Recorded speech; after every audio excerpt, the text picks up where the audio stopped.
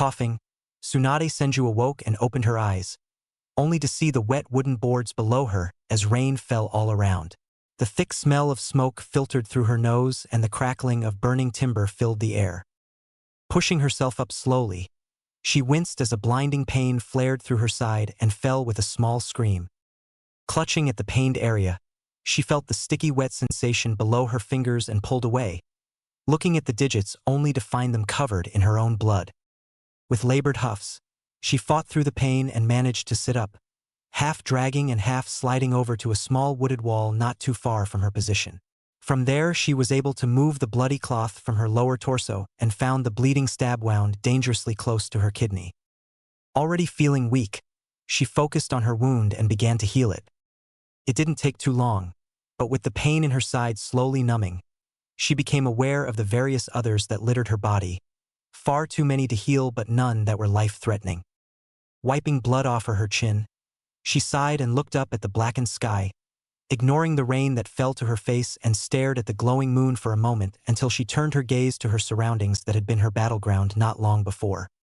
On two sides there were walls. The mansion she was now had a 5-story section on one side, a 3-story section in the center with the top being a large wooden deck, and the other side being the same as the first. It had been a beautiful place, but now it was partly destroyed and burning in some places. The rain hit it, but as she looked around, tears fell from her eyes as she slowly reached into the collar of her shirt and grabbed a simple green crystal necklace from between her large breasts. "You can rest easy now," she whispered before her voice broke.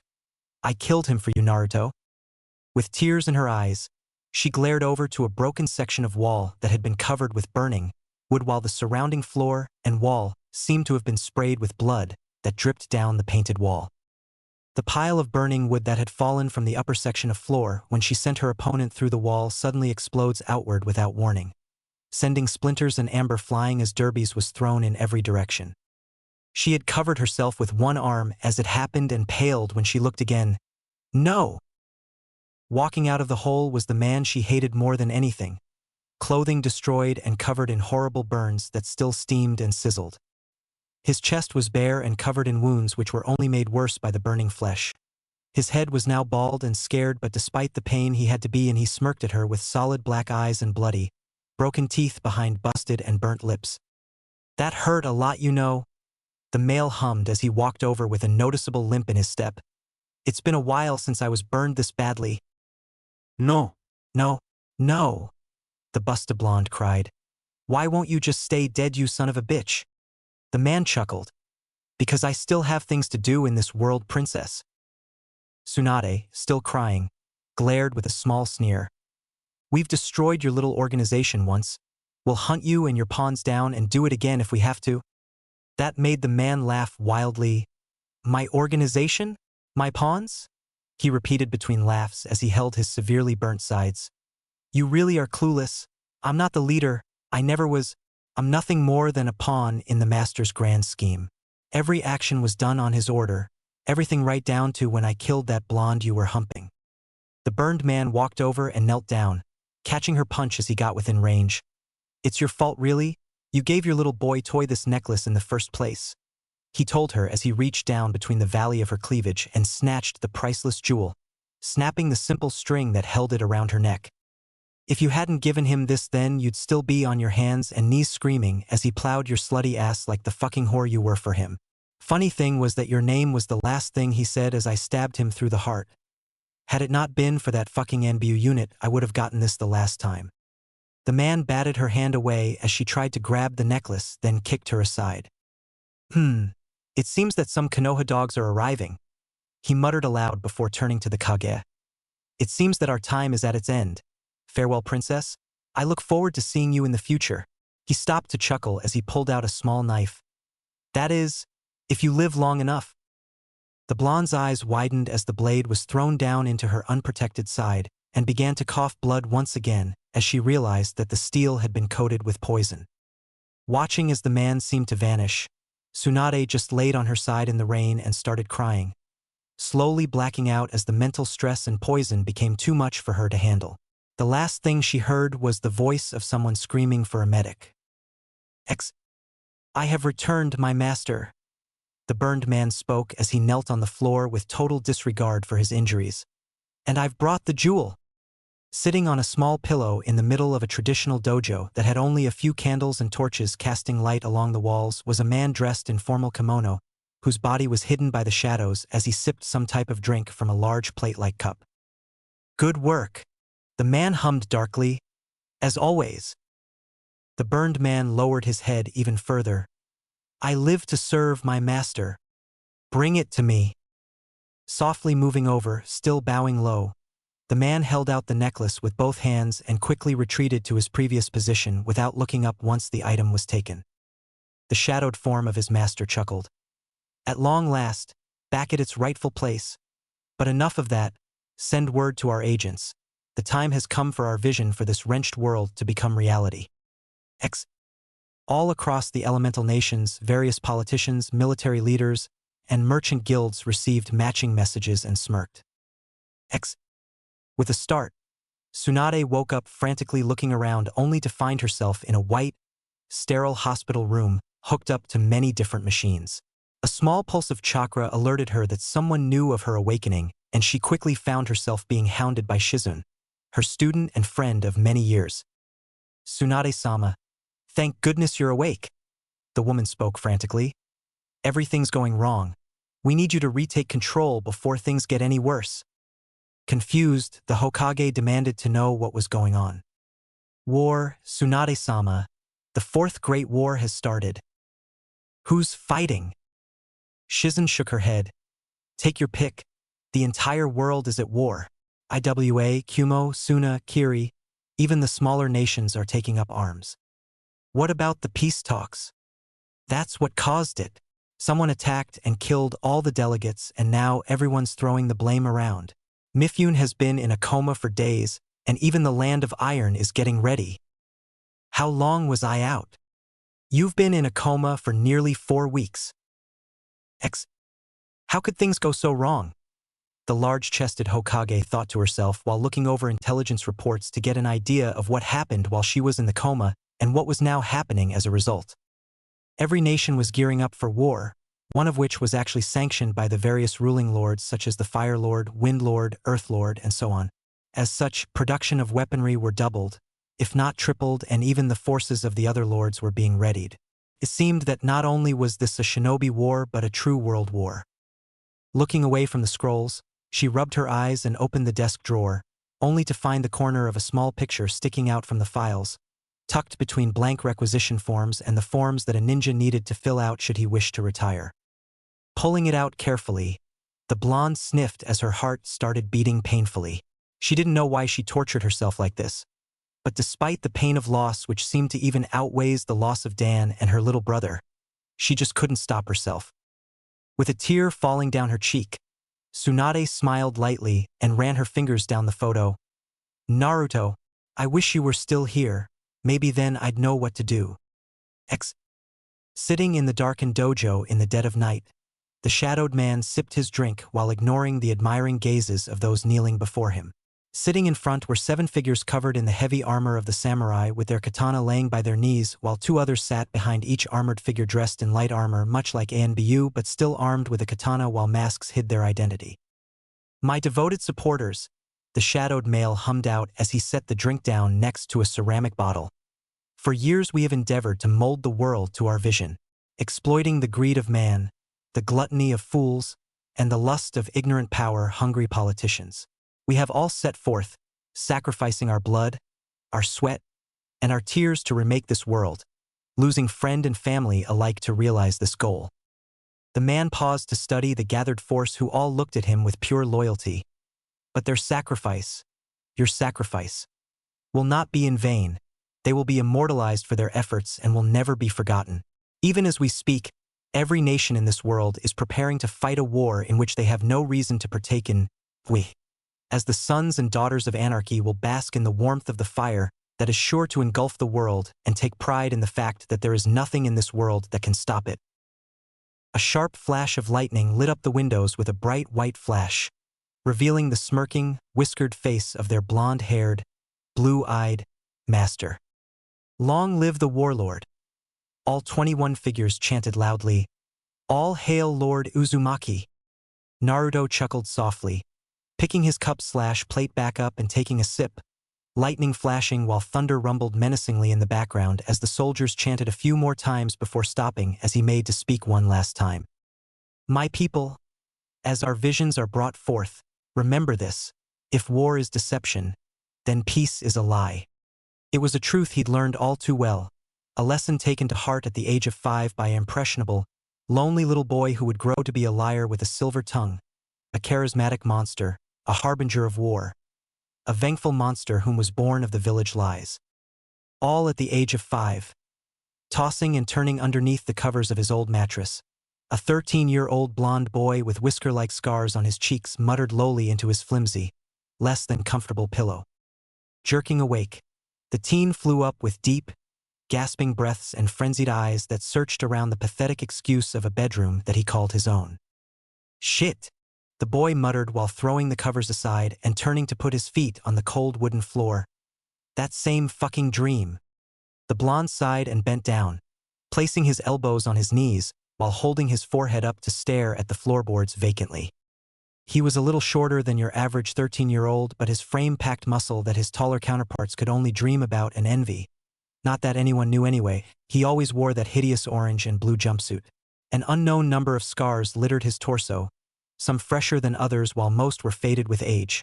But the main attention-getter was the fading seal on his belly, which held the 9-tailed curse of a demon fox that had plagued his existence from day one. His room wasn't much.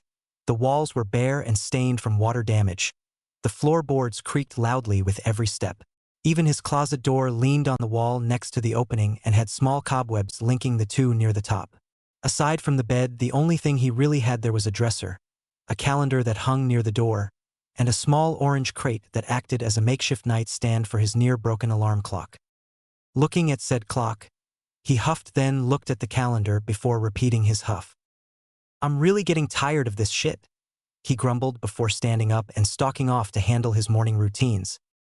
It had been a few weeks since they'd returned from the mission in Wave where they had protected the bridge builder and defeated a tyrant named Gato, and during those 3 weeks he'd been suffering through the saddest excuse of training he'd ever know.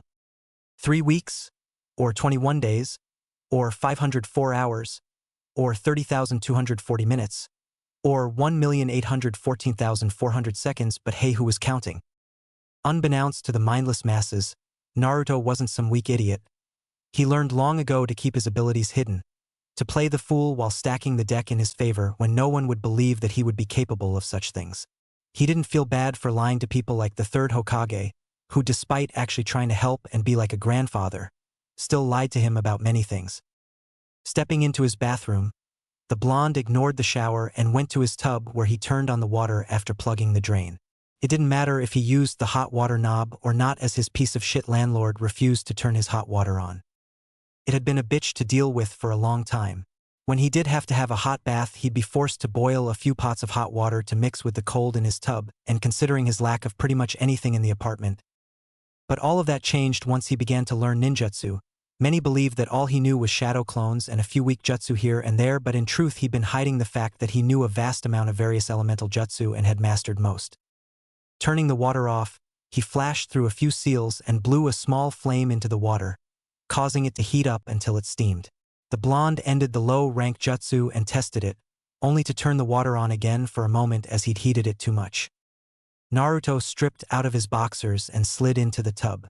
Some would consider baths, with the exception of hot springs, for babies and girls, but he found them relaxing. He felt that he deserved a nice long soothing soak with what he had to deal with each day. Every day that Team 7 met started out the same: meeting at the bridge, wait for Kakashi, watch that stupid bitch Sakura fawn over the faggot known as Sasuke, join Sakura in yelling you're late, then start training. The last thought made him snort. Training? All Kakashi did was push him off to the side with the order to work on his chakra control, then took Sasuke off to train for real while Sakura followed like the lovesick whore she was. Sometimes he wondered if they had a clue that he'd been sending shadow clones to each meeting for a while. No, waiting until they're gone to dispel and leaving him to his own devices. Sarutobi Hiruzen hummed lowly as he looked over the list of genin teams for his village while the Jonin senseis stood across from his desk. They were scheduled to hold the Chūnin exams this year, and he'd called them to see who'd be nominated, and so far all of the rookies had been entered, while Irika, the Chūnin who'd taught them in the past, was the only one to make a fuss, mainly for his favorite student Naruto.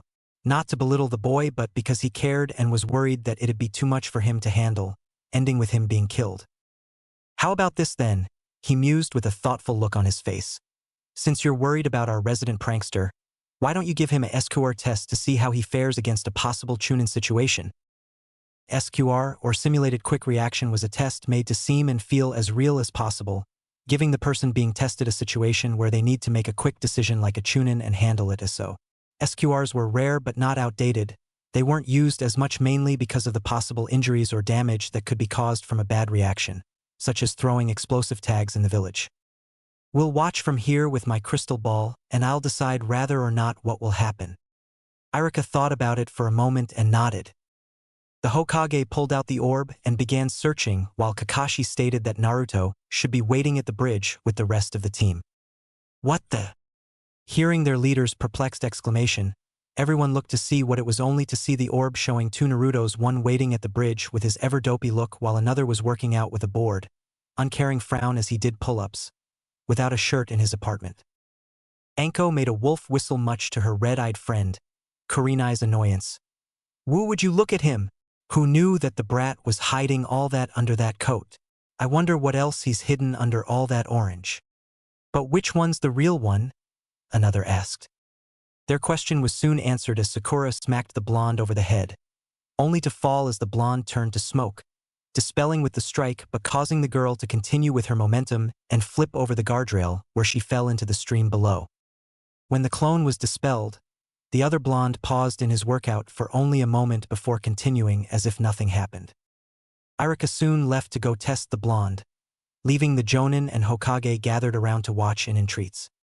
Most had pushed the blonde off as a sad excuse of a ninja, but after seeing what just happened, they were interested in what was about to happen. No one questioned why Naruto was the only one being tested, but in truth no one really cared to ask why. Naruto's apartment consisted of two rooms, the first being the living room that tripled as his kitchen and dining room. Then was his small bedroom with the bathroom that was nearly the same size as the bedroom. But what it lacked in size, it made up for in use. With a little work, he'd been able to easily take a metal pole that he found and made a pull-up bar that he could remove if needed. The small area also gave him the advantage of having less space to cover if attacked, which hadn't happened in quite a while, but he kept the escape/attack plans in mind. Finishing his pull-ups, he went into the other room and laid down next to the ratty couch on his back and began doing sit-ups while channeling chakra to his feet to keep them on the floor. But once he reached the 45th sit-up, the one window in the room shattered as a small black orb with a burning fuse thumped along the floor. "Fuck!" he cursed lowly, on his feet in a flash before leaping behind the couch to take cover, where he also kept a few weapons hidden for just such an occasion. The thing went off, but instead of an explosion, he heard a loud bang followed by the smell of smoke, making him realize that the attacker had used a smoke bomb, a stauncher version of smoke pellets. The sound of an attacker entering through the previously broken window told him where to attack as he pulled out a normal kunai and frowned. "This'll suck."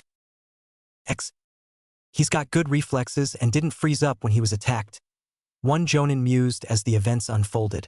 His first instinct was to get to cover. "Wait, is that?" one woman asked before gasping, "Explosive notes." As a fiery explosion engulfed the orb's vision, a loud, echoing explosion reached their ears, but by then they were already sprinting to the boy's apartment. Irika had no idea what the hell happened as he laid on the ground in pain. One minute he was trying to test Naruto, and the next thing he knew, he was flying into a wall with his ears ringing.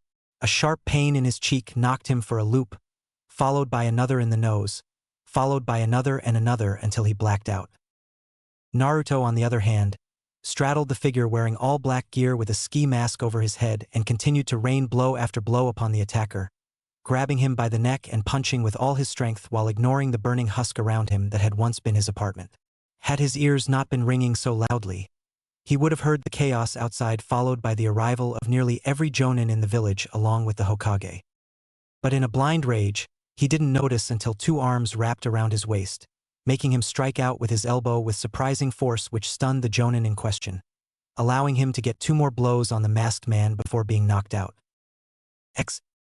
One day later, Sarutobi sighed annoyedly as he received the reports from ANBU and the hospital. He should have known that testing Naruto was a bad idea. The boy had been attacked in his own home before and no doubt would have planned for another attack. Both Irika and Naruto were still in the hospital, with the Chūnin being the worst of the two. Naruto had a few bumps and bruises, with the worst damage being temporary loss of hearing.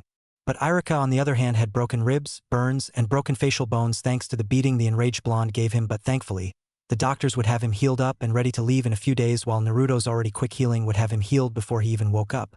But they still wanted to keep him for a day for observation.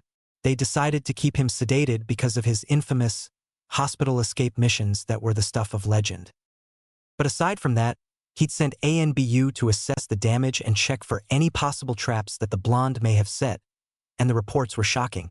Naruto had hidden weapons everywhere, kunai under tables, throwing stars in drawers, explosive notes wrapped around kunai behind the couch. They had uncovered and stored well over a few hundred of each weapons, including machetes, hatchets, samurai swords, and even a couple ninjato swords, all placed out of sight yet within reach if they were needed. The ANBU had sealed them all into a scroll which would be returned to the teen whenever he awoke. The damage to the building was horrible. The explosive note had blown most of the wall out into the street along with a large chunk of the roof, and as such, he'd already sent for it to be repaired, seeing as it was his, and therefore the village's fault. Yet another reason SQR tests fell out of use, seeing as the person being tested had no idea about the test and acted in self-defense. Said person couldn't be held responsible for what happened.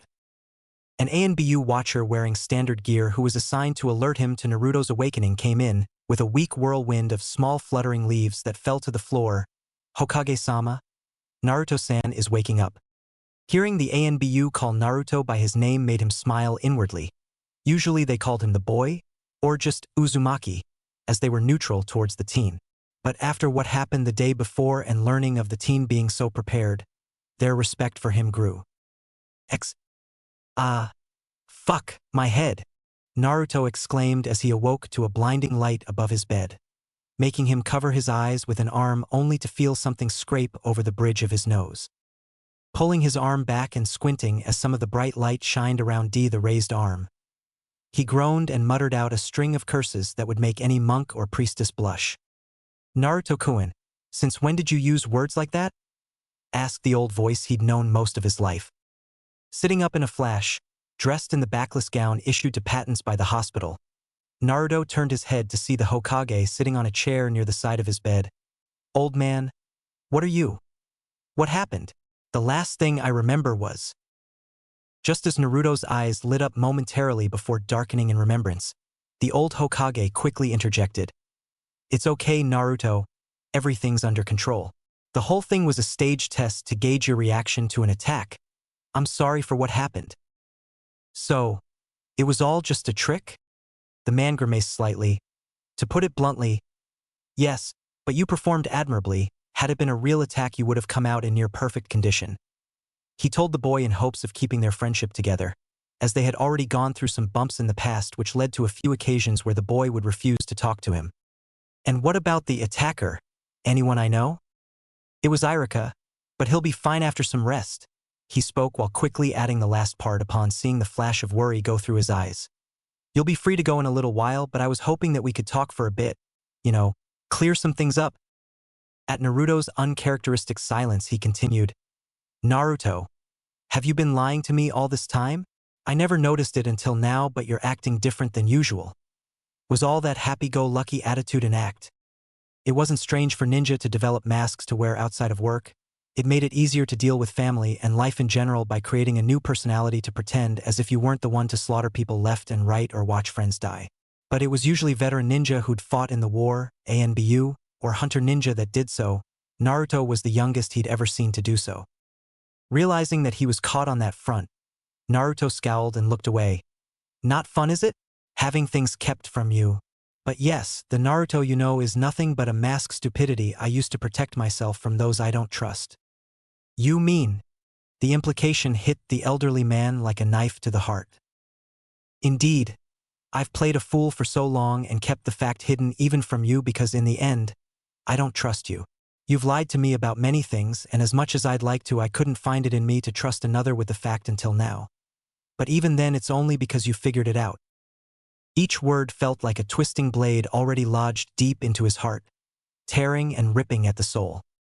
"So tell me, old man, how does it feel to know that I've lied to you? That the little boy whom failed 3 times and finally passed as the bottom of the class is in fact a better ninja than most? Even you must admit that for me to hide my real personality and intelligence for so long is no simple feat." "It hurts, really," he answered solemnly.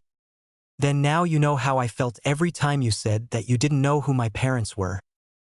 Naruto-kun, you have to understand that dash." "Save it," Naruto snapped, cutting the Hokage off. "I don't really care anymore about who they were. As far as I'm concerned, my father was a deadbeat drunk and my mother was some cheap whore, making me the outcome of a drunken one-night stand between an inebriate and a harlot." Hiruzen bit his tongue, stopping himself from telling the teen just how wrong he was. A doctor came in to boredly tell him that he was free to go, making Naruto hop out of bed and over to where what was left of his pants were hanging on a hanger next to a standard white t-shirt given to those who didn't have a shirt to wear when leaving. Standing up to give the blonde some privacy, the Hokage turned to leave with a blank face devoid of the sadness he truly felt on the inside. "I want to finish this talk. Come to my office once you leave." He then vanished in a whirl of leaves, leaving Naruto behind cursing under his breath. Hiruzen Sarutobi could only watch as Naruto left his office while tapping his fingers on the file pertaining to said boy. Their conversation hadn't gone as well as he hoped, but he managed to save their ever-fragile relationship from going down the drain, going from on the ropes to treading a floor made of cracked glass while juggling hammers. The boy was much more different than he had expected. That bright ball of sunshine and pranks who could take anything in stride and continue on with a grin had, in fact, never existed. It was a scary thought, yet saddening at the same time. To go about his life for so long, hiding his true self behind a mask, forcing himself to act differently at all times, never trusting a single person he met. It had to be a maddening thing to experience, almost as if he felt like he was trapped behind enemy lines. From what he knew, Naruto was basically taking his life as if he was stranded in an enemy village, always ready for an attack, never resting and ever alert. There had been cases of ninja doing that after the war. Most were driven mad, and those that hadn't gotten help ended up going deeper into madness and killing themselves to escape capture from what they believed to be enemy ninja. But aside from that, he learned of the less than satisfactory training methods employed by Kakashi, which caused Naruto to begin his own training regimen while sending clones to the team meetings, as they'd taken the time off after their last mission to train. When told that he would be fixing this, Sarutobi found himself being told not to bother, and that if he honestly wanted to make things up to him, Naruto, that he could start by taking him off Team 7 and giving him separate missions. Lighting up his pipe, the old man took a deep series of puffs before opening the front cover to look at the goofy face of what he used to see Naruto as. But the attention-getter was the large red stamp now marring the page that reads, "Reassigned," near the team block. The only way he could start giving Naruto separate missions was to attach him to another branch of the military, such as the Torture and Interrogation Unit, the Logistic and Administration Department, the Information Technology Department, the Village Law and Justice Block. The list went on. But he couldn't just stick him in one without the proper requirements and training, so he did the next best thing. Closing the file, he picked up another stamp and pressed it into the ink pad before slamming it into the middle of the cover, leaving a large classified in plain view with unique markings around it that would tell those in the know just how serious the information was. "ANBU," Hiruzen called, summoning his guards back into the room, who also doubled as a type of butler to handle things for him such as retrieving sensitive files or bringing someone in. 2 of his most loyal ANBU appeared with a respectful bow before blurring into their places around the room, only for one to be stopped. "Rat, I need you to do something for me." "Anything, Hokage-sama." Without a word, the Hokage wrote some things down and handed the ninja the paper. "Take this to the head of the administration block. We have a new unit to add to the roster." Kakashi was annoyed as the third member of his team continued to not show up to the daily team meetings. After the first 2 days, he'd learned that the blonde was released from the hospital, but that had been over a week ago, and he had yet to see hide or hair of the teen. Of course, this didn't stop them from training. If you could call it that, all he did was show Sasuke some jutsu, let his copy and practice them, then call it a day while Sakura did nothing and watched. He'd gone to the Hokage to mention this while the three went to get a quick D-ranked mission, but his question was brushed aside. Had he not been so engrossed in looking at the pornographic drawings in his book, he would have seen the disappointed look he was given by his commanding officer. Hokage-sama. An ANBU wearing a bird mask yelled as she came into the office with a frantic tone. The ANBU barracks for Battalion Alpha were attacked. Hiruzen didn't make a move to address her, only lighting his pipe and blowing a smoke ring. "Sir, didn't you hear me? Someone dash." "Yes, Bird. I heard you the first time. Tell your commanding officer to stop the search for the attacker and to come here." At the dismissive tone and order, Bird blinked and slowly left the office, where she vanished to go inform her commanding officer of what the Hokage said. "Sir, you summoned me?" ANBU Commander Owl of Alpha Battalion asked as he came in with a puff of smoke. "Is this about the attack?" "Indeed it is, Owl," he mused while smoking the pipe. "Indeed it is. First off, let me be the first to inform you that you've failed the test." "Sir, what test?" "There was never any real attack. It was all a test to see how village security would fare against a sneak attack, and as you can see, you and your battalion have failed." Hiruzen smirked inwardly as he thought back. Flashback. "Naruto-kun, let me be the first to welcome you to your new position." The aged Hokage started off as he smiled, looking at the blonde who wore a black vest with a red, diamond-shaped patch on each shoulder that depicted the leaf symbol over a dagger. Above it had KDSCD, and below it had Red Cell, stitched neatly. KDSCD stood for the Konoha Defense and Security Coordination Division, which would be a small shadow group that for now would only consist of him for the purpose of testing and reporting flaws in village security. He decided to put it under the codename of Red Cell, for short.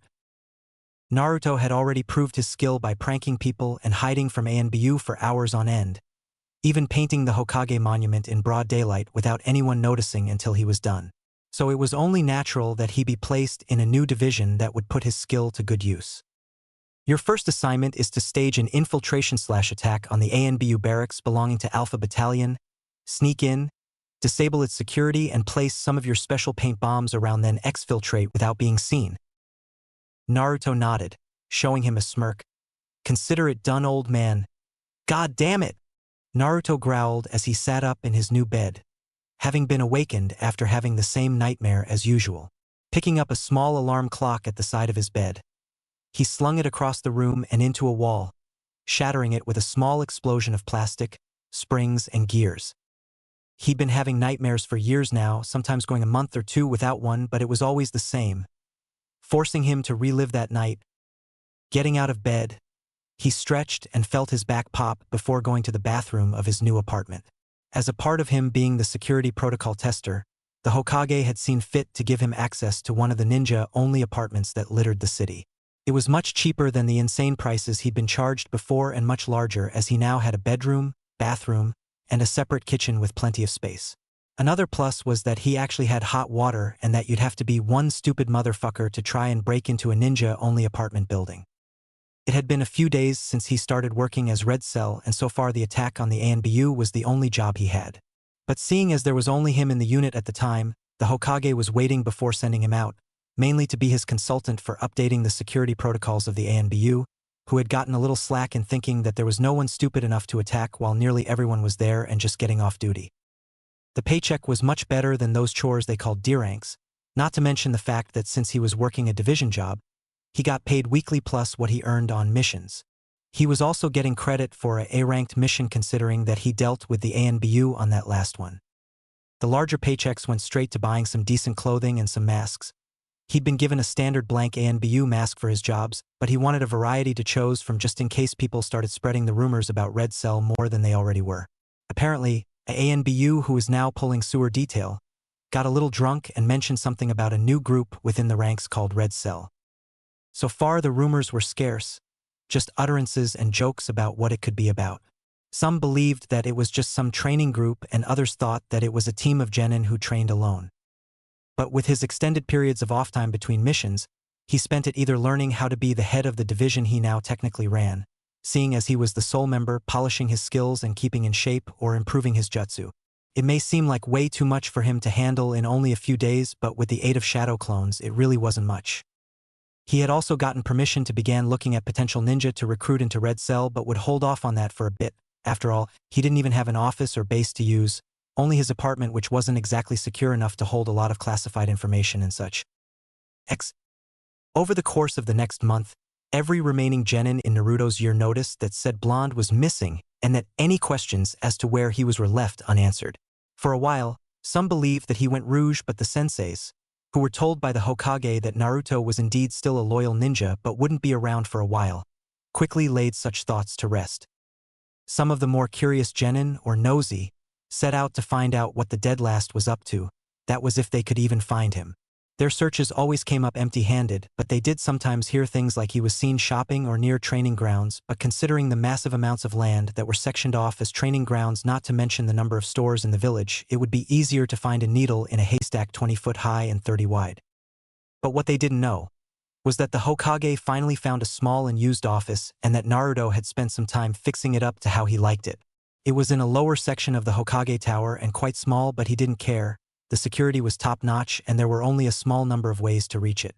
But aside from that, he'd finally found and recruited a new member of Red Cell. Yakushi Kabuto.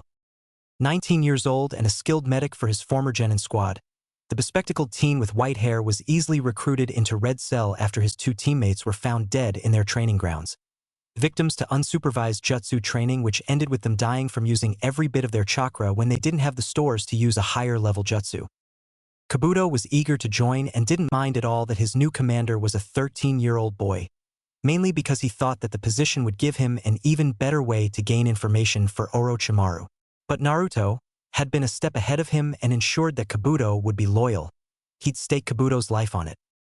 Kabuto winced and rubbed at his chest through the fabric of his wide-collared purple shirt as he walked down the dark underground hallway leading to his commander's office. Rubbing his sore chest with one hand and carrying a few scrolls under his arm and a file in his hand, he sighed and stopped at the wooden door with a metal plate bearing the leaf symbol over the dagger pointed up. It wasn't a well-known fact, but those symbols told a lot about the ones who wore them. The leaf symbol told of their loyalty to Konoha, which should have been obvious, but the dagger told something else. A single dagger in the emblem stood for covert or special operations, while the direction it pointed would indicate where they operated mainly. A dagger pointed up meant that they were inner village, while one pointed down meant that they did covert operations in enemy villages. But unlike Naruto's patch, which was in the shape of a diamond, Kabuto's was oval-shaped. The diamond showed that Naruto was the commander, and the oval showed that the white-haired teen was lower ranked. Komein. The teen opened the door to walk into the office. Due to the lack of space for them, Naruto had decided to have the office double as a planning and meeting area for the future, even hanging a large cork board panel on the wall where they'd peg their information as needed.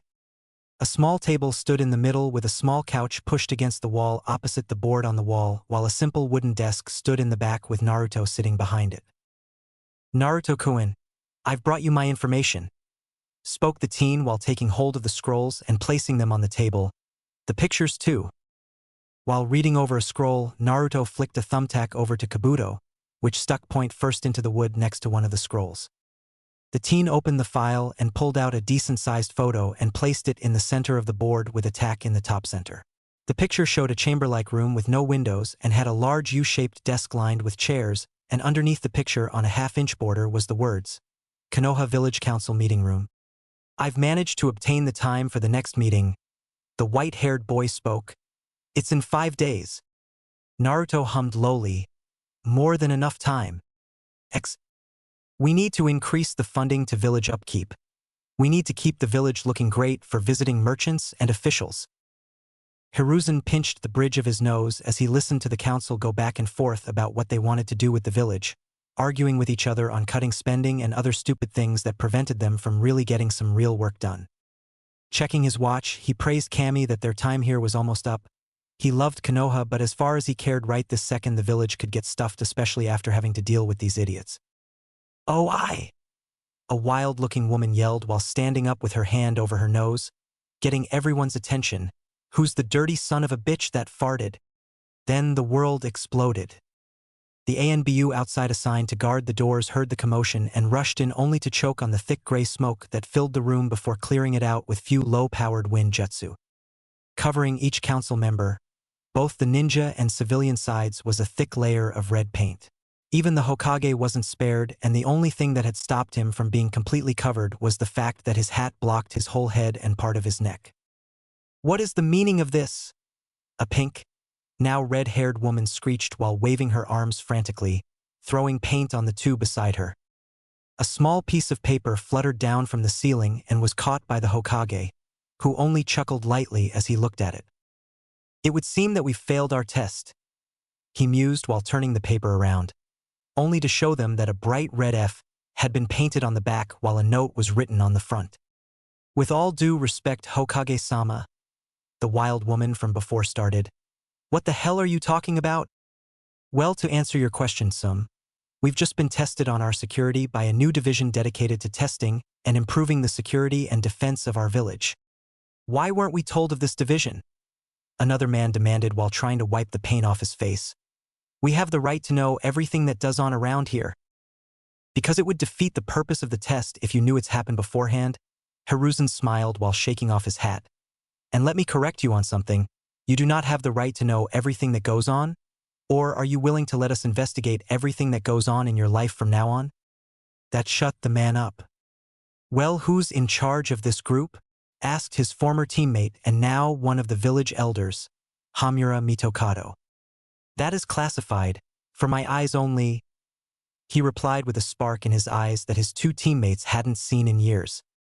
The next day.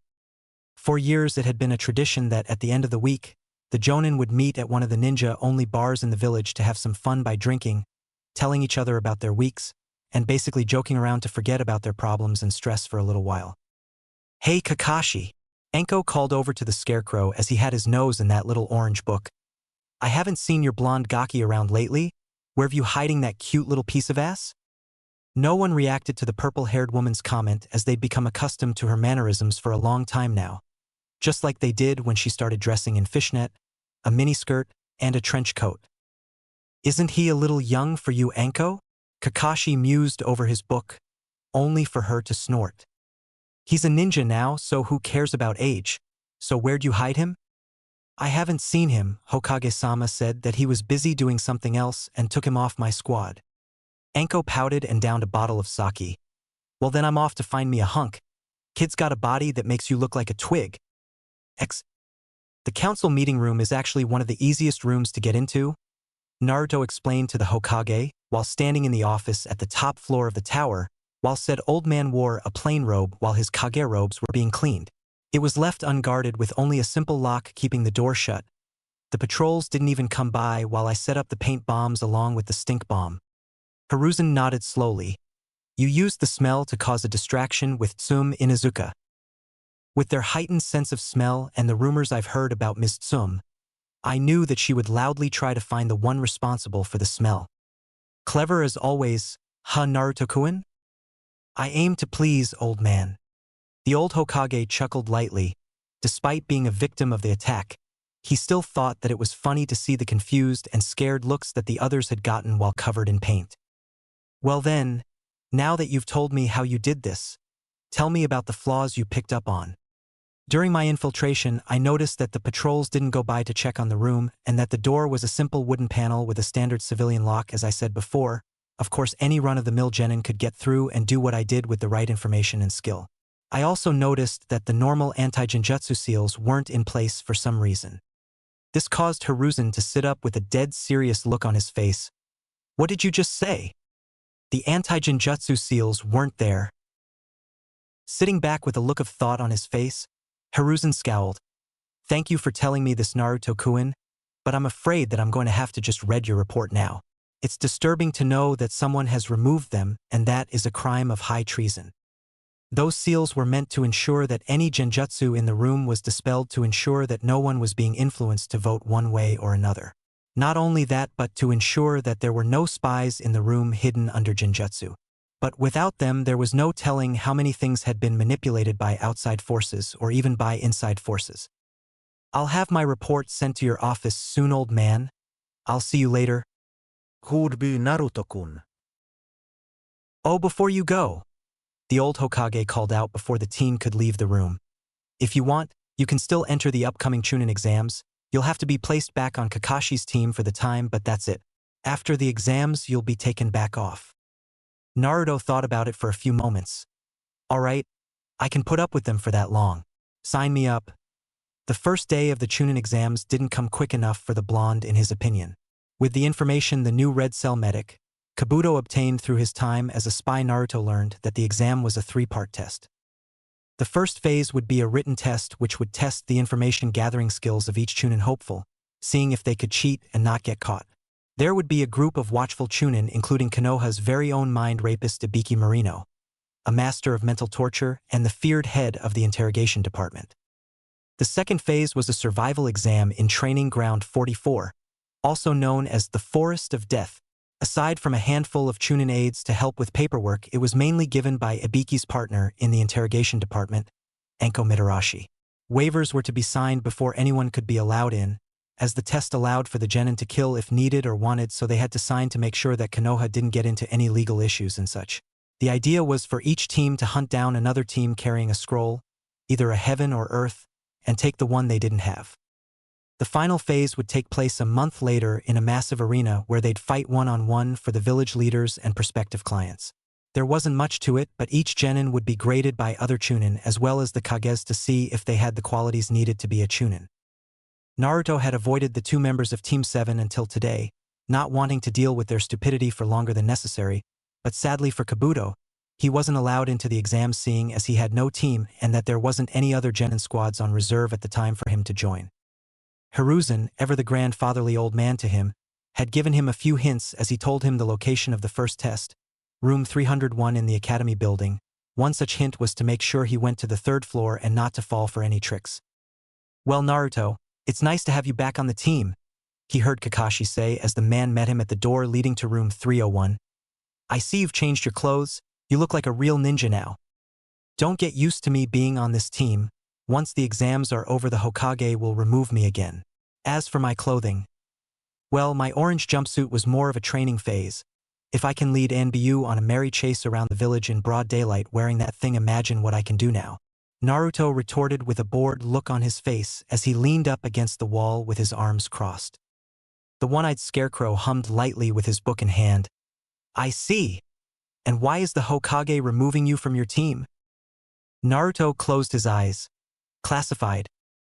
Naruto Baka. Sighing lightly, Naruto pushed himself off the wall as he heard Sakura's screech and looked to see Sasuke and the howler monkey trailing up the hallway, making him curse under his breath, which made the Jounin's eye widen at hearing the blonde's hateful remarks towards his former, now temporary team. Naruto Baka, where have you been? Sakura demanded to know, only to be ignored by said blonde. Sasuke looked at the teen with a brooding look, inwardly surprised at the change in clothing and attitude. Dressed in a pair of faded black pants with white tape around each ankle and thigh, Naruto had a large, one-compartment equipment pouch on his right thigh, while the leg was actually 3 slim pouches on the same strap. On each fist he had fingerless gloves and had lightweight forearm protectors on each arm. Over a fishnet short-sleeve shirt, he wore a vest that could carry multiple weapons or scrolls depending on what he stocked himself with, and he now had a black cloth for his headband. Answer me, Baka, and stop trying to act cool. Shut the fuck up. The teen snapped coldly in a tone that no one had ever thought to hear him use on the pink-haired girl. We are here for the Chūnin exam and nothing more. I am here just to move up in the ranks, and for that I have to deal with you too, so let's get one thing straight. I don't like either of you, but for now we are a team.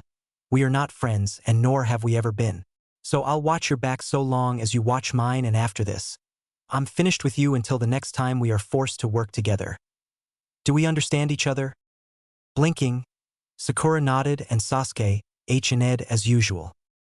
Good. With that, Naruto turned and walked through the door to room 301 with the other two following moments later. Not seconds after entering the room, Naruto felt the menacing glares and killing intent from the mass of various genin around the room. Looking them over, he snorted at the weak intimidation attempt just as the other two from his team entered. Sasuke-kun. Stepping forward, Naruto felt the wind against his arm as a blonde girl wearing purple flew past him and onto his male teammate, who had yet to come out of the closet. Ino Pig, get off of Sasuke-kun. Ino Yamanaka was only daughter of the clan head and heiress of the Yamanaka clan. She was a popular girl in school and self-proclaimed future Mrs. Uchiha, something she and Sakura often fought over. Ignoring the two fangirls, he walked off to the side and leaned up against the wall. Well, looks like we're all back together again, came the lazy draw of Ino's teammate, Shikamaru Nara. Kiba came over. No, we're missing the dope. Where is he? Guess he didn't make the cut. I'm over here, Mutt, Naruto exclaimed coldly, getting their attention as he glanced over from the corner of his eye. If you'd pay attention and train more instead of humping the nearest shoe, maybe you would have noticed that I was standing here. What's with the outfit dope? Kiba retorted while trying to save face. Trying to look all cool since you're such a terrible ninja? The blonde teen hummed and let out a small chuckle. Unlike you, I'm taking my job seriously, and as such, I'm wearing what a real ninja should wear, unlike you. A hoodie and gray jeans? Look around at the real ninjas in this room, he told Kiba while also subtly insulting the other rookies at the same time. They did so, and nearly every ninja in the room was wearing a uniform of some sort or had real ninja gear and multiple weapons. As you can see, I came prepared for war, unlike you, so shut the fuck up or get put down like the mangy stray you are. What he said was true. They could all see that most of the pouches in his vest were full, leaving only a few empty for anything that he found while out in the field.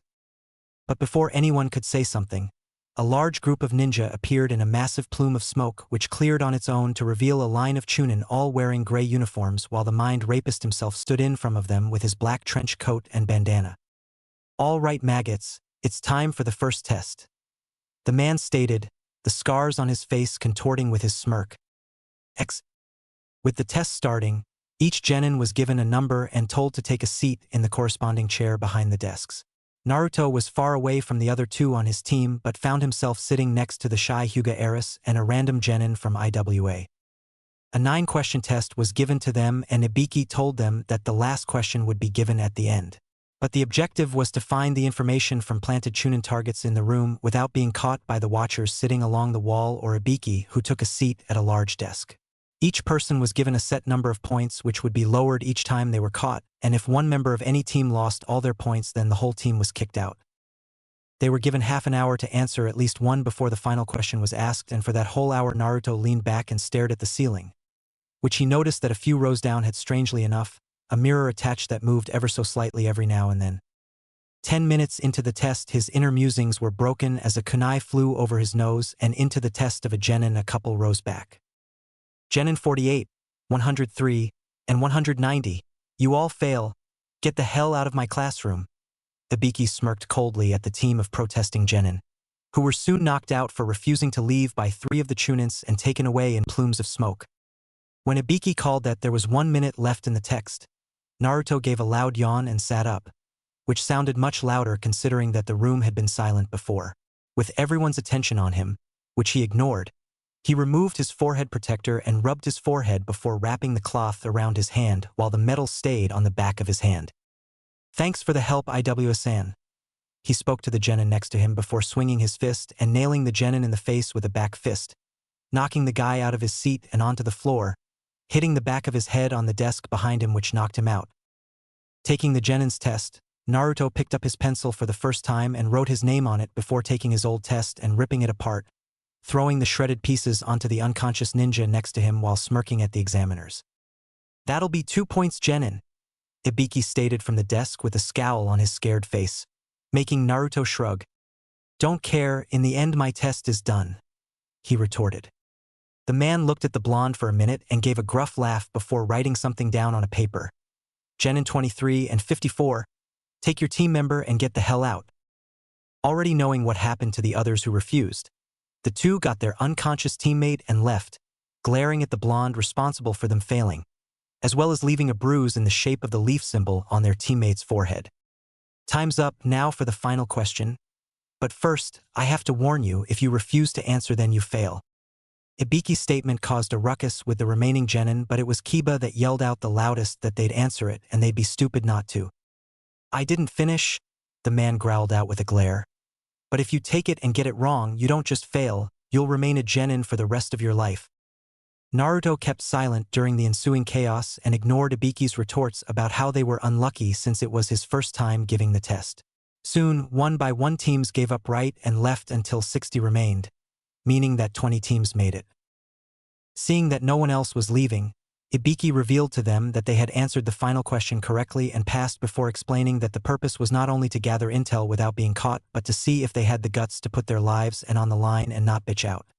He then launched into a horror story about what can happen by showing them the massive scars underneath his bandana and telling them how he got them. But as he finished and retied his bandana around his head, he was forced to jump out of the way as a cannonball flew through the window and exploded with a large cloud of smoke which cleared to show a large banner reading. Introducing the examiner for the second test, the single Anko Mitarashi, and standing in the front of said banner was Anko with a smirk on her face. "You're early," Ibiki deadpanned while poking his head out from around the banner. Her badass look now ruined. Anko looked over to the man and shrugged before looking at the genin. 60 genin! You actually let 20 teams pass. We have a talented group this time. Snorting, the woman grinned dangerously to the Chūnin hopefuls. Well, by the time I'm done with them, less than half will remain. Now you maggots, follow me to training ground 44. Fall behind or get lost and you fail. Naruto growled as he stabbed a kunai into the back of a Miss Genin wearing a dull yellow one-piece suit with a breathing mask and a cloth band over his eyes. It had been 2 days since they'd entered the forest and he had been blown away by a wind jutsu, eaten by a large snake, attacked by a man-eating flower of some kind, and then the team from Mist thought that he'd be an easy target. With one arm squeezing the genin's airway shut, the male couldn't make a sound as the blade was stabbed into him over and over until he lost all feeling below his waist and quickly bled to death. Dropping the body, Naruto huffed and looked at the blood-covered blade before growling again and throwing it down, point first into the back of the dead Miss Genin's skull.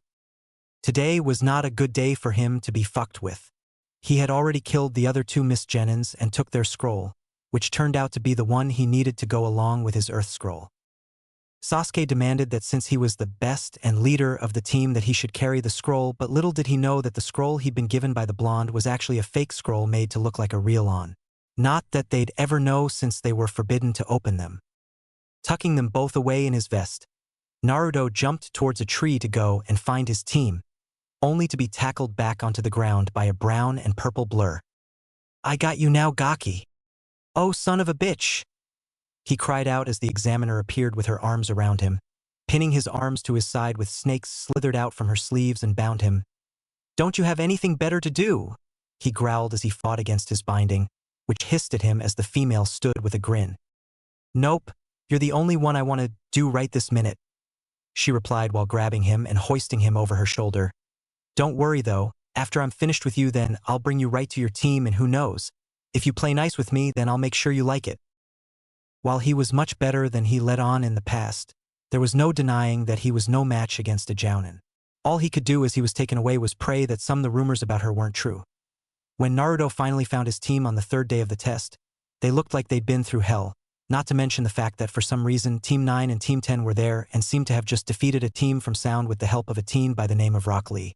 The others had only watched from the trees until the end, and for some reason, Ino was now trying to fix Sakura's hair, which now looked like a jagged mess with a kunai. Walking through the underbrush, the 8 genin jerked their heads over to see who it was, only to see him. "Oh, it's only Naruto," the overweight boy named Choji exclaimed, only for Sasuke to pull out a kunai. Sasuke held the knife in one hand, but the threatening look was ruined by how he held his neck in pain. "How do we know you're really him?" Naruto gave him a tired glare with dark rings around his eyes. "Listen, I've spent over 24 hours looking through this god-forsaken forest to find you and her," he growled out at the boy while nodding at Sakura. "The ice is thin and I'm close to snapping, so don't push me." He wasn't going to tell them what exactly he'd been doing, as they didn't need to know that he'd been molested by the crazy Jounin examiner and returned the favor once he'd gotten loose from her snake summons. "Hurry up and get ready, I'm ready to get to that fucking tower." He snapped at them again, ready to get back to the tower where he knew there were rooms and beds ready for the teams who made it there early. Anko had showed him that Maybe you haven't noticed, but we don't have a scroll. Sakura spoke up with a large bruise forming on her cheek as Ino finished cutting her hair. Opening two of the pouches on his vest, Naruto showed them the Clean Earth Scroll and the Bloody Heaven Scroll. How'd you get those? The pink-haired girl questioned, only to get a blank look from the blonde. I took them, now let's go. Hold it. Turning his attention to the older male of Team 9, who jumped down from the large tree he and the female member of the team was sitting in, Naruto noticed that it was a Hyuga from the branch family known as Niji, a prodigy of his clan, and gave the white Iteen a cold look. Why shouldn't I take your scrolls? The teen mused with an arrogant smirk on his face. Obviously a weakling like you wouldn't stand against one fated to win like me. Bring it on then, Naruto mused darkly while placing the scrolls back into the pouches, then pulling out a kunai from his thigh pouch. I'll cut your fucking Hyuga heart out. Before anyone could say a word, Naruto sent the kunai flying at the boy only for it to be dodged. You can't deny fate. He smirked only to be thrown forward as the explosive note discreetly wrapped around the handle went off. The blast also sent the female in the tree, a weapon specialist named Tenten, flying to the ground as the kunai had hit the trunk of the same tree she was in. The others stumbled as the pressure wave hit them like a wave with the force of a hammer, hitting them while Naruto remained unaffected. Niji slid across the ground, stopping a few feet away from Naruto with the back of his shirt smoking. Looking at him, the blonde sneered and walked forward. Arrogant little bitch, he spat out. Just like the rest of your kind. With that, he kicked the downed Hyuga inside before spitting on him. And with that, he started towards the tower with Sasuke and Sakura trailing behind him. When they made it to the tower, or in Naruto's case, back to the tower, the blonde opened the scrolls, triggering the summoning that brought none other than Irika into the room. The Chūnin congratulated them and explained the meaning of some writing on the wall that basically said, if you're stupid, seek knowledge, and if you're a bitch, seek strength. Afterward, they were told that they could go rest for the remaining 2 days left in the test and could find food in a small cafeteria in the tower which was being prepared by ninja chefs of all things. Sasuke and Sakura soon found themselves alone as Naruto left them alone in the tower without a word. Walking up the stairs towards some of the extra rooms in the tower, Naruto suddenly found himself in the embrace of his new tormentor, Anko. Welcome back, sexy, you looking for more? Why bother asking? Naruto shot back as she didn't ask the last time and basically raped him in one of these rooms. Anko giggled and pressed her cheek up against his. Because I learned my lesson last time, my ass still hurts. When she was riding him, he managed to dispel the snake holding his arms still and successfully turned the tables on her, flipping her over with him on top and finishing her off before slipping into door number 2. There wasn't much she could do at that point as he managed to pin her hands to her sides while savagely plundering her puckered hole. Maybe later, but I'm looking for a different room other than the one I'm forced to share with my team. Anko hummed. Well, genin aren't allowed to stay in other rooms aside from the one assigned to them, she told him, dashing his hopes of staying away from the 2. But you can always share my room. I've cleaned it up some and you know my bed's soft. And I assume that you'll want rent. Her grin told him everything. At the end of the 5-day exam period, only 7 of the teams managed to pass. First to finish had been the team consisting of the Kazekage's 3 children, with Team 7 being second, while the others trickled in during the end of the last 2 days. Unlike the last night he spent with the Jounin, he got a lot more sleep than before and didn't feel tired and moody like he did the other day. He had to stand through the old Hokage's speech about the true meaning of the Chūnin exams, where the old man announced that there would be a round of preliminary matches since too many genin had passed for the finals. It didn't surprise him like it did some. After all, he'd been told by Kabuto to expect something like this in a pre-exam briefing, something that the spy-turned-pawn had a lot of information and experience with since said teen had taken it 7 times before. But before the Hokage could get into the rules for the preliminaries, a pale-faced, sickly-looking man came forward and asked if he could explain since he would be the proctor for both these matches and the finals. The ninja introduced himself as Hei Gecko, or at least that's what he thought. The man coughed every few words, so it was a bit difficult to understand him at times. He explained that since there was so many genin, they would be randomly selecting a pair of them to fight where the winner would move on to the finals. Each fight would last until one gave up or was unable to continue fighting, but he did reserve the right to step in and stop them if he felt that there was a clear winner.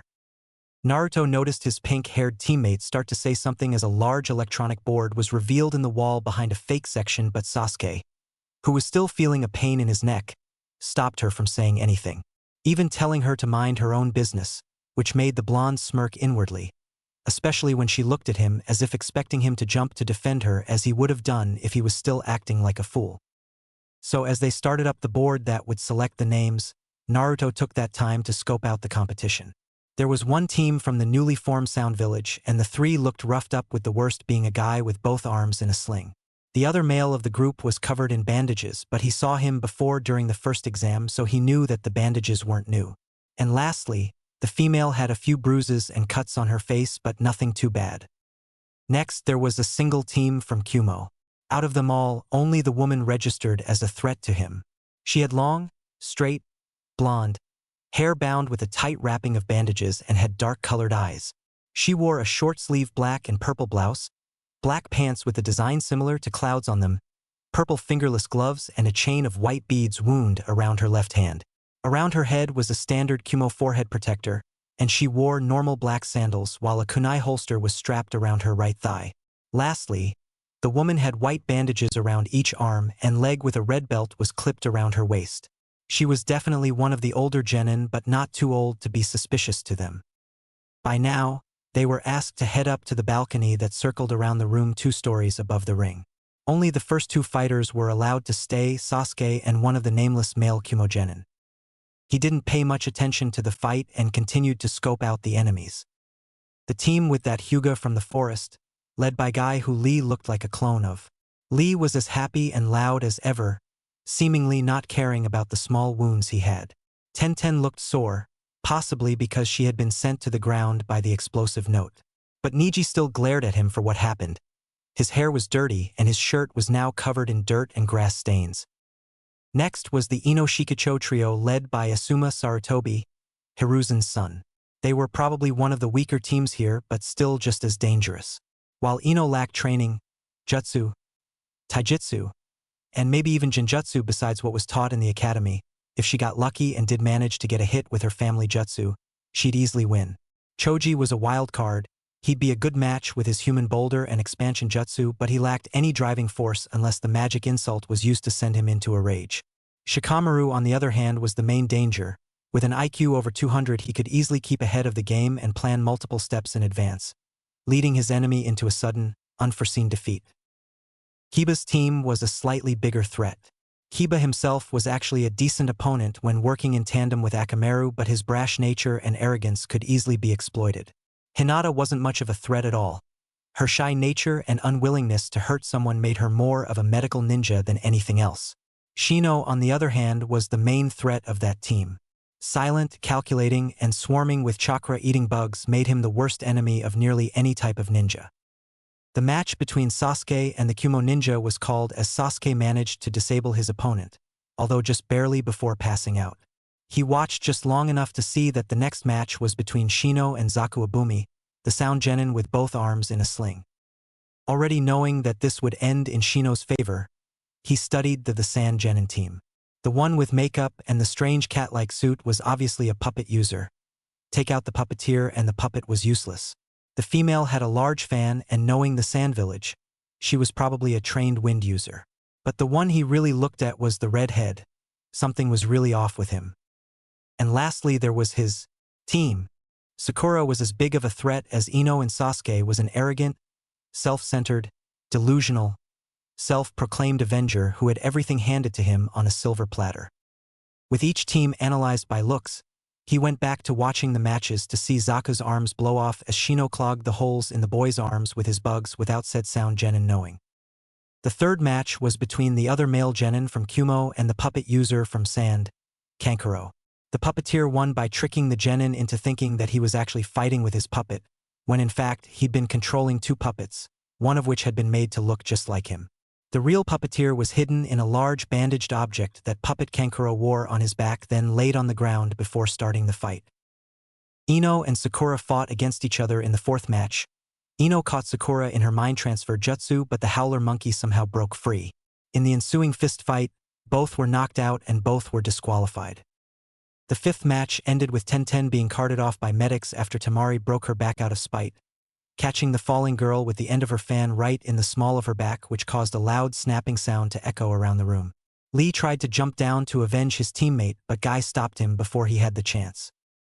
Shikamaru fought the female sound genin named Kintsuchi and ended it by catching her in his shadow jutsu, then threw himself back, causing her to do the same while being close to a wall, knocking her out when she hit head first at full speed.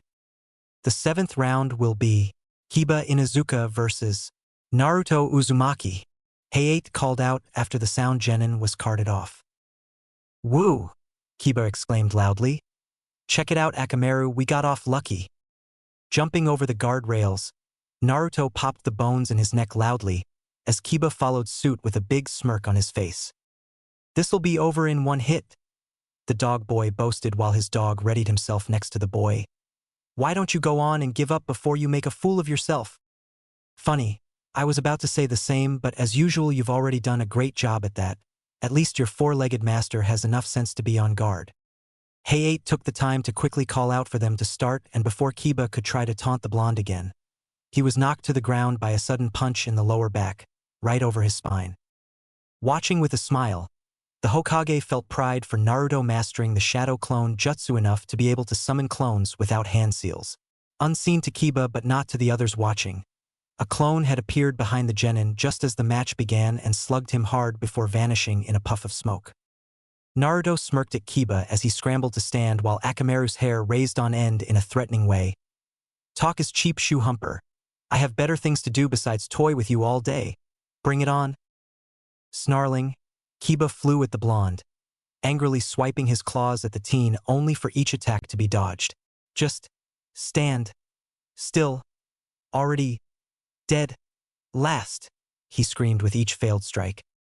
Without warning, Naruto slapped a swipe aside with his forearm and buried his other fist dead center in the Inuzuka's gut, doubling him over as the breath was knocked out of him. The blonde then grabbed Kiba by the head and held his head facing the ground as he brought his knee up, connecting with the soft cartilage of Kiba's nose and his forehead over and over before releasing him with one final strike, sending him flying backwards onto the ground with blood streaming from his nose and swelling eyes. But the mutt wasn't ready to quit yet. "Get him, Akamaru!" he yelled while spitting out the blood in his mouth and trying to get steady. The puppy barked once and to Naruto's surprise used Kiba's passing Fang Jutsu to fly at him like a twister, giving him little time to jump away. Dodging a few more times, Naruto cursed as it looked like the pup wasn't running out of steam just yet and smirked as he got an idea. Flipping away from the dog's attack, Naruto quickly got over to the still recovering Kiba and grabbed him by the legs. "Go back to your master," he growled out as he threw him with all his strength right into the path of the dog's attack. Not waiting to see the hit, he reached into his special kunai pouch to find that it was his last one and sent it flying at them. Unable to turn fast enough, Akamaru clipped Kiba by accident, tearing through the side of his clothes and cutting him up badly before the kunai neared, flying a few yards ahead of them then exploding, sending both to the ground. "The match is over," the proctor yelled out as he jumped in between the downed genin and Naruto with medics rushing over. The use of explosive notes were dangerous and they feared for the genin's life. Hayate feared that the blonde would try to finish him off to end the match. Naruto snorted. "Of course it is, and you don't have to yell. After all, if I wanted him dead, I'd have done it already." The Jounin watching looked at each other along with the remaining genin who knew Naruto. What had happened to him? Why was he so different now? Why was he so cold now? Questions like that filled their heads and they promised to get answers. No one changed from a happy, bubbly ball of sunshine to a cold-blooded, cruel, and deadly ninja like that so drastically. With his opponent being carried off on a stretcher by a pair of medic ninjas, the pup laying on the end between Kiba's legs and also in need of some medical attention, Naruto made his way back up the stairs but didn't go over to his previous place by the still unconscious Sakura and the porn reading. Jounin, opting to lean against the wall a few feet away from the top landing. "The eighth match will be," Hayate exclaimed loudly with a string of coughs breaking up his sentences. "Hyuga Niji versus Hyuga Hinata." Glancing over to the girl, Naruto noticed her nervous face go paler as she walked to the steps, nervously passing him and reaching the steps. "Good luck, Hinata," he mused evenly as she passed by him, tensing as she heard him and blushing. The match was a horrible thing to watch. Hinata was too kind-hearted to fight and Niji brutally used psychological attacks, using her fears and insecurities against her to convince her that she had no possibility of winning. But the girl refused to give in and forfeit. Both used the Hyuga fighting style known as gentle fist that targeted the chakra pathways while their bloodline limit, the Byakugan, allowed them to see said pathways in each other's bodies. The two seemed to match each other for the first few minutes, but Niji soon gained the upper hand by landing blows on the girl's arms, interrupting the chakra flow and disabling her ability to use the gentle fist. But it seemed that Niji still had personal issues with the girl as he tried to strike her in the chest with the gentle fist, which would stop the flow of chakra to her heart and most likely kill her. If not for the proctor's intervention, she would have died. Once the girl was taken off the ring and moved to the infirmary, the exams continued with Rock Lee fighting Gaara of the Sand Village. Gaara seemed to be untouchable with his sand defense, which would jump to his defense when any attack was made, and Lee was a taijutsu user incapable of using ninjutsu or even genjutsu, stacking the odds in Gaara's favor. Lee tried valiantly to get past the sand but failed each time. That was until he got permission from Guy to remove his weights, which left small craters underneath them when they fell to the ground. Lee's already impressive speed shot up to the point where he was a blur to all but the Jounin, easily allowing him to hit Gaara, which came as a shock to the other Sand Genin and their sensei, as it had been the first time in Gaara's life that he'd ever been hit. The Leaf Genin knocked Gaara into the air before using his front lotus, which would have been a finishing move had it not turned out that Gaara was a sand clone.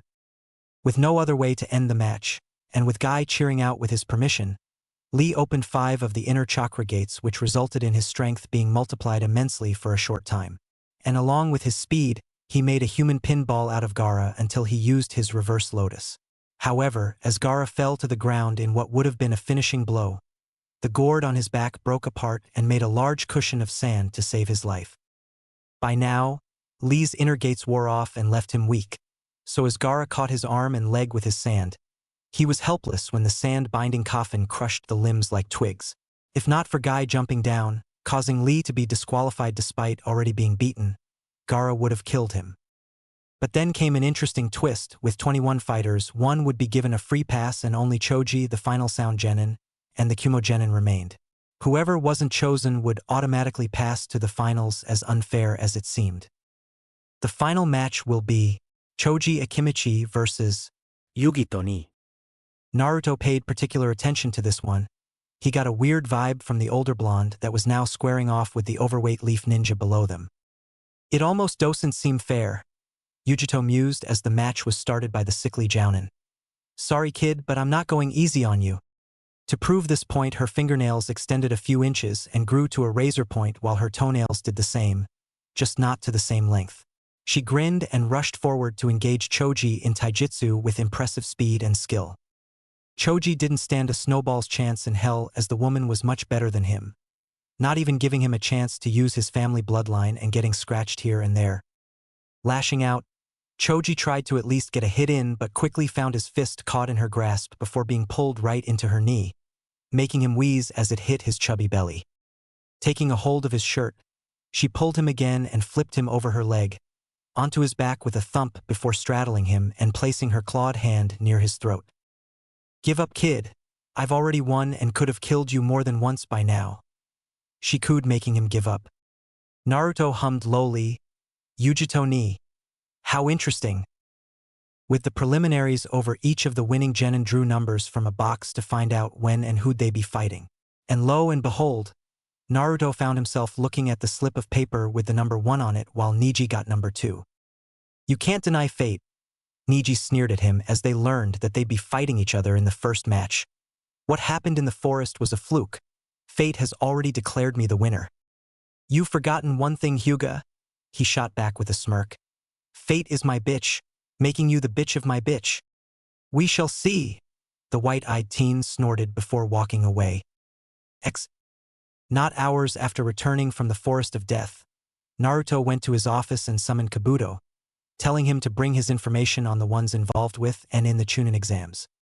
Niji Hyuga, tell me everything you got on him, he ordered, wanting to know all that he could about his next opponent, and seeing as he told Kabuto to gather more information on all that he could during the exams, he expected him to have what he wanted. It took Kabuto a few moments to find what he had on Niji, which wasn't much but enough for now. Niji Hyuga, born July 3rd. He is on Team 9, also known as Team Guy, and was ranked as the Rookie of the Year in his class. Teammates are Rock Lee, the bottom-ranked student of his year, and Tenten, an orphan with no last name. She is a weapons mistress in training. I have his stats listed here as well. Ninjutsu, 2.5, Taijutsu, 3.5, Genjutsu, 2, Intelligence, 2.5, Strength, 2.5, Speed, 3, Stamina, and hand seals are a 3. I also have his mission history, but I doubt it'll help much. The team told him while holding a special-made deck of cards that he called his Ninfo or Nin formation cards. Naruto sat behind his desk for a moment and hummed while thinking of what to do. He would destroy the Hyuga in the first match. Not just physically but mentally as well, but for that he'd need information. Kabuto. He spoke while turning to look at the teen.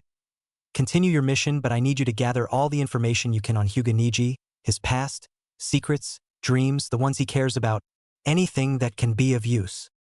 What about Orochimaru? He shrugged. The Hokage already knows about the invasion plan.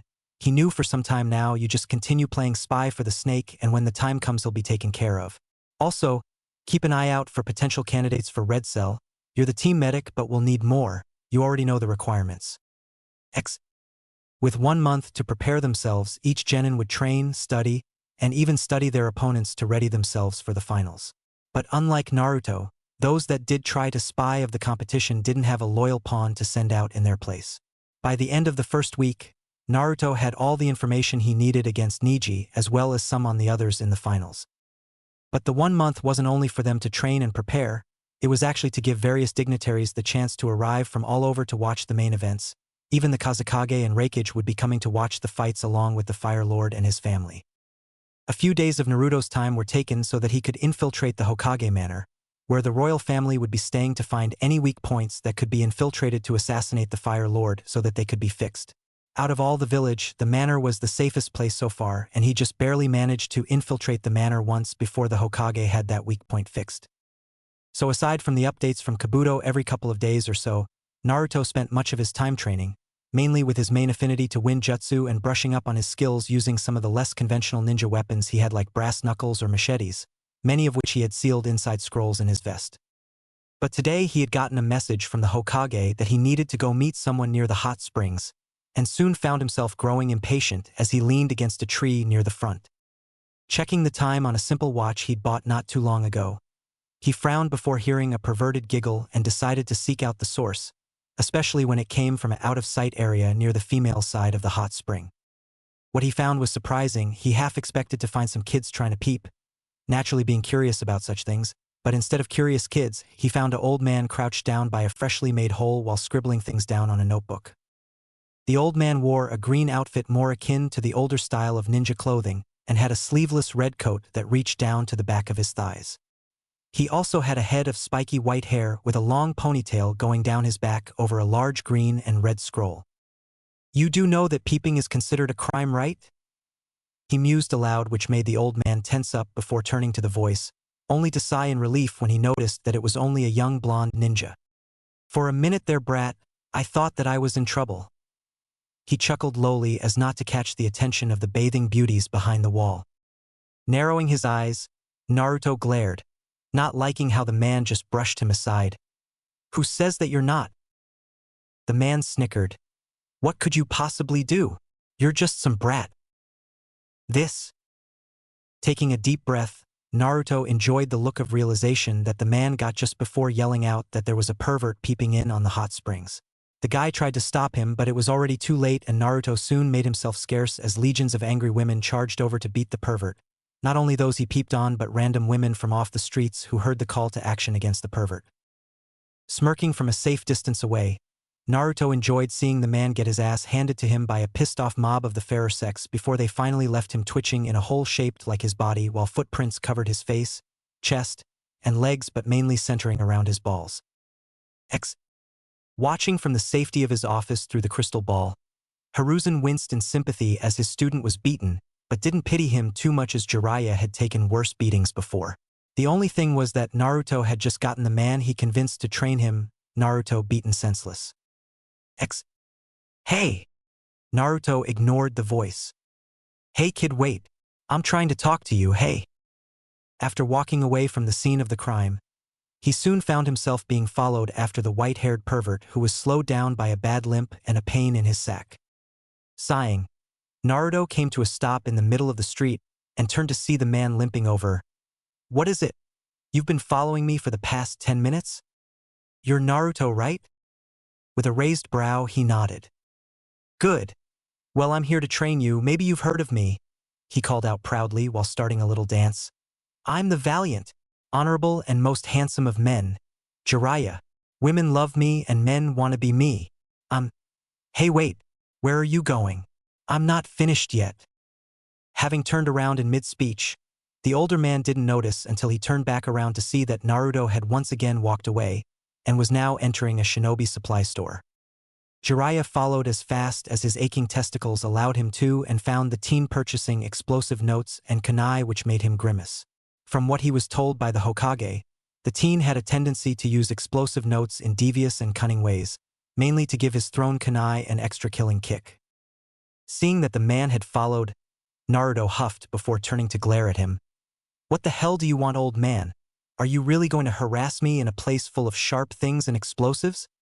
Look, brat, the Hokage asked me to train you for the exams. Out of the kindness in my heart, I decided to do so, but if this is how you're going to treat me, then forget it. Jiraiya didn't show it, but he smirked on the inside while crossing his arms and closing his eyes, expecting the blonde to apologize so that they could start the training. But as a minute passed without a sound, he opened his eyes to see that Naruto was gone. The man behind the counter leaned against the surface with an amused look on his face. He left a minute ago, Jiraiya-sama, he said while easily recognizing one of the famous ninja from the village. He went towards the ninja residential, distracted by the looks of it. You lost him. Hiruzen chuckled while looking at his student with a mirthful grin as he packed his pipe. And in a store, standing right in front of him, oh, I haven't heard something that funny in a while. Yeah, laugh it up. The Sannin grumbled as he had tried to find the blonde on his own for a few hours. But to his embarrassment, he couldn't. Just tell me where he lives so that I can talk to him. The Hokage handed him a small piece of paper. Here, but do be careful, Naruto is… Well, with how he was treated, let's just say that you might just walk into a trap. He's really good at setting them up. Taking his former sensei's advice, Jiraiya decided not to sneak in through a window like he normally would to try and impress the genin, but instead went to the door. But before he could knock, the sounds of two people procreating reached his highly trained ears, which made him grin stupidly before finding a perch that allowed him to look into the apartment window. The sound of moaning, groaning, and screaming was echoing around the room, keeping everyone in the apartment complex who were trying to rest after getting off of work wide awake. But neither of the two gave a damn, as they were too busy to even come up with a coherent thought. Grunting from his position above the purple-haired woman, Naruto pounded into her in missionary style while holding her hands at her side while biting down on her collar. Fuck! You're getting better. Anko groaned out as his teeth broke the flesh and began to bleed, making her shudder and lock her ankles around his waist. Removing his mouth, now dark pink from her blood, Naruto moved to hover over her face and brutally pressed his bloody lips into hers for a savage, loveless kiss. You like that, don't you? He asked after pulling away, slowing his humps to take deep, powerful thrusts that made her chest bounce. You love my cock, don't you? Say it. Kami, yes. Anko cried, each powerful thrust slamming into her spot. I love your dick. The blonde chuckled deeply, releasing her wrists to grab hold of her thighs and forcing her to let go with her legs. But her disappointment didn't last as he pushed her legs up until her knees neared her face. He then took her arms and hooked them underneath her knees with a silent order to stay like that as he repositioned himself and restarted his fucking for another few minutes. Naruto hardened inside Anko and started to up his pace even more, meaning that he was close to coming. Anko felt this and knew that he wouldn't last much longer. But then again, so wouldn't she. Anko was fast nearing her own orgasm, and it was going to be a big one. I'm coming, he announced as he pulled out with a grunt, allowing her to stretch out and sit up with her mouth open as he neared while pumping his cock. She hummed as the hot, sticky fluid shot into her mouth and even on her chin before wiping it off and sucking on her finger. swallowing the mouthful. She smiled up at him before removing his hand from himself and placing her lips around the twitching member. After sucking him clean, she removed him from her mouth with a lewd popping noise and asked, "Ready for more, big boy?" Jiraiya lost track of time as he sat on his perch and wrote notes about all that he saw. Stopping to rub his eyes, he caught sight of the notebook in hand and blinked as he saw that he was nearing the last page. "Cammy, how long can he go?" he exclaimed in awe, as this had been a brand new book with only the first 20 pages full, leaving over 100 blank until now. Looking back, his eyes got even wider. "She can do that!" Anko had never thought that she'd actually think of thanking Orochimaru for something that he taught her, especially something like the tongue expansion jutsu, but now, as she kneeled at the blonde's feet with her tongue wrapped around his dick, giving him a hybrid between a blow job and a hand job with her tongue, she actually thought about telling the traitor thanks before ripping his neck out. Naruto held her head with both hands while groaning at the strange, new pleasurable feeling. Letting her do her thing, it took no time before he covered her tongue in another load for her to swallow. "Whoa, that was new," he mused before pulling her to her feet. "But I still want more. Bend over and show me that sexy ass of yours." Situated on the couch with his feet propped up on the table in his office, Naruto looked at the cork board panel on the wall intently with a calculating look on his face as he looked at the 3 pictures at the top. Each were recent photos taken of the 3 people in the exams that he was interested in or interested in destroying. On the far left was Niji, the one he wanted to destroy. Below it was his family connections, telling him that Niji was the nephew to the current clan head, that his mother died in childbirth, father was killed and sent to Kumo in place of Hinata's father, and so forth. It also had lists of information such as known jutsu, which wasn't much, seeing as Hyuga arrogance had them believing that their family taijutsu and the few other techniques they had were unstoppable. Another list had a particularly juicy pair of weakness to the Hyuga Byakugan, the first being that their so-called all-seeing eye only saw 359 degrees around them, with a blind spot being directly behind them. The second was a bit more practical to exploit, as staying in the tiny blind spot would be tough, as all he'd have to do was shift around to see where he was. He really had to give it to Kabuto for figuring this out. The teen had stayed up late for quite a while to study medical reports on the bloodline that he managed to steal. But it appeared that the Byakugan would be sensitive to massive chakra flares. Kabuto explained it by using the example of how humans had a natural form of night vision, like when they stayed in the dark for a long time and allowed their eyes to adjust to the point where they could see better. Well, the flare would be like looking into a bright light after adjusting to the dark, and since they'd see through their eyelids, there was no chance of blocking it out. The flare would blind them for long though, but they'd be disoriented for more than enough time. Next to the picture of Niji, separated by a line of tape, was a picture of the emotionless Sand Genin with a major blood fetish known as Gaara. Like Niji, Kabuto managed to scrounge up some good information, but not as much. He had a longer list of Gaara's known jutsu, which were sand-based, and as such, learned a handful of water jutsu in case they fought each other. Gaara's family wouldn't be a weakness to exploit, as Gaara openly showed disdain towards all his family, threatening to kill them all the time, and not just for show. Both his older siblings were terrified of him. The biggest piece of information he had was what Kabuto already knew from the invasion plans, which was that Gaara was the Jinchuriki of the one-tailed demon, Shikaku. Naruto felt a small connection to Gaara due to this, as he had known for years that he too was a Jinchuriki except for the 9-tailed demon fox, Kyubi. Lastly, on the right side of the board was Yujito Ni, who turned out to be Kumo's Jinchuriki for the 2-tailed demon cat, the Nibi. She had been seen playing a shamisen, which was a 3-stringed musical instrument by Kabuto during his spying, and seemed to really enjoy tekadon, rice and fish meal, and milk. She was very skilled and had already been promoted to Chūnin once, almost made it to Jounin too, but something happened which caused her to be demoted right back down to Genin. At least that explained why she was here when she seemed to already be too skilled to be a Genin. But Kabuto wasn't able to get much in terms of jutsu and skill. Only some information like her cat claw technique, which he'd already seen while Choji already felt. She also had some strong fire techniques, but seeing as Nibi was a fire demon, it didn't come as much of a surprise. But the information on Gaara and Yujito being Jinchuriki wasn't on paper up on the board. He had them hidden away, as information like that shouldn't be placed out in the open like that, even if it was only in his office. A knock on the door got his attention, but before he could answer it or call for whoever it was to enter, the door opened and in walked the Toad Sage. "I see you're studying your opponents. The man spoke while Naruto frowned, his left eye starting to twitch. You are aware that my office is a Class S restricted area, right? The blonde stated darkly while Jiraiya walked over to the board and looked at the information, waving his statement off. It was true, due to the information stored here, such as village weaknesses and target information for future tests. Hiruzen Sarutobi officially marked the entire floor as Class S, which placed his office right below the Hokage's office and the secret village archives in terms of protection and security. The old man told me that I could find you here, Jiraiya mused while skimming over Niji's section and moving to look at Gaara's. I've been looking for you so that we could continue training. What training? Naruto snapped, removing his feet from the table and loudly stomping them on the hard floor as he leaned up and glared at the man's back. I practiced chakra control techniques that I've already mastered while you peeped on the girls swimming in the nearby river.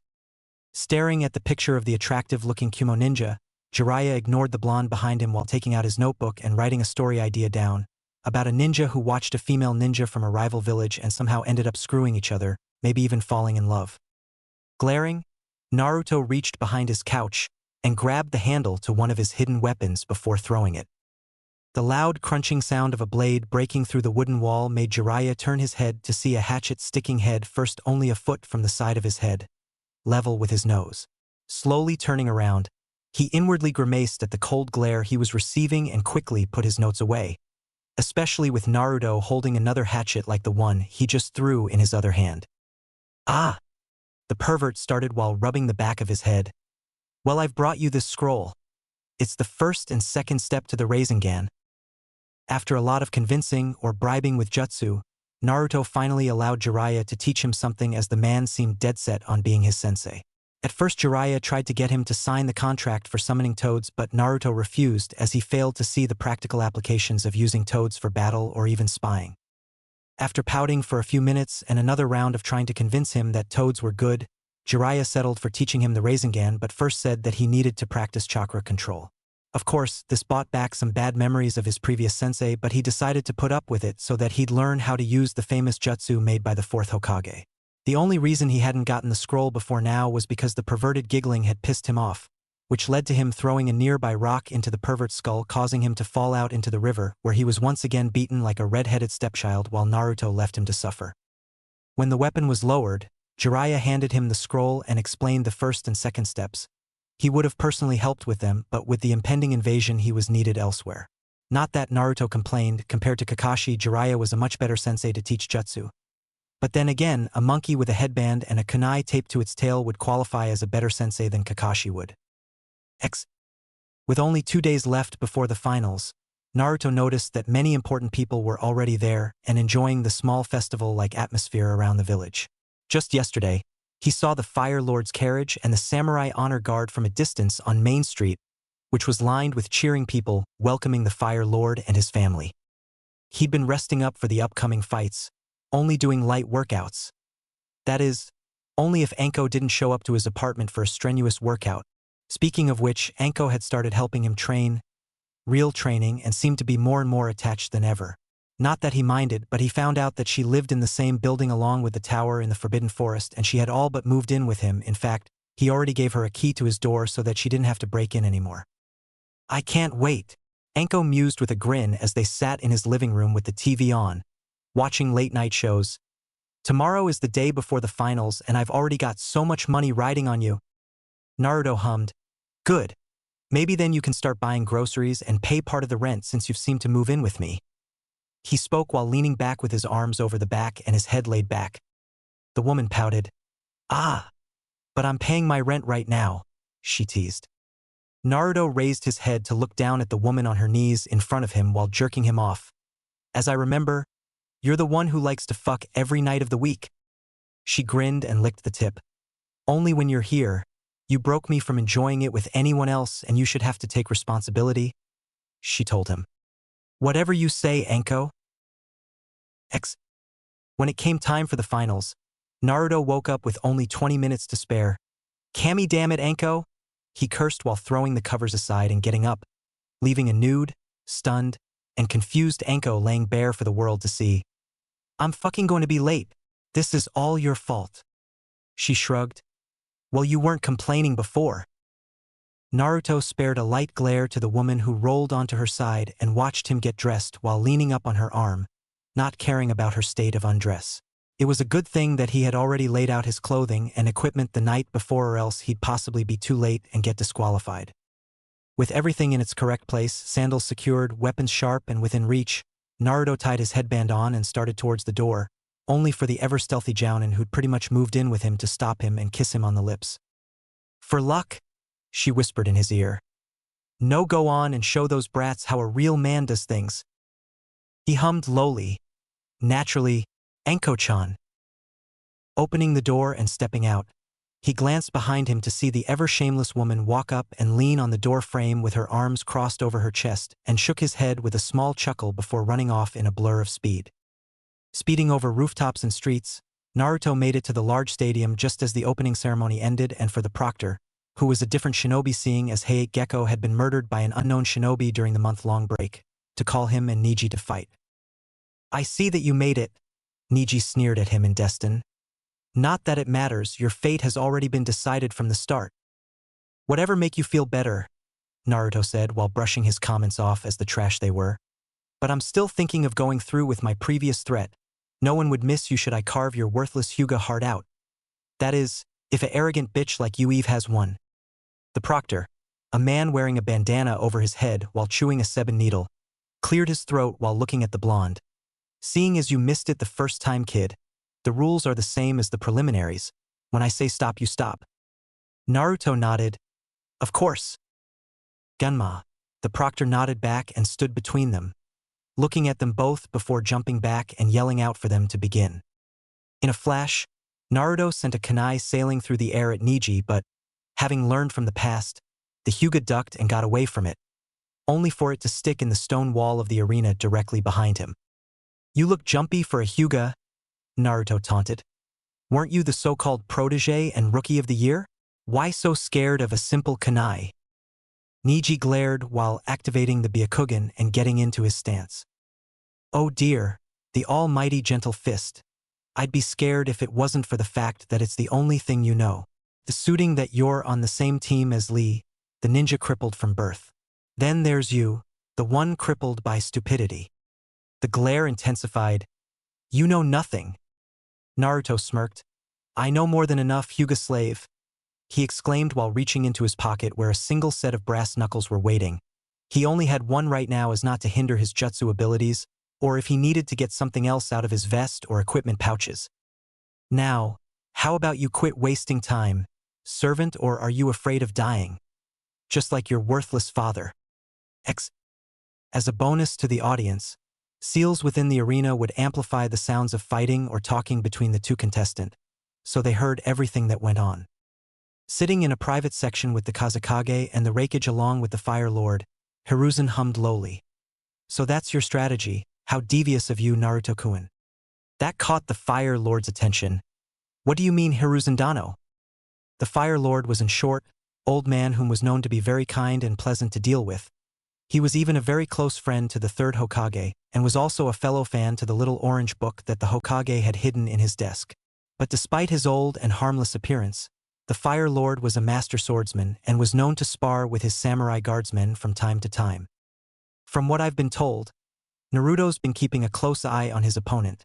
My student Jiraiya said that he even had lists of information on Neji.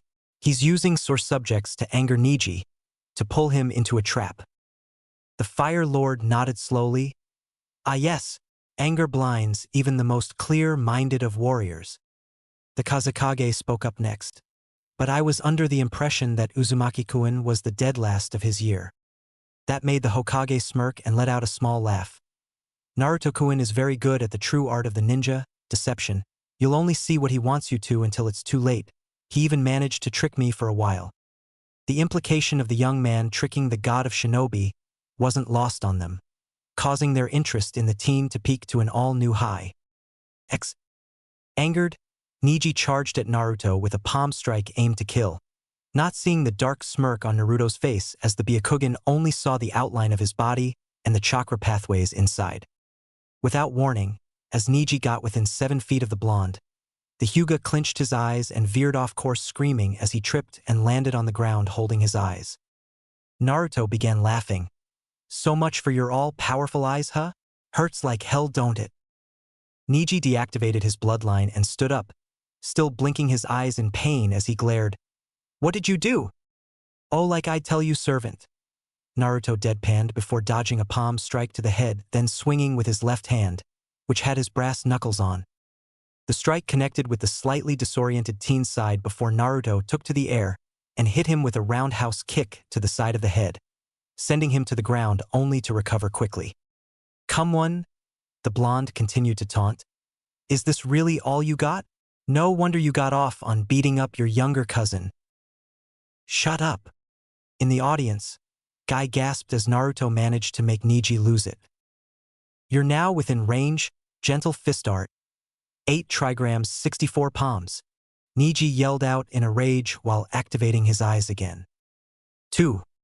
The strikes connected with the blonde's body, making him jerk at the force. 4. 8. The hits made him stumble. 16. 32. Naruto coughed but smirked. 64. The final strike slammed into the blonde's chest, a killing blow, but to Neji's shock, Naruto smirked and grabbed his wrist before whispering, "Boom!"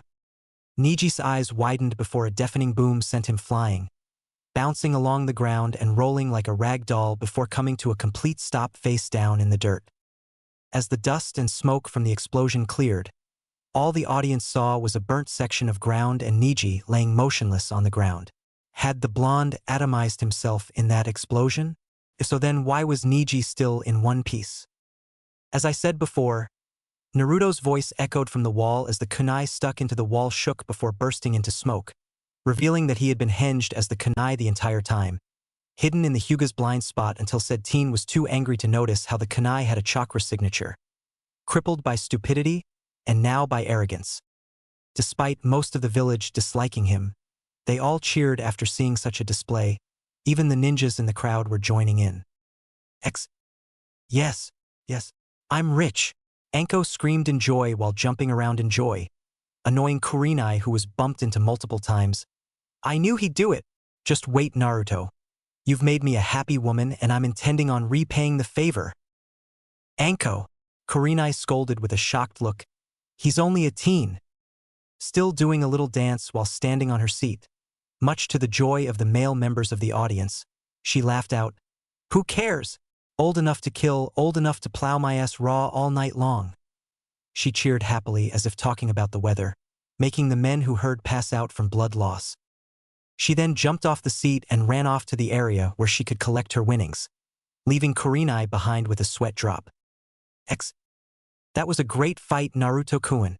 Kabuto spoke as he approached the teen under his disguise as a ANBU wearing a cream-colored cloak that signified him as an officer-level ANBU. Very clever too.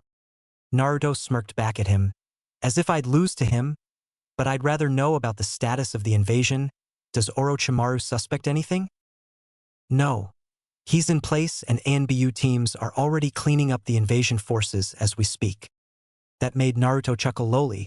He'd pay to see the look on Orochimaru's pale snake-like face when he realized that he was basically a one-man invasion force with only a light amount of backup in the form of the sound for his personal group of bodyguards. But they couldn't be taken out without his notice, so they left them alone for now. Besides, the Hokage already had a plan in place for taking care of Orochimaru, who was dressed as the Kazekage. Kabuto sensed someone coming and quickly made himself scarce as an ANBU appeared. Uzumaki-san, Hokage-sama wishes to speak with you. He nodded. And so it begins.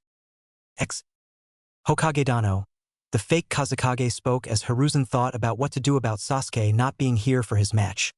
Surely you could postpone the match? I'd love to see the last Uchiha fight against my youngest. Disgraceful, the Fire Lord exclaimed with the short yet powerful-looking Raikage agreeing. If the Uchiha can't bother to show up on time, then he deserves to be disqualified. Yes, the fourth Raikage spoke roughly.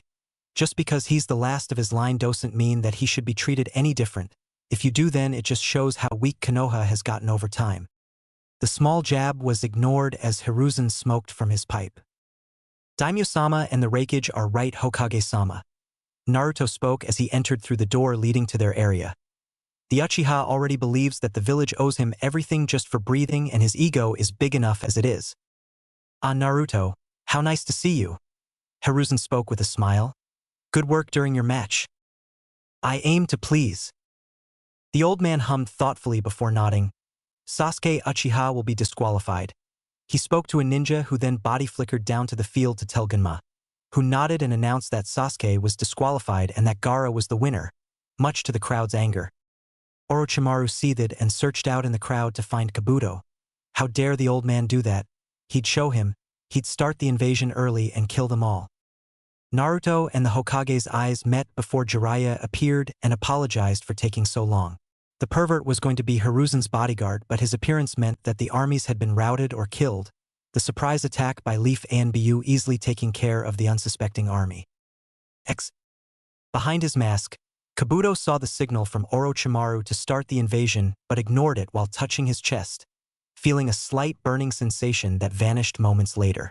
He had a new master now. Orochimaru no longer commanded him. The Kazekage's blood pressure skyrocketed as Kabuto seemed to not get the signal, especially as the third match ended with Kankuro forfeiting to Shino before the fourth match started with Shikamaru fighting Temari. A discreet nod from the Hokage set Naruto into motion. Excuse me, Daimyo-sama? He spoke with a respectful bow, ignoring the warning gaze of the two samurai guarding the Fire Lord who smiled pleasantly to him. Yes. How can I help you, Naruto-kun? By the way, that was a wonderful match. Thank you, sir, but if I may, could I have a moment of your time to speak with you outside? He asked as respectfully as possible. The daimyo looked at him with a raised eyebrow. Whatever could it be about? It's private, sir. I mean on disrespect towards the Reikage or Kazekage, but it's a Konoha matter and Hokage-sama has given me his permission to ask you personally. Looking to his friend, the Fire Lord saw him nod and stood from his chair. Very well, let's talk. He spoke before following the teen away from the Kages with the samurai following suit.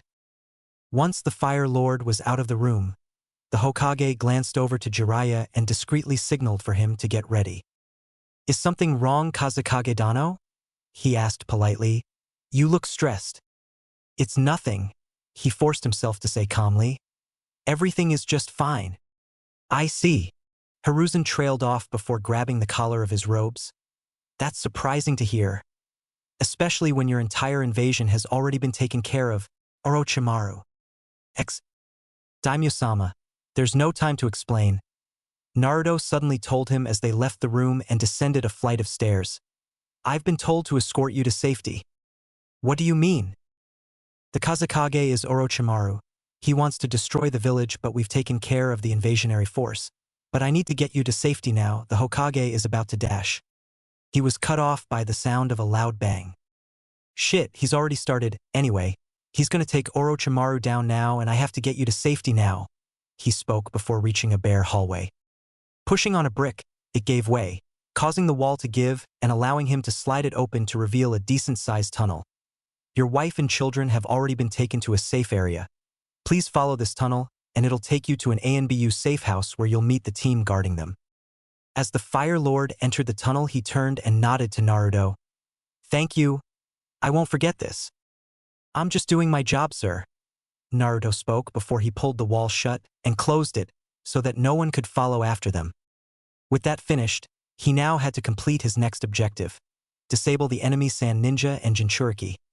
Gaara Sabaku before he did anything to endanger the village. Hearing the bang, everyone looked up to the Kage's booth to see it covered in smoke and began to wonder what was happening before three figures fell into the arena and began fighting, allowing them to see that it was the Hokage, Jiraiya, and the now unmasked Orochimaru. Gaara watched in the contestant box before hearing his name being called by an unknown voice, making him turn just as Naruto's brass knuckles sent him flying over the rails and into the arena with the blonde in hot pursuit. Everything seemed to happen so fast that no one knew what was happening until four ninja managed to raise a purple barrier inside of the arena, cutting off any other outside forces from helping and trapping those inside. I have to hand it to you, pervert, Naruto mused as he glanced over to the old and loyal Sannin, as he stood on the Hokage's right side, inside the purple barrier made by the four-sound ninja while Jiraiya was on the Hokage's left. I half expected that seal tag to fail. The plan was simple. After Naruto won his match, the Hokage would send for him to come to the stands where he would congratulate the teen. He would then proceed to wait until Jiraiya showed up, and then lead the daimyo to the escape passage before heading towards the room where all the contestants were at to handle the Jinchuriki Gaara. But to counteract the sand defense, even if it was only temporary, a special-made sealing tag had been used on him to completely hide his presence, making it so that the sand wouldn't sense him. Too bad the seal was only temporary and would burn out on its own within minutes. It would have been a great tool in any ninja's arsenal. Well, I am a seal master. The man spoke with a grin before turning serious. Although you were supposed to take him out, not knock him down here. Naruto hummed. Everyone makes mistakes, but this will work to our advantage. Anything that touches the barrier will be incinerated. Nothing can get in and nothing can get out. Orochimaru chuckled, ripping off the already torn Kage robes to reveal his white and tan clothing and the purple rope belt around his waist. Impressive, Naruto-kun. Not many genin know about the four flames formation. Gaara blinked owlishly as he staggered to his feet, the side of his face screaming in pain. He'd been hit again, and unlike last time, it hurt much worse, reaching up to touch his now bleeding cheek, which had been gashed open by the sharp corners of the metal knuckles. His eyes widened as he felt the warm wetness that was his own blood. Blood! He whispered frantically as he stared at the bloody fingers, eyes widening as his pupils dilated. My blood. I'm bleeding. My own blood. Jiraiya retrieved another seal as he saw the Chūnin ninja begin to lose it. Looks like I'm going to have to take care of him myself. He spoke as he was the only one who knew how to seal the demon's chakra away. Naruto wasn't too good at them, and Orochimaru would target Hiruzen the most as he wanted nothing more than to kill the old man. The Hokage never took his eyes off of his wayward, traitorous student as he was still dressed in his robes. Jiraiya, handle the sealing, he ordered in his Hokage voice, one that had become awe-inspiring during the last war. Naruto. Let's go, Hokage-sama. The blonde spoke while his brass knuckles were clenched in one hand, while he held a kunai between each finger with his other hand. It's time to show this snake the true meaning of what it is to have the will of fire. Ripping fabric filled the air as Hiruzen Sarutobi removed his robes and hat to reveal his old ninja outfit. A black bodysuit with ANBU armor over the chest, forearms, legs, and even some samurai-like armor plating over the hips. Even his hat looked like them as it had armored plates covering the sides and back of his head without blocking his vision. Are you ready for this, Naruto-kun? Hiruzen asked while staring down the traitorous Sannin with dark, icy cold eyes as the long cloth that tied his headgear unfluttered behind him. I've dreamed of this for years, old man. It's an honor to fight by your side. A small smile graced the old man's face. No, it's an honor to fight by yours. Moments before they start fighting. Up in the stands, every civilian that hadn't run, Genin, Chūnin, Jounin, and ANBU watched the fight below them. There was nothing that they could do to help until the barrier went down, so all they could do was watch as the old Hokage and a Genin fought against one of the most notorious missing ninja from Konoha. What is Hokage-sama thinking? One man asked as he watched, letting a Genin fight with him. A nearby ANBU glanced over. Hokage-sama knows what he's doing. Uzumaki-san is better than you think. The seals in the arena still worked so they could hear everything that was being said and going on. It's an honor to fight by your side. Naruto's voice rang out. They saw him prepare for what would surely be his final fight. Every Chūnin and above felt their respect soar for the boy who'd willingly fight alongside the Hokage against someone who'd easily kill him, facing the possibility of death without faltering. No. The Hokage's voice followed. It's an honor to fight by yours. It was already a well-known fact to many ninja that both the Hokage and Naruto were close, but hearing those words wasn't just because he was fighting with the blonde, he was fighting alongside of a Konoha shinobi. Those that had fought in the last war felt their blood chill as they remembered the third giving a speech before one of the biggest battles, motivating them and saying that it was an honor to fight with them. Is that really Naruto? Ino whispered alongside Sakura as they heard and saw everything. She knew he changed a lot, but this was too much. Naruto was an idiot. He never spoke like that. It was almost as if he knew this may be his last fight. Troublesome blonde, Shikamaru muttered as he watched with rapt attention. Don't die on us, Naruto. Orochimaru substituted himself with a mud clone as the Hokage used the Shadow Shuriken Jutsu to turn what would have been him into a pincushion. Sprinting, he closed the distance and jumped into the air while doing hand seals.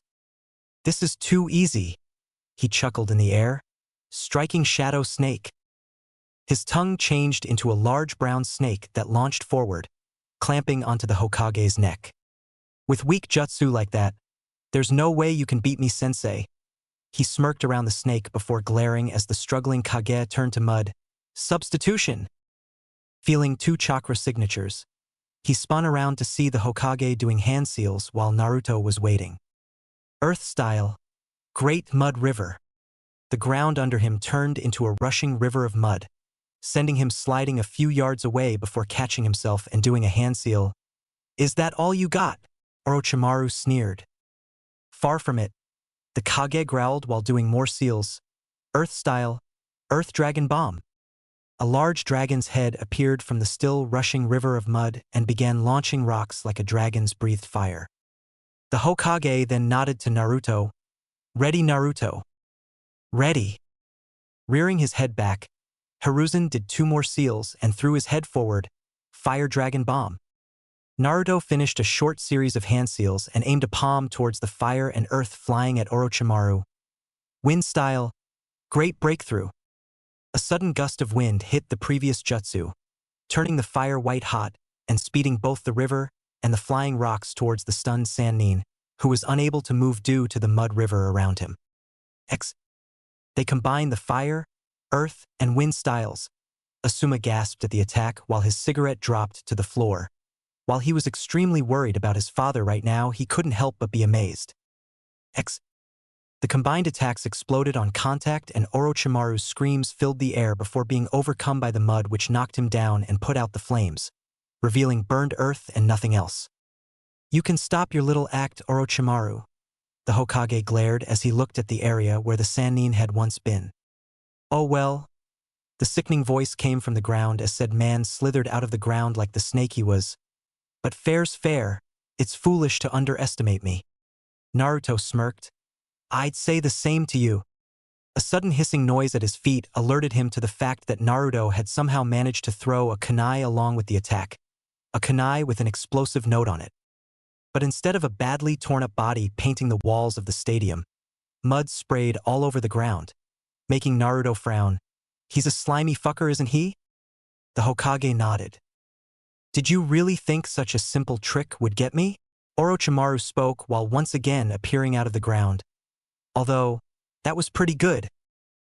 The sad thing is, Naruto spat out with only one kunai now in his hand, the other now laying on the ground by his feet as it was too awkward to use like that. "I did expect you to fall for it, after all, you can't even lead a proper invasion." "That reminds me," Orochimaru spoke, the taunt not bothering him in the least. "How did you find out about it, sensei?" Both of them smirked. "Now that would be telling." The old man spoke before Jiraiya appeared. Gaara now out cold with a seal keeping his demon at bay while a few more kept his chakra sealed while in an induced coma-like state. "Took you long enough?" Naruto said without looking at him as he arrived, making the man shrug his shoulders. "Turns out that my seals didn't work when he knew I was there." Orochimaru glared at the 3 for a moment before smirking. "Now this isn't fair. 3 on 1. How about I even the odds?" The man performed a series of hand seals and slammed his palms onto the ground, causing a large wooden casket to raise from a purple portal on the ground. "First." The snake Sannin chuckled out before another followed. "Second." Realizing what they were, Hiruzen sent a wave of shuriken at them. "We have to stop it," he yelled, causing the other 2 to do the same. Kunai and shuriken pelted the 2 wooden caskets before Naruto's kunai exploded, stopping the 3rd casket from rising but giving him a good view of the symbol on the front. "Fourth," Naruto thought to himself while wondering what it was. The 2 doors off the front fell and what he saw made it clear. He summoned the 1st and 2nd Hokages. Came the collective thoughts of pretty much everyone in the arena and stands.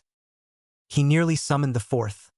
Naruto thought to himself, thinking about the man who'd condemn him to hell. "What are you going to do now, Sarutobi-sensei?"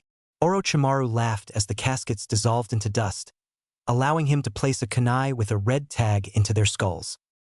There was a tense silence before they heard a small sob. Naruto glanced back and was shocked to see the old man shed a tear.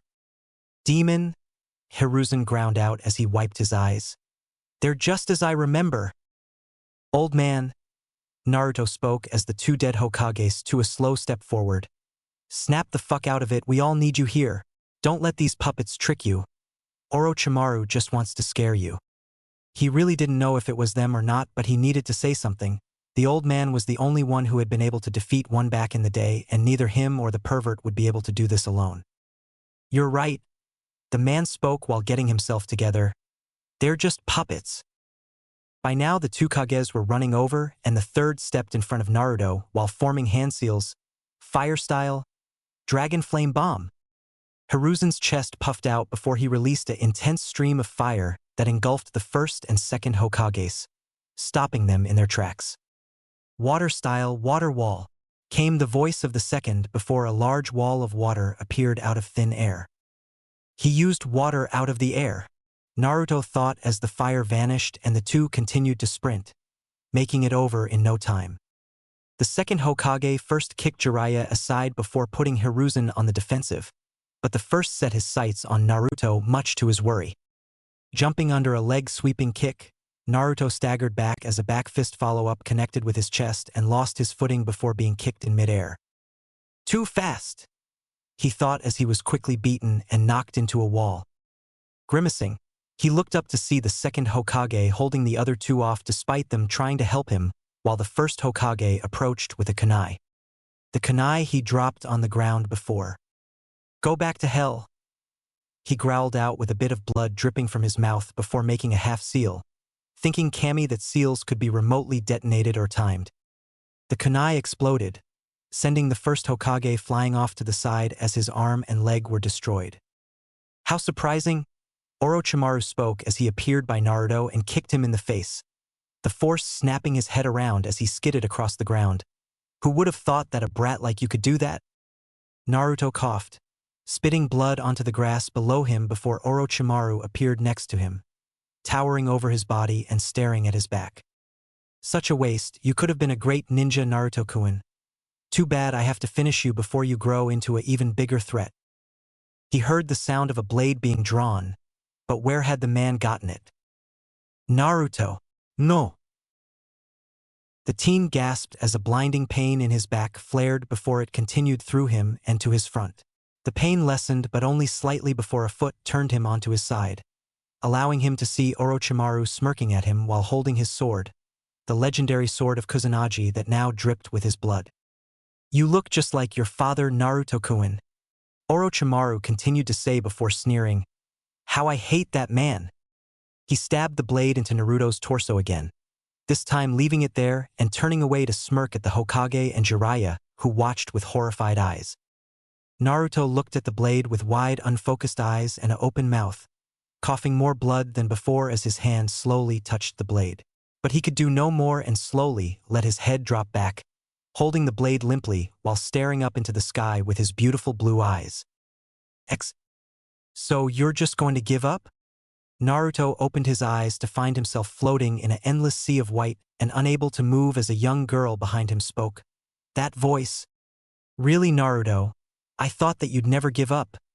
You promised. Is that really you?" He spoke unsurely, his voice weak and cracked, but not from the fight. It was emotional. "Of course it is. Now get your lazy bum up and fight. Nothing can stop Naruto Uzumaki, right? I know one thing, if it was me, I wouldn't give in no matter what. Now come on, get up. It's not your time yet." Hiruzen and Jiraiya fought against the two former Hokages with all their might, pushed by their anger and grief at seeing the young blonde die. Jiraiya fought the first Hokage while the older man fought his sensei the second, and both were starting to tire. No matter what they did, the two would heal. "Damn it, I'm running out of energy," both thought before the two Kages froze and turned to dust, leaving the bodies of two sound genin laying on the ground. "What happened?" "Ah!" Hearing Orochimaru's pained scream, both looked to see a shocking sight.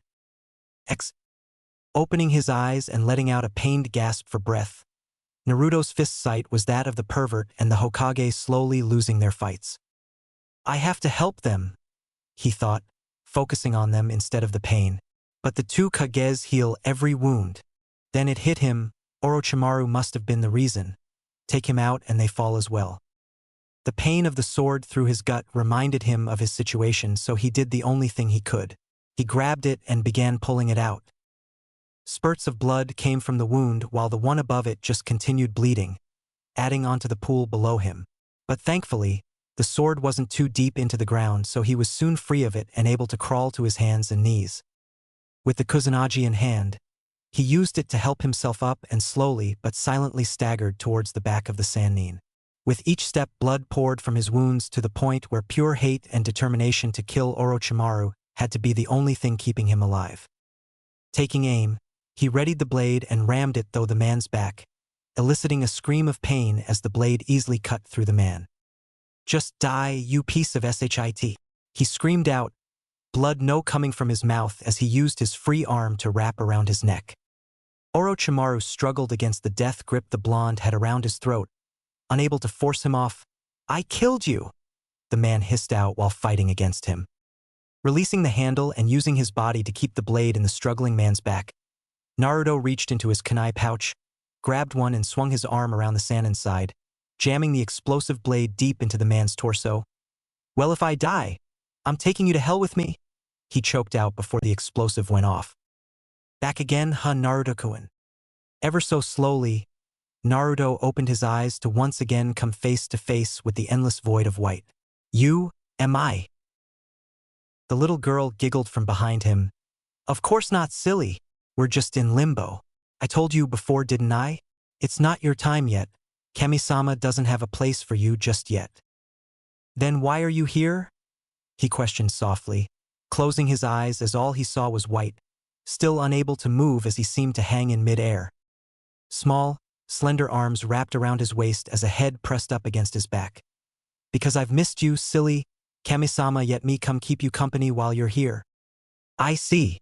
He trailed off with a small smile on his face, wishing to be able to move and return the embrace. Thank you, Imiko, for everything. Her soft giggles sounded like heaven, bad pun or not. Well, someone had to make you get off your butt and live, she hummed while tightening her hold. The blonde felt a single tear fall down his cheek. Imiko-chan. Please, can I see your face again? Sorry, Naruto-kun. I couldn't even if I wanted to. Why? You're still suffering from that night, unable to let go of what happened. Naruto cut her off. I can't just let it go, he shot out hotly, not bothering the girl hugging him from behind. Not after that. I'll never forgive them. Naruto-kun. If there's one thing I've learned here, it's that forgiveness isn't for the other person, it's for yourself. I can't forgive myself either. There was a small sigh. You always were a hard head, but you still have time to figure it out. It was nice to talk to you again, Naruto-kun. Please don't come back for a long time. You still got lots to do before you die. A sudden jolt slammed through his body, making his body jerk uncontrollably as the sound of his heart beating filled the air around him. Bue bue Naruto-kun. Imiko cheered as he felt self get pulled away from her grasp, pain filling every corner of his body as the white void faded to black. Imiko. Hokage-sama, are you okay? A medic ninja asked as multiple medical ninja jumped into the arena to aid them now that the barrier fell, the four ninja holding it up falling to the ground like puppets without their strings. The old man slapped the offered hand away. My wounds don't matter. Help Naruto? He ordered as if the circle of nearly 10 medics kneeling around the blonde could get any more crowded as they quickly worked to stabilize the teen. NBU quickly took the body of Orochimaru and vanished, leaving the medics to work while the audience in the stands watched with bated breath. There's no pulse, one medic yelled out, readying defibrillation jutsu.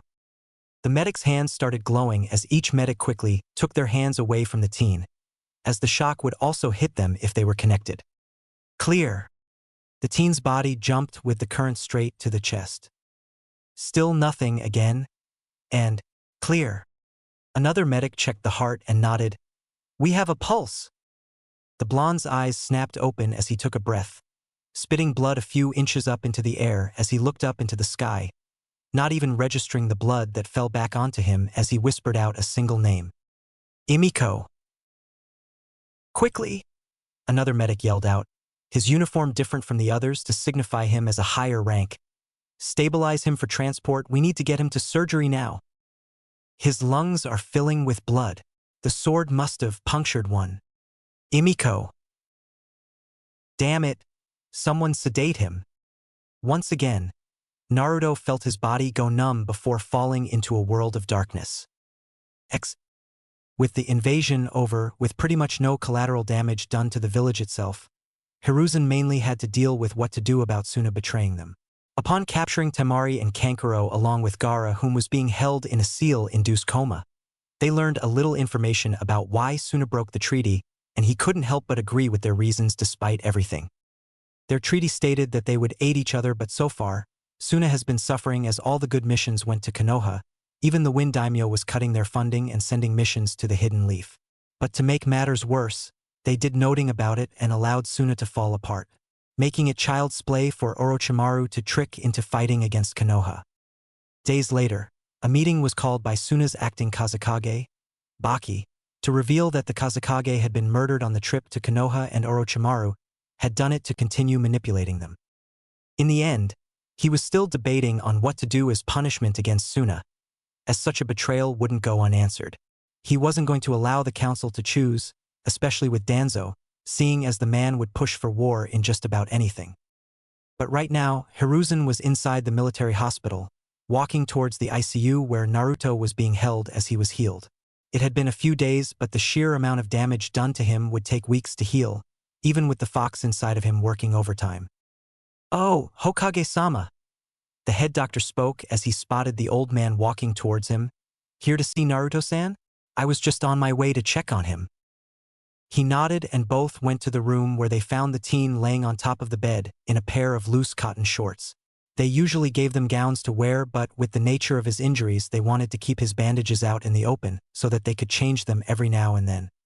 "How is he?" "Lucky to be alive." The doctor spoke while picking up a chart.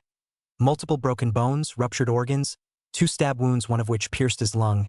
His hand was mangled by the explosion, which also covered parts of his body in third-degree burns. His brain suffered a lot of bruising, and he nearly snapped his spine, but thanks to his condition, he'll make a full recovery within a month at the least. The doctor trailed off with an impressed look. "A lesser man would have died already." "I don't give up." Both heads snapped over to the teen to see him breathing heavily while looking at them. Naruto-kun. Hiruzen gaped in astonishment, which the doctor mirrored. "You're not supposed to wake up for days." He grinned weakly.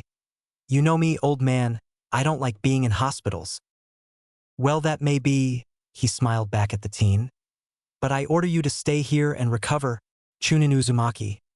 Also, I should tell you, your name in the standing for you to be awarded with the rank of Special Jounin for service going above and beyond the call of duty." "That's nice. But I'll think about it later. I'm starting to feel this morphine kicking in. See you later, old man." Pleasant dreams, Naruto-kun. Pleasant dreams. "So how do you feel, Naruto-kun?" Kabuto asked as he managed to sneak into the hospital room that had been Naruto's home and office for the past week and a half. He then proceeded to undo the bandages covering the blonde's chest and rewrapping them on his request. Naruto's response was a grunt. "I'd be a lot better if these idiots knew how to wrap bandages. There to protect the stitches, not to be a tourniquet."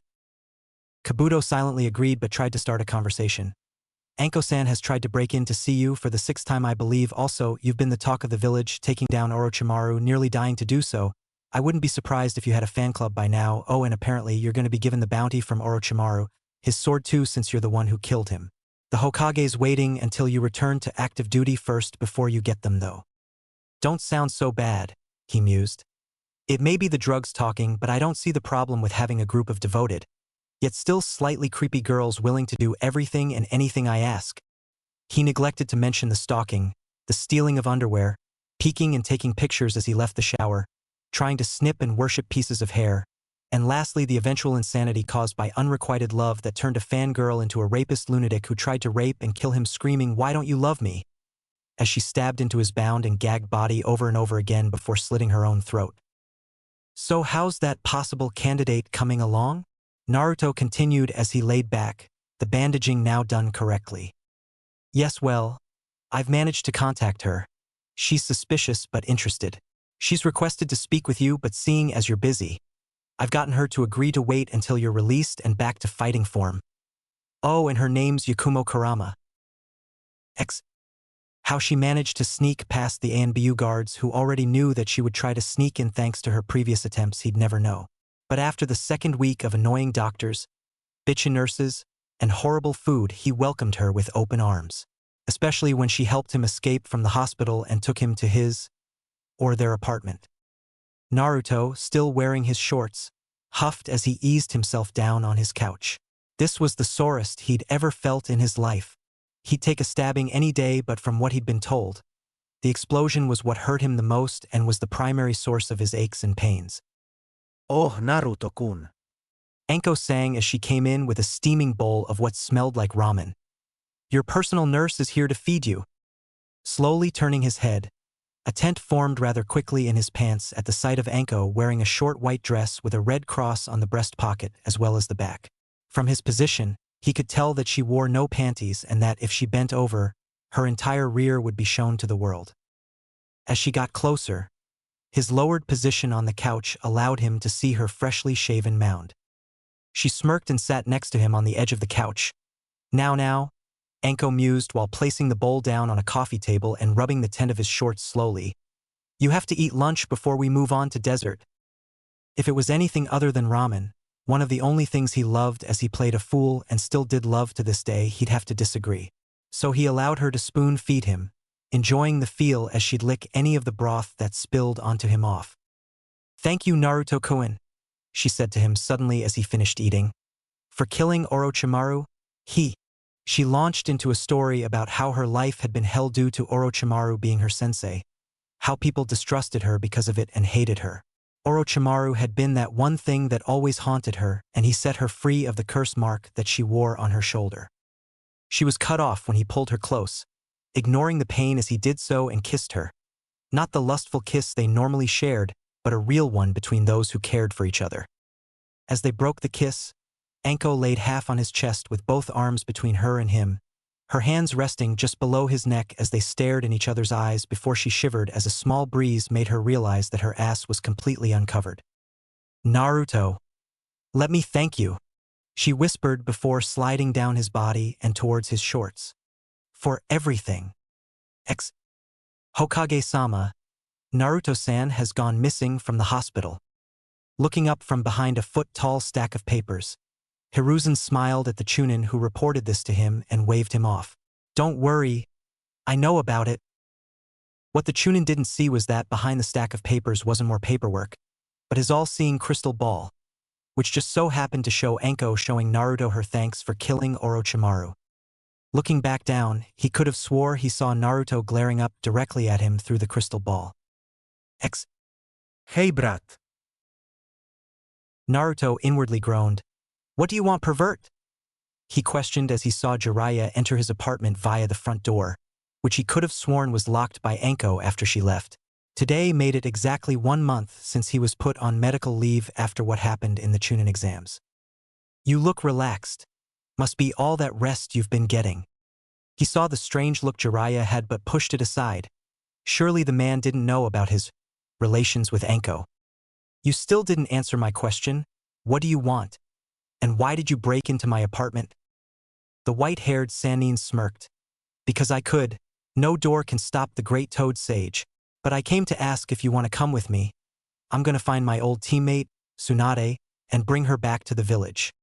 I thought that she didn't want anything to do with Konoha. She doesn't. But the old man feels that it's time to retire. He wants her to take his place. Naruto thought about it. Sure, he was now healed but still a bit stiff in his joints from disuse, and he still technically had some more leave time to enjoy. But on the other hand, he could go with him and watch him get his ass beaten by the legendary pervert basher with both a bad drinking problem as well as a gambling problem with a debt to prove it. It would also give him the perfect chance to get in good with the new Hokage if he did manage to get her to come back. Fine, when do we leave? Jiraiya soon found out that his wanting to bring Naruto along with him was a bad idea. Not that the teen slowed him down. In fact, Naruto's unwillingness to let him peep in secrecy made it difficult to do any research, and once they found that Tsunade wasn't in the town they'd been searching, they quickly headed to the next. He had originally figured that they'd take quite a while to go search though each town, stopping to peep and flirt, but quickly found himself more than a week ahead of schedule as Naruto refused to let that happen. Anytime he tried to sneak off to go peeping, Naruto found him within an hour at the most and would set off the pervert alarm, ending with either an epic chase around town or a beatdown. He was more accepting of his flirting, so long as they were staying in the town for the night. And if Jiraiya did manage to woo a female, aka get her drunk enough to have sex with, it never bothered Naruto seeing as he had the money to pay for his own room. "Are you sure your information is correct?" Naruto asked as they stopped at the 5th bar in the village, only for a man to fly through the wall like a wrecking ball. "I said I'd have the money when I had it," a woman screamed from the destroyed wall. "When will you idiots learn?" Another younger voice then yelled out, "Tsunade-sama, you shouldn't do that." The two looked at each other, Jiraiya with a grin on his face. "Well, what do you know, your information was solid. For once." Naruto mused before heading towards the bar with a smirking pervert following behind him. "Hey, billboard brow."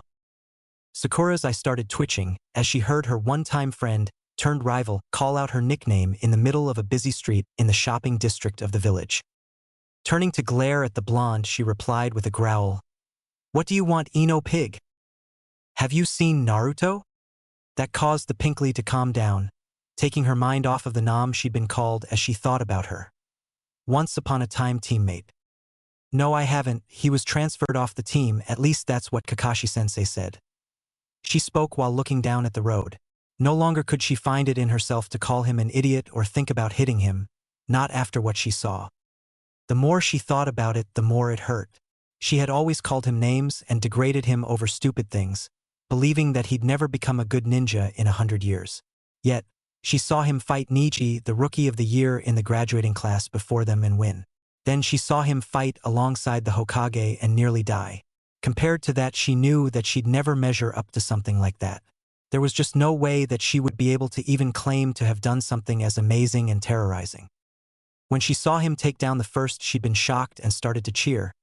But that cheer quickly turned to a horrified gasp when he was stabbed and left to die. "Why are you looking for him anyway?" Ino moved the fringe of hair covering the side of her face, only for it to fall back in place. "I want to know what happened to him. He's so different now. I mean, the last time I saw him he was bouncing around wearing orange, then he shows up during the exams acting like an ice cube and dressed for war." "Oh," Sakura muttered.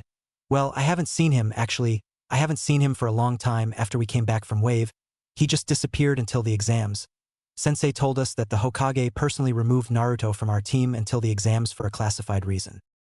Smelling a good story and juicy rumor material for one of her favorite pastimes of gossiping, Ino found herself even more intrigued than before. "Really?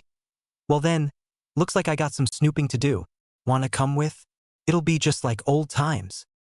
Sakura thought about it for a minute and nodded. "Sure."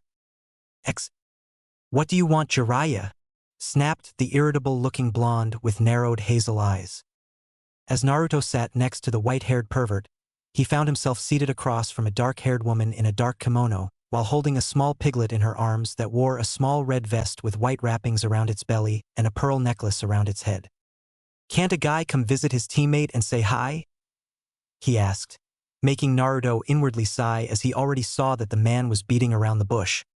The bar they were at wasn't anything fancy, but it did double as a small grill, cooking up simple things for people as they got drunk. "Can I get you anything to drink, sir?"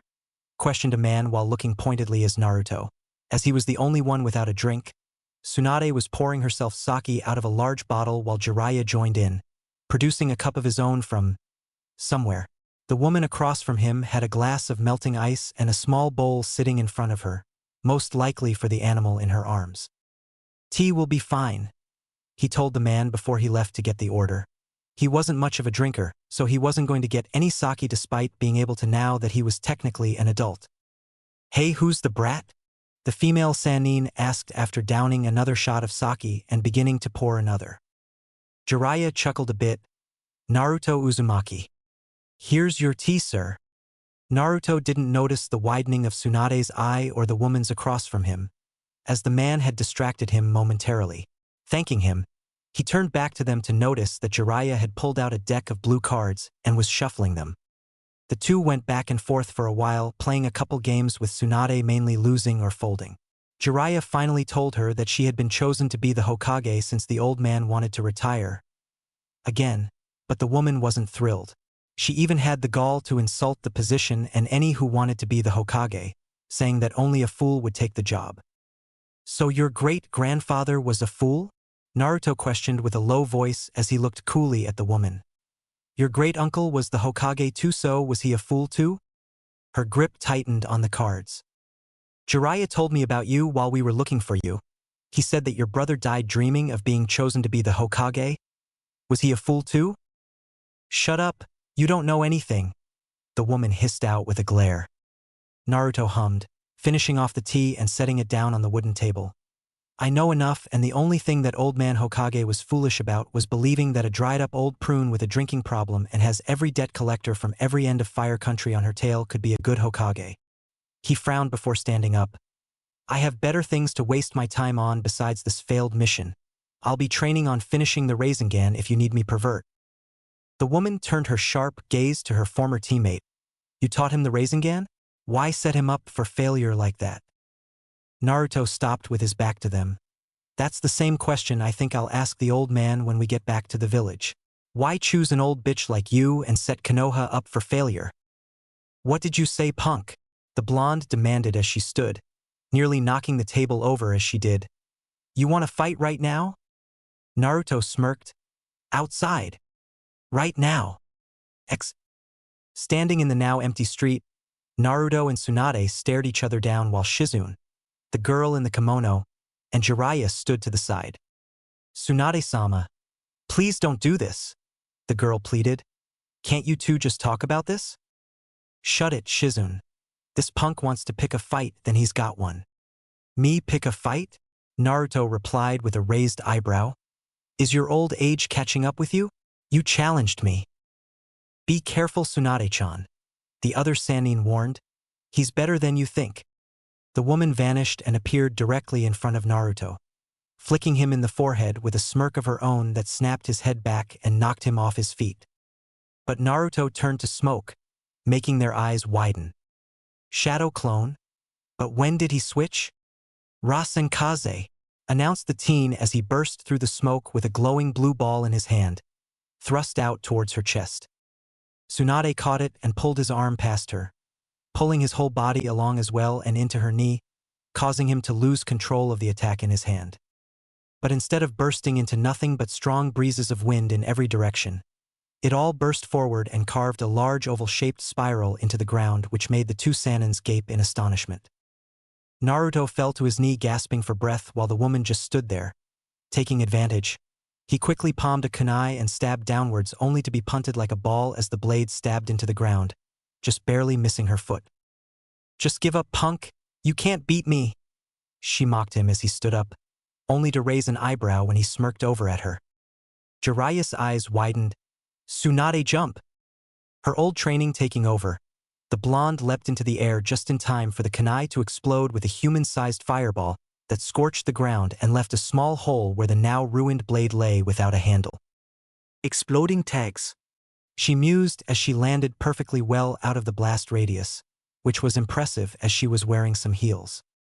Exploding tags were one of the more expensive tools used by ninja. Aside from custom swords and armor that older ninja had made, exploding tags were probably the most costly basic item available. Naruto, that's enough, Jiraiya yelled while getting between them, seeing that the teen had another kunai in hand. We can't have you throwing those damn things all over town. Someone might get hurt. That made Tsunade's eyebrow raise. That brat used explosive tags regularly? That had to be pretty expensive, and with what she knew about him being treated unfairly due to his condition, it really made her question how it was possible. Spinning the kunai by the ring, Naruto hummed and slid it back into the equipment pouch on his thigh. You're right. Besides, I already won. What? The woman asked. What makes you think that? The teenaged blonde looked at her. If the pervert here didn't say anything, my bomb would have taken you down. I'm tougher than I look, she shot back, making Naruto smirk. You're older than you look too. Why you little dash? In a flash, Shizune was in front of the woman holding her back while the piglet Taunton had Tsunade's pants leg in her mouth, trying to help the dark-haired woman. Tsunade-sama, no, please calm down. So this is where Naruto lived? Sakura spoke while standing on the dirt road outside of an old apartment building in the poorest slums of the village, part of which was still damaged due to what happened a while back. Ino nodded. That's what I heard. Come on, let's go check it out. They jumped to the top floor where a decent-sized chunk was taken out of the wall while the door was blown to hell. The wood still there was blackened and charred, having been on fire at one point, and shards of broken wall still littered the floor. Damn, I wonder what happened here, Ino muttered as they walked in. This is? Or it was his apartment. There's no way he'd still be living here. A couch laid on the far wall, overturned and torn up with the fabric molding from water damage due to the roof leaking. Come on, let's look around, Sakura said before going in opposite directions. Ino heading towards the only other room while Sakura headed towards the kitchen part of living room. There was a small two-door cabinet on the wall above a counter made of rotting wood. A stove that was older than her sat next to it while an even older fridge sat on the other side. How could anyone live like this? Sakura asked herself, not knowing what she'd do since she lived a pampered life at her parents' large house, as she checked the cabinets and drawers in the counter only to find them empty. Opening the fridge proved to be the worst mistake she had ever made, the smell of mold and sour milk filling her nose and making her gag as she slammed it. The smell was so bad that she could feel it hit her like a wave. Ino walked into the next room to find a bare bedroom with a dirty old mattress leaning against the wall with a small wooden box sitting next to it. The closet door was open and empty, so she went to the door leading to the bathroom and looked around.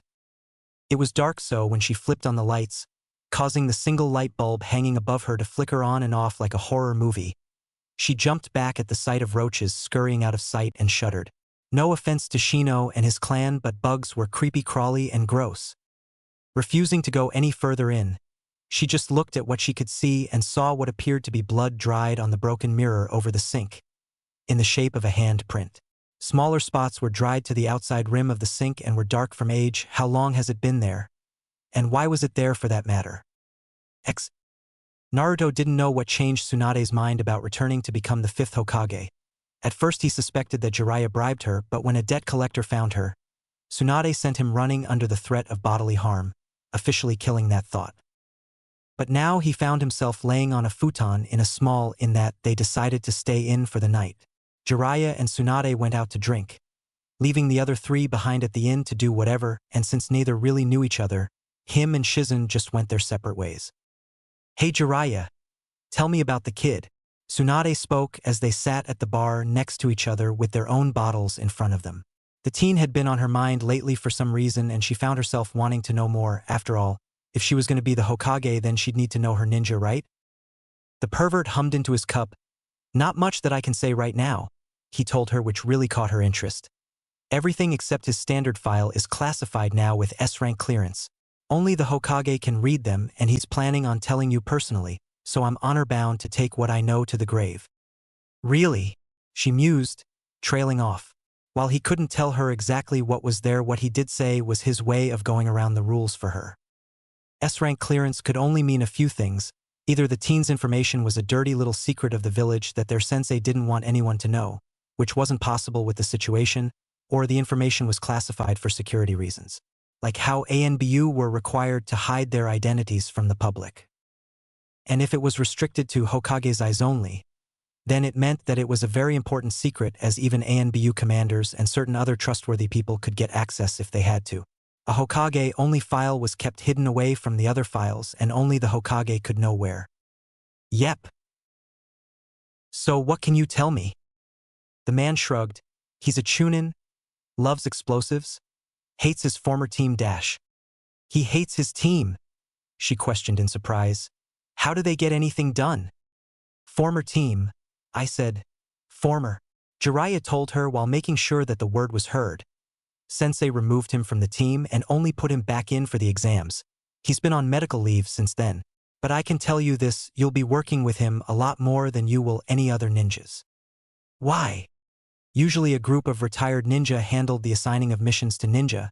The Hokage only did so if she wanted to or if it was an important mission. He took a sip of his drink before speaking lower so that no one could overhear. Sensei's been personally assigning him missions. I can't say why, but you'll understand when you speak to Sensei. Tsunade poured herself another glass. I heard that Orochimaru attacked the village and was killed. Didn't hear much more though. Did Sensei do it? Jiraiya waited until she started drinking. Nope.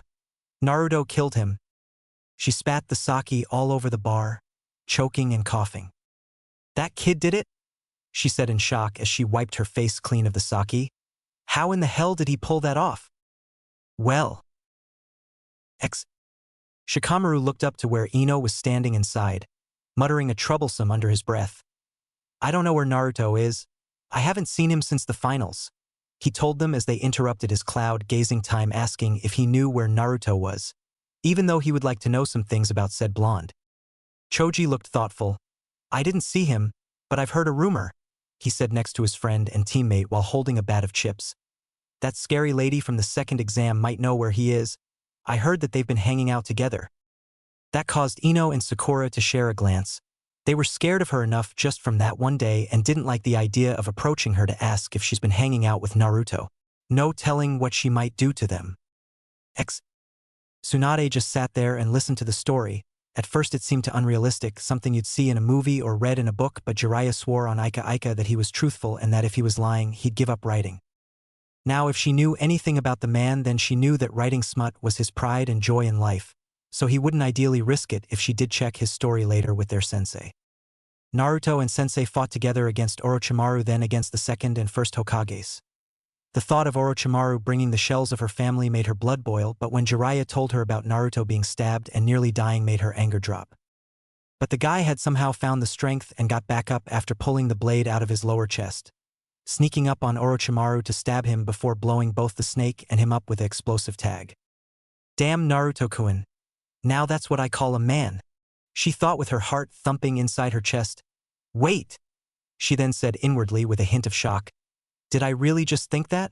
The sounds of cheering filled the air around Konoha as every off-duty ninja and civilians crowded the streets and rooftops around the Hokage Tower, looking at the lower balcony that overlooked the main square outside of the tower. Hiruzen smiled at his female student and successor as he backed away, having once again went though the honor of passing the torch to another. It wasn't a complex ceremony. He gave a small speech to the village, introduced Tsunade as the new Hokage and presented her with the hat, before running her through the Hokage's traditional oath. Tsunade just stood at the edge of the balcony with her hands on the rails, just taking in the cheers that everyone gave her. So this is what her great-grandfather, his brother, Sarutobi-sensei, and Minato felt when they were inaugurated. Looking around with a small smile, she caught sight of a blonde in the distance and spotted Naruto sitting on the ledge of a two-story building clapping slowly as he watched the whole thing. Despite their rough meeting, they cooled off and started getting along better during the trip back to the village, even apologizing to each other for the insults. Congratulations, Tsunade-heim, Jiraiya said as he stood a little ways away with a smile on his face. A true smile and not a perverted one, and welcome home. Aside from those two, the village elders Mitokado Hamura and Udatain Koharu were also there along with a few ANBU honor guards. At first she felt a little nervous about taking over at the Hokage, but the news that Hiruzen would be joining his former teammates Hamura and Koharu as village elders made her feel a lot better, seeing as he would be willing to help her if she needed advice. With the ceremonies over, she and the others retreated into the tower.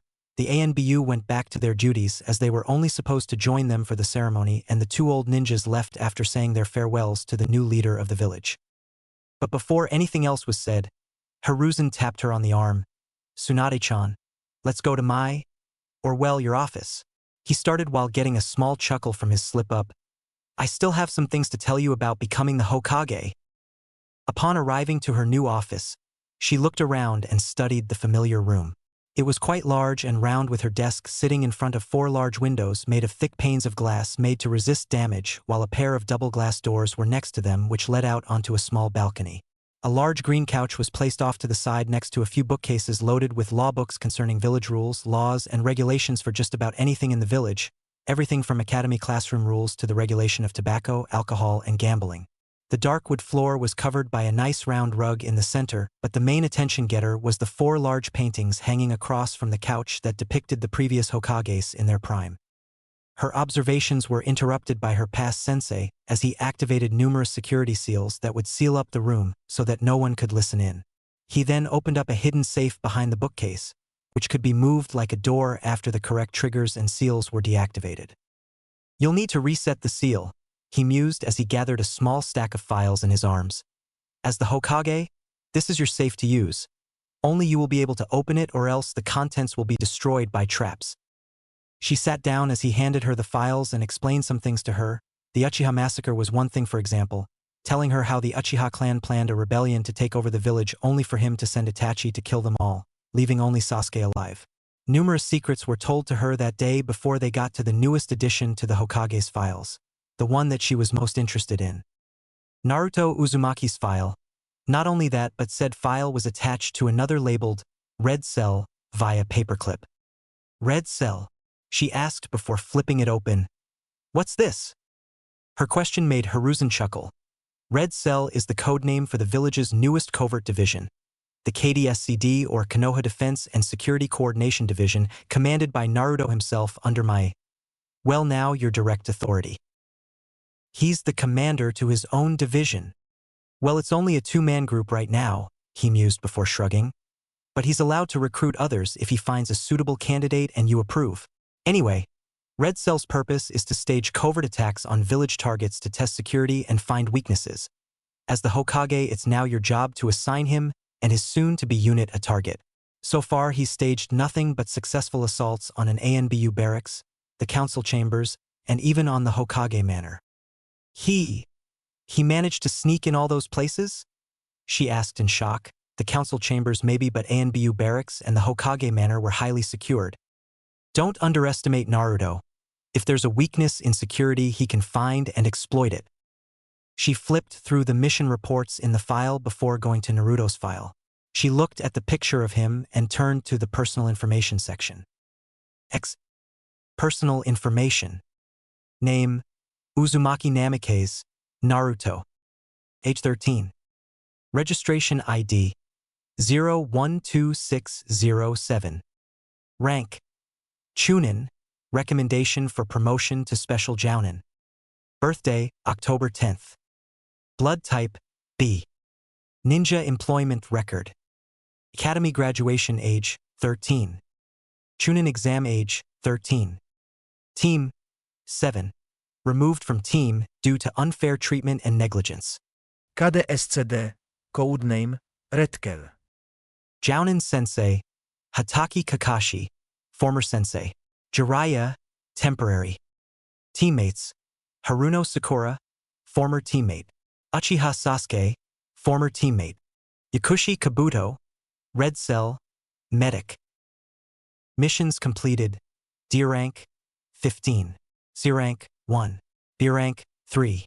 A rank: 2. S rank: 0. Notes: due to an incident during his childhood, Naruto has become cold and untrusting to most of the village, even developed highly trained sneaking, evading, and infiltration skills that rival any ANBU because of the mobs that tried hurting him during his birthday. Sensei, what is this about his childhood? She asked while wondering about this incident, which caused the old man to sigh and look away sadly. It happened 8 years ago, on his 5th birthday. After the inauguration ended and everyone went back to their lives, Sakura met with Ino back at the blonde's family flower shop to continue their investigation on the missing blonde known as Naruto. I heard that he went with Jiraiya-sama to bring Tsunade-sama back to be the Hokage, Sakura said as she had asked around the day before to some ninja at the front gate who were on guard duty, which made Ino nod as she sat behind the counter by the register and leaned on the countertop. That explains why we couldn't find him. But wasn't he supposed to be resting? I thought that he was on leave due to his injuries. Me too.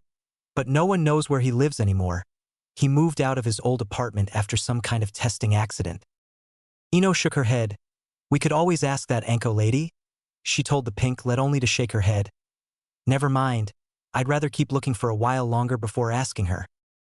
That woman was scary and possibly insane. They had seen her chasing a Chūnin around with a kunai screaming about perverts and skinning the Chūnin privates to make soup before force feeding it to said man as she sat him on rusty, hot nails sprinkled with a layer of salt. Lucky for him, Tsunade was kind enough to give him an extended break due to him going to find her while he was technically supposed to be healing. It wasn't much, but 2 extra days of being paid a fixed check for each day was nice, especially with Anko working from 10 in the morning to about 5 in the afternoon at the interrogation division. Said woman was excited to have him back. She even went out of her way to clean his apartment for him. Or better yet, make room for her to move some of her own stuff in, namely her sleeping things, clothing, a recliner, and a bunch of dango to be stored in his freezer. So he spent those 2 days enjoying himself every now and then while training in a remote training ground with the use of shadow clones. The clones mainly worked on mastering his other jutsu, hoping to improve to the point where he could use one-handed seals or skip some altogether like the old man could do, while making it so that he didn't waste too much chakra with each use. So while they worked on them, he made another few to work on the Rasengan while he messed around with the Rasenkaze. The Rasenkaze was an idea he had while practicing with the Rasengan. You see, when a complete self-sustaining Rasengan hit, the spiraling ball of pure chakra would grind into whatever it hit, but when he hit a tree with an incomplete one, he saw that it didn't leave a perfectly ball-like dent in the tree but a shallow groove burned in the shape of a spiral. It was the inspiration for a new attack. Rasenkaze was exactly what the name meant, spiraling wind. Using his natural affinity to wind chakra, he converted the chakra in an incomplete Rasengan to elemental chakra, making it so that when used, instead of leaving a chakra burn in the shape of a spiral, the attack would leave a deep, if not fatal wound in the target shaped like a spiral. In theory, the Rasengan could also be converted into an elemental attack, maybe even a ranged one, but he wasn't stupid enough to believe that he could do so now. He'd need training and practice. Deciding to take a break from chakra training and to let the clones handle that, he switched to a taijutsu workout of striking a tree over and over without any padding or protection for his skin. It was a brutal practice that many didn't use because of the potential risk of broken bones, which could risk a ninja's ability to correctly form hand seals if it didn't heal correctly. But repeatedly hitting the rough bark would condition his body to the pain of fighting.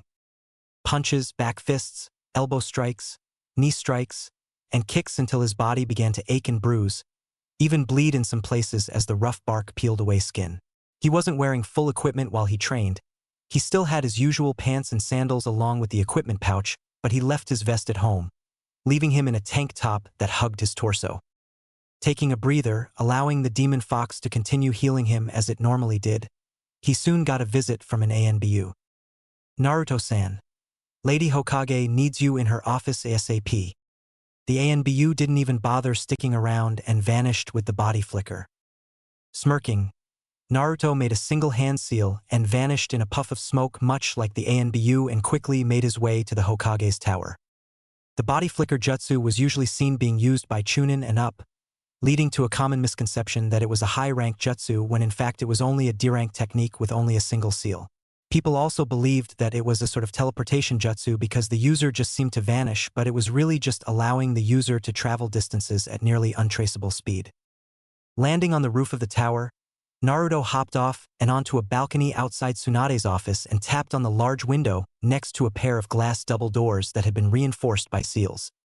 Tsunade turned and saw him before standing to open the door, which was unpickable since there was no lock on the outside, not even a handle. "Why didn't you use the front door?" she questioned while heading back to her desk, leaving him to shut the doors which locked on their own. He shrugged. "Habit. I don't like dealing with that secretary, so I started doing this." She nodded slowly. After taking office, she met the woman and fired her, not liking how she acted at all. "Well, stop it. Shizen has replaced her as my assistant." Naruto hummed. "Not even a week in office and you're already improving things," he mused before getting to the point. "Anyway, you needed me?" She nodded. "Tomorrow you're back on duty?" she told him while picking up a pair of scrolls. "I wanted to give you these personally." The teen walked up and took them, looking at them curiously. What's in them? The first has your Chūnin vest, Orochimaru's sword, and the bounty on him.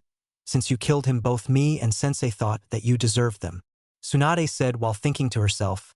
He's got nice abs for someone his age. Wait, no, bad mind, bad. He's only 13, and a ninja, so he's technically, and oh, stop thinking that. Shaking those thoughts out of her mind, Tsunade pointed out the next scroll. The other contains your next assignment. So the old man told you everything about Red Cell. She nodded. Yeah, surprising too. To think a 13-year-old would already head his own division. Naruto smirked. I've always been good at sneaking into places to prank people. Why not put that skill to good use? He told her before remembering something. Oh, and I found someone I want to recruit into my unit. Raising an eyebrow, she motioned for him to continue. Her name is Yakumo Kurama, he said. Not getting a reaction from the woman, as the third Hokage had been the one to handle all that while Tsunade had been out of the village. She's the heiress to the Kurama clan and the only surviving member of the main branch. Is she a ninja? The Hokage asked as she could get the file on said girl and review it. Naruto shook his head, but before he could continue she started. A civilian? You want to recruit a civilian? She demanded, thinking that the boy had lost it and didn't know what he was doing, much to her disappointment. Before you continue, let me explain. Yakumo Kurama is a civilian, but she does have genjutsu training. She's inherited her clan's bloodline entirely. Her genjutsu is so powerful that they can trick the body into copying what happens. Thinking about what he said, Tsunade realized the potential. Kami? She could kill someone with a genjutsu. Naruto nodded. Yes, but because of a personality disorder, her bloodline has been sealed off. I believe that we could help her control or destroy it altogether. Then I could pair her up with Kabuto, my medic, and he could protect her and help with her condition. Besides the personality disorder, what else is wrong with her? Her body is very weak and she can't fight on her own. But her genjutsu is more than enough to make up for that, and with the rest of the future team, she'll be more than safe. Tsunade was silent, trying to decide if she should allow it or not. Do you honestly think that you'll be able to help her with the disorder? He nodded. Fine, I'll trust you on this. Just don't make me regret it. He nodded and she wrote down that he had permission to go there and get the girl on a scroll before signing it. He accepted the scroll and turned to leave. You won't, Bachan, the teen said just before closing the door, only for a pen to stick halfway through the wood near his head. Shizen, who saw the whole thing, looked at Naruto in surprise. What did you do to make her mad? He chuckled. Nothing really. I guess some people just can't handle the truth. Early the next morning, Naruto left to his office, leaving Anko sleeping peacefully in what was now their bed despite her having brought her own, which was still folded up. Futon. Good morning, Naruto-kun. It's nice to see that you've made a full recovery and congratulations on your promotion. He nodded. Thanks, but did you get what I asked for? Kabuto smirked, holding up a bottle of pills. These will take care of Yakumo's split personality. I take it that the Hokage approved. Yes, but either way I would have recruited the girl. Now let's go meet her.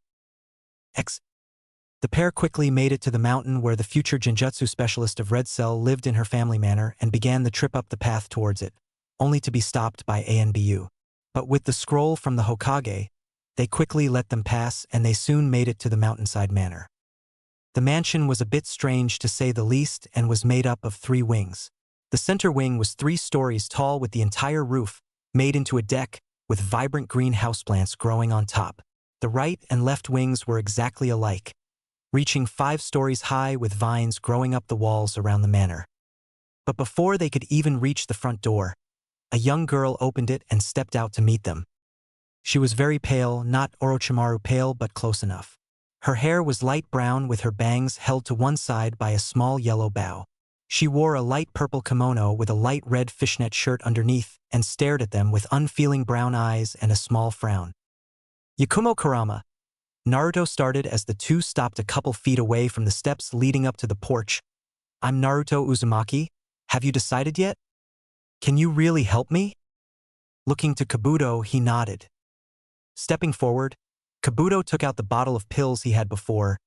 Yakumo-chan, these have been designed just for you to help you take care of your problem. I personally made them, but I have to warn you. There may be some side effects until you get it in your system. After listening to him tell her about some possible side effects, the girl took one. Normally, she wouldn't do something as risky as take an experimental drug, but her desperation to get rid of her second personality, the Ito, drove her to it. Besides, what could compare to being controlled by another personality? Nightmares? Please, dealing with the Ito was a nightmare all on its own. Cramps? Headaches? Anxiety? Already a side effect with the damned Ito in her head. Luckily for them, the third Hokage had the Ito sealed away, but to do so meant that her Genjutsu was sealed too. Now, Naruto began after a moment. We can't leave you alone while you're on these pills, so until they're in your system and you're able to control or destroy the Ito, you'll be moving in with Kabuto at his home. Kabuto nodded. Yes? Wait, what? He yelped while spinning to look at the blonde. Yes, you. I already have a roommate, and besides, you're a medic and can help her if anything happens. But I only have one bedroom. Naruto shrugged. Looks like you'll be sleeping on the couch for a while. Over the next week, Kabuto found himself walking on eggshells around his apartment. His own apartment. Yakumo was a nice girl. A little cold due to her living alone for so long, but she always picked up after herself and even straightened out his own stuff without expecting anything back. But the medication gave her migraines and an easily triggered rage. When he accidentally knocked a glass off the table while bringing his sheets and pillows out to his couch, the loud shattering sound set off the bomb that was Yakumo. She had grabbed her head in pain, glared angrily, then slung anything she could at him before storming off, leaving him hiding behind his couch with a pillow over his head. Lucky for him, her tantrum caused her weakened body to give out and she soon passed out on his futon, not even bothering to crawl under the pillows. But now the medication was in her system and Yakumo didn't suffer the headaches at all. But before Yakumo could officially become Red Cell's Genjutsu specialist, Tsunade had her apprentice Shizen personally give the girl the necessary checkups, shots, and physical needed before joining. After that, Ino's father, Inoichi Yamanaka, checked her mind to confirm that Yakumo's disorder was indeed taken care of. During this, Naruto handled the assignment given to him by Tsunade, but unlike before, where he staged attacks, he just reported on the weaknesses. After all, he'd snuck onto the target hundreds of times before, so he already knew all about the Hokage Tower's many security faults. Yakumo could barely contain herself as she followed Kabuto through the Hokage's tower, down a dimly lit flight of stairs that went down for a ways before stopping at a hall with only a few doors, one of which was marked with a metal plate bearing their emblem. Kabuto knocked and opened the door after hearing their commander call them in. Naruto looked at them while rolling a scroll back up as he sat behind his desk. Hold on. I'll be with you two in a minute. Kabuto stepped in with Yakumo following, stepping out of the way and letting the girl look around the room for a second before sitting on the couch, a little tired from the walk.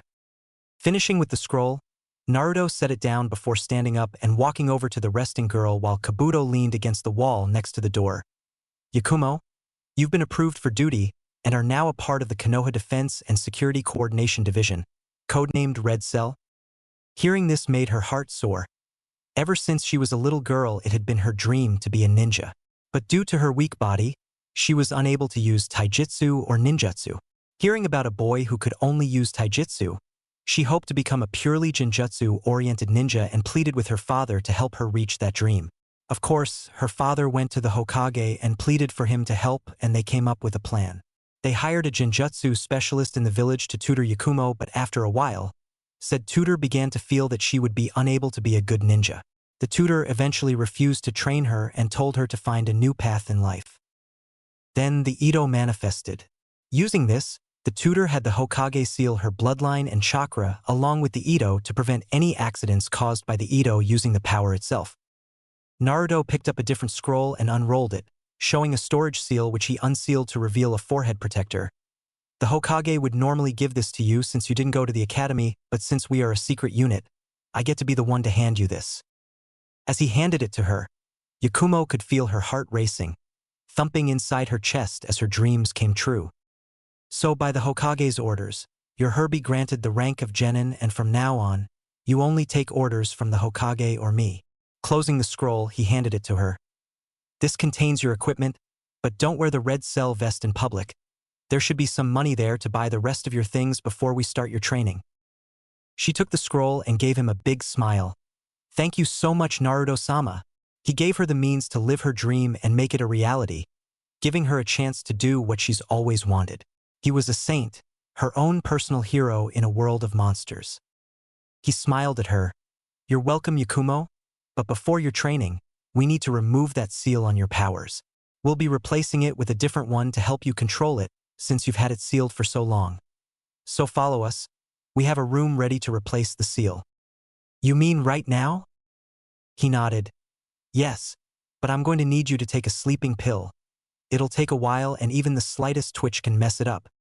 She agreed without hesitation, and they went into a sealing chamber down the hall made for this exact purpose of placing seals in a controlled environment without any foreign chakra or outside forces messing with the seal. Once she was asleep, the two unsealed her bloodline, then went to work on placing another. It was actually 2 seals. The first did as he said, but the other was a little insurance against betrayal. One that was placed right above her heart. Kabuto felt a small twitch and rubbed his chest as he saw the seal. He was all too familiar with it himself. "It's done. Take her to your apartment and let her rest." "Of course. But what will you do, Naruto-kun?" "I have some personal business to handle." Over the next few days, Naruto and Kabuto trained Yakumo in her art, but due to the possible deadliness of a genjutsu gone wrong, Naruto had her practice on his shadow clones while Kabuto taught her what he knew before using scrolls to help teach the more advanced jutsu. Both of them were needed there for this, Kabuto because of his medical skill in case of her passing out or hurting herself, while Naruto's shadow clones gave her a real target to practice on without someone being hurt for real. Another added bonus was when Naruto got the memories from the clone, he could tell her if she was doing it right or not. Crushing snake constriction. The clone looked down as a large snake burst from the ground and wrapped around him to the point where it couldn't move at all. Yakumo, still holding the seal, concentrated on the jutsu for a half-minute. Crush! The clone burst into smoke, canceling the genjutsu and leaving the girl to fall to one knee, while Kabuto checked her over with a medical jutsu. "That was fine," Naruto mused from his place against a tree while making another clone without moving. "You actually killed it this time, broke his spine. Now try again, this time do it faster." "Naruto-kun, please don't push her so," Kabuto tried to say, only for the girl to force her way up to her feet, flashing through the few seals and casting it again, this time killing the clone within 20 seconds. Kabuto learned this genjutsu from his late master Orochimaru. It was one of the many snake-based jutsu the man had, but was one that he made himself during his genin days, making it easy for the girl to learn. "How was that?" "Naruto-sama." she asked while once again falling to a knee with sweat dripping down her forehead. The girl no longer wore a kimono, and now had on a gray shirt with matching training sweats, while headband was tied around her waist like a belt. "You're getting better," he spoke before Kabuto began to check her over again. "Is something wrong, Kabuto?" "Her stamina is getting a little better. Yesterday she could only handle 6 jutsu before falling, and today she got to 8. He said while finishing his examination. "She'll still need a partner no matter how good she gets with genjutsu." Naruto nodded. "I know, we need a short to mid-range fighter to pair up with her while you're out, but for now I'd rather have you looking over her." Kabuto opened the medical pouch on his belt and got out a bottle of soldier pills. "Do you want to keep on training?" She nodded and he gave her a pill, which only took a minute to kick it and refill her chakra. "Let's try another on," the white-haired teen said before slowly showing her the seals while Naruto made another clone. Demonic illusion. Burning chains. When the clone dispelled, Naruto winced as he got the memory of a chain of fire setting him ablaze. The only downside was that he could see the memories like it was actually happening to him. The upside, though, was that it probably made him more immune to killing intent, though. This training continued for 2 hours before the girl collapsed again. "That'll be enough for today," Naruto said as he shook off the effects he got from essentially dying all those times through his clones. "Take tomorrow off from training. We'll start back the day after tomorrow." "He's been here?"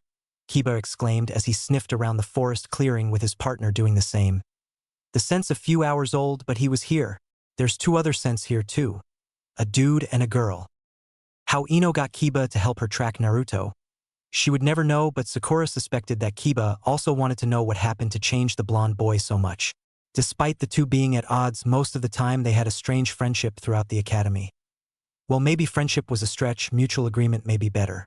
But both hated going to class and sometimes worked together to skip class, but when Irika came after them, it was every man for himself.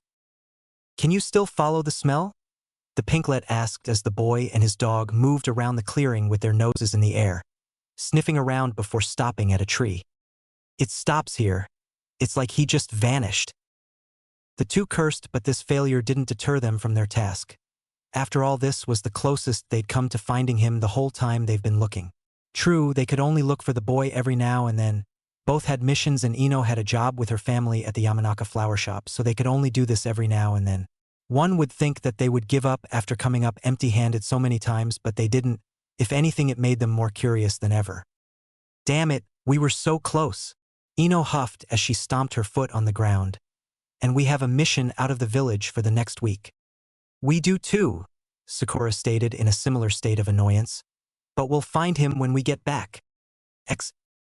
Naruto, listen, I know your job is to test and report our security in the village, but listen to me when I say this. No one can break into ANBU headquarters with all the security there. It's probably more protected than my office.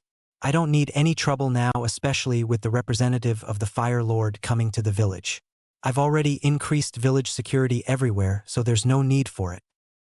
But nothing, she snapped, making him raise his hands in defeat and making her feel bad. She trusted his judgment, but with the official from the capital coming, she couldn't have him causing a village-wide panic with a staged attack on ANBU headquarters. After all, he couldn't just sneak in and out without being caught, right? Fine.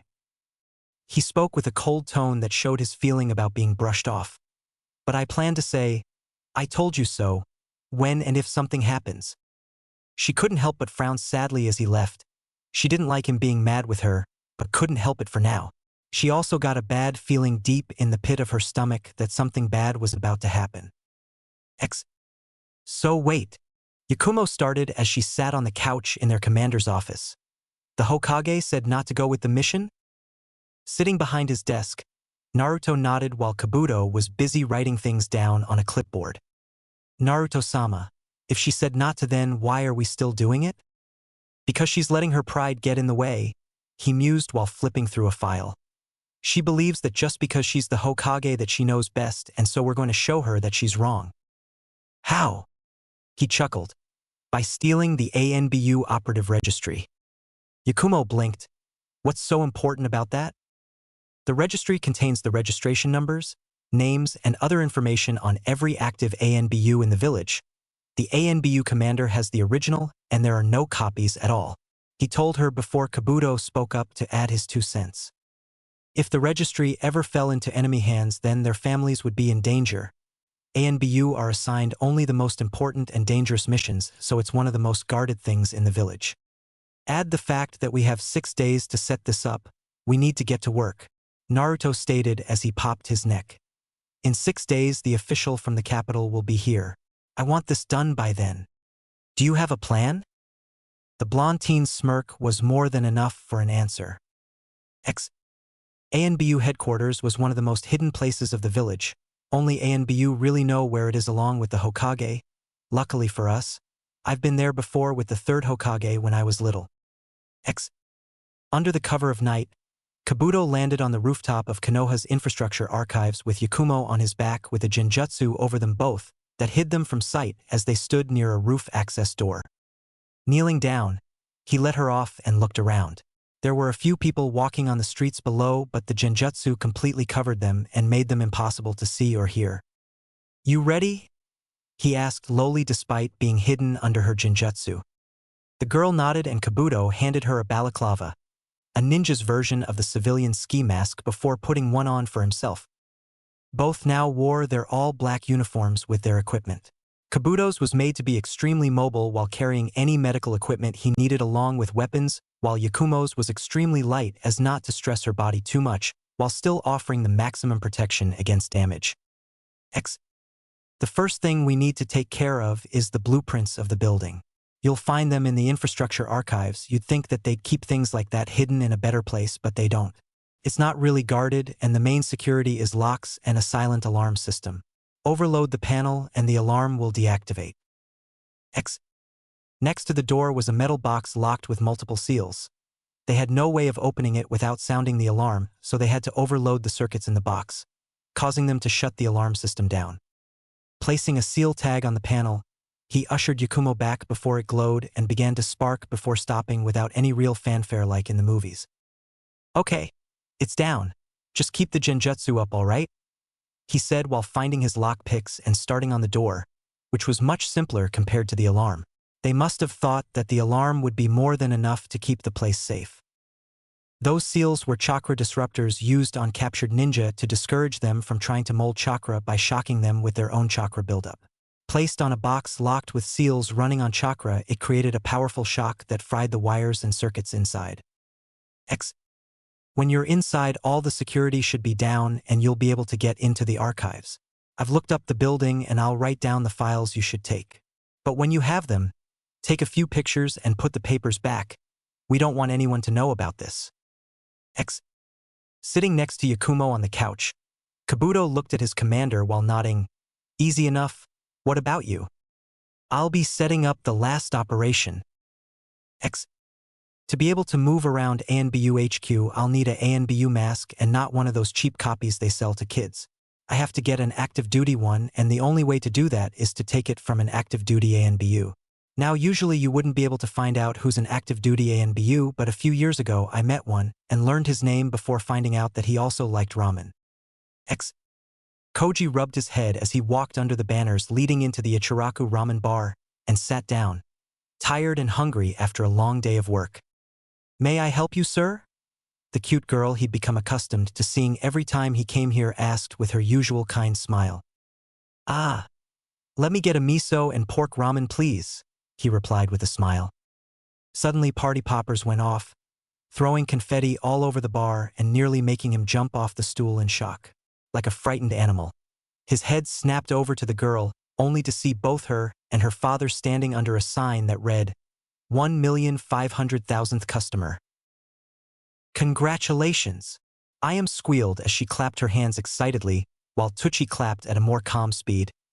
"You're our 1,500,000th customer, and have one of 2 free bowls of whatever you'd like." He grinned. "Well, I'll have 2 more of the same thing then. Coming right up." But before the pair could go back to the kitchen and start cooking, a white-haired teen walked in and Ayam took his order, then went back to help with the cooking. X. I'm close friends with the owner and his daughter, so it wouldn't take too much to have them add a little something special to his meal.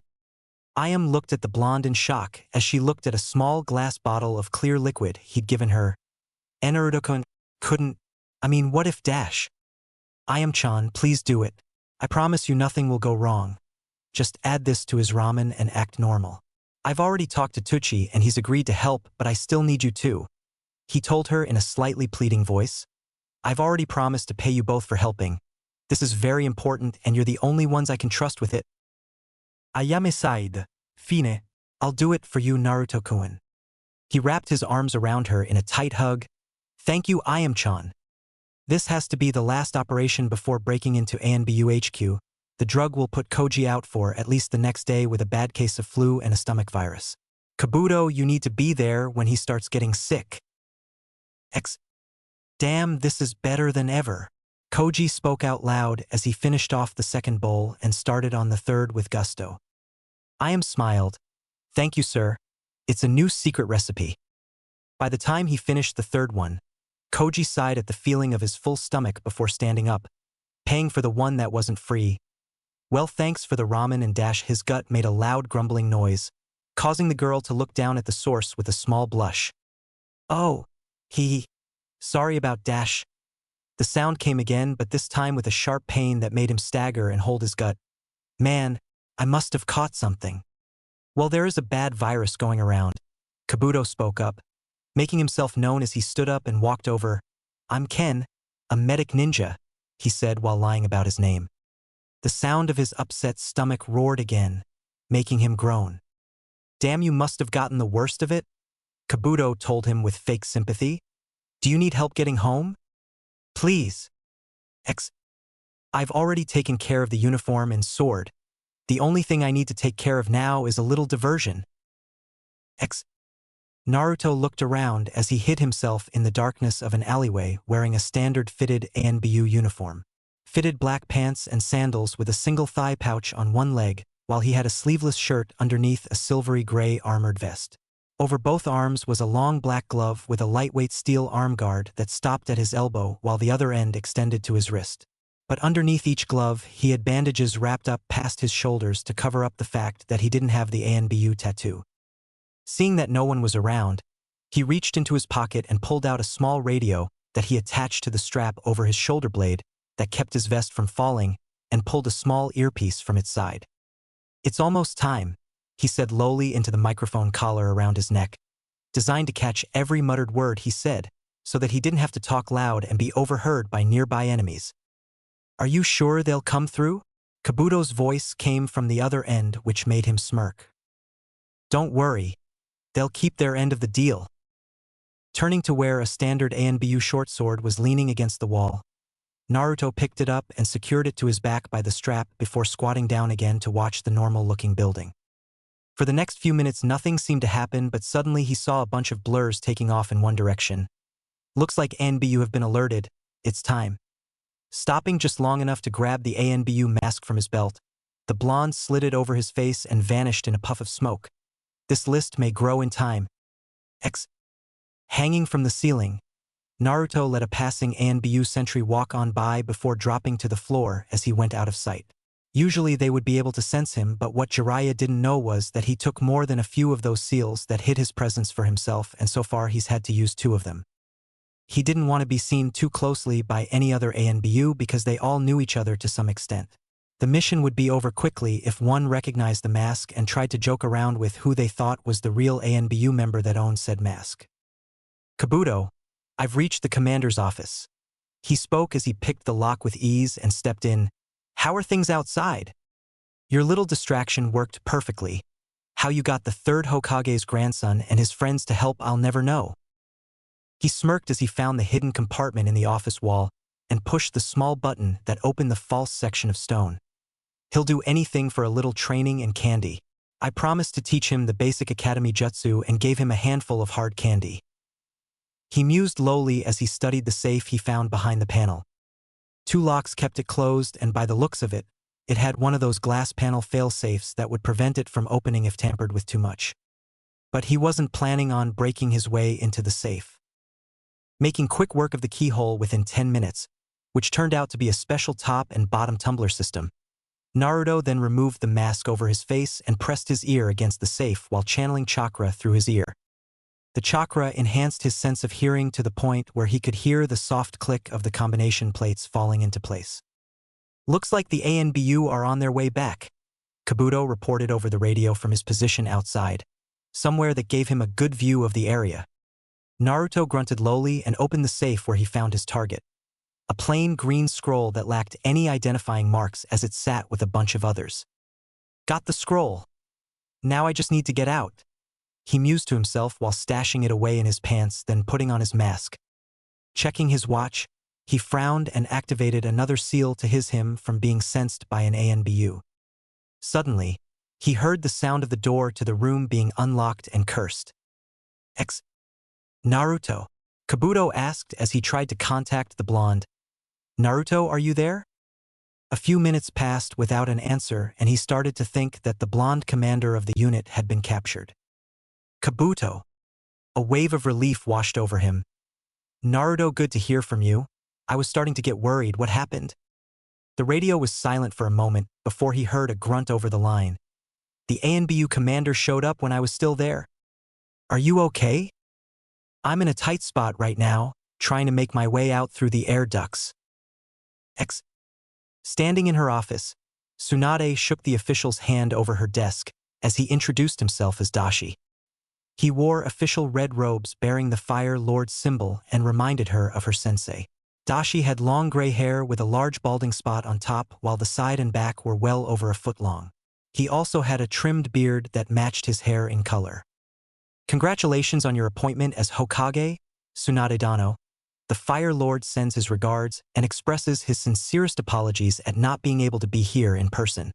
Dashi said with a smile that Tsunade swore could belong to Hiruzen. It's okay, Dashidano. I understand that he is a very busy man. Now, I understand that you're here to observe and report to back on our security. He nodded. Indeed I am, as you know. The Fire Lord likes to stay up to date when it comes to Konoha's security and the safety of her people. Tsunade nodded. All throughout her ninja career she'd known this. Even during times of war, the daimyo sent someone to speak with her grandfather or granduncle about this. One day she even got to sit in on one when the first Hokage was babysitting her as a young girl. She'd always remember that because Hashirama and Tobirama would pick on her for coloring on some of the mission scrolls when Hashirama wasn't looking or spilling her juice on some of the others. It only took close to half an hour to inform and explain to him about the new security and procedures enacted around the village, but when he asked how they came up with these new updated defenses she knew that she had to tell him about Red Cell. The Fire Lord was the only one to really outrank her, and if he wanted to know about something it might as well be in order, and since he wanted a report on security. Well, Dashidano, that's a classified answer, but I know that you'll never tell anyone outside of the daimyo. She started before clearing her throat. A while back, my sensei, the third Hokage had a new division made just for testing security. They've staged 4 successful attacks on high-security areas since the unit was started. That's good. I assume that those areas of weakness were fixed correct.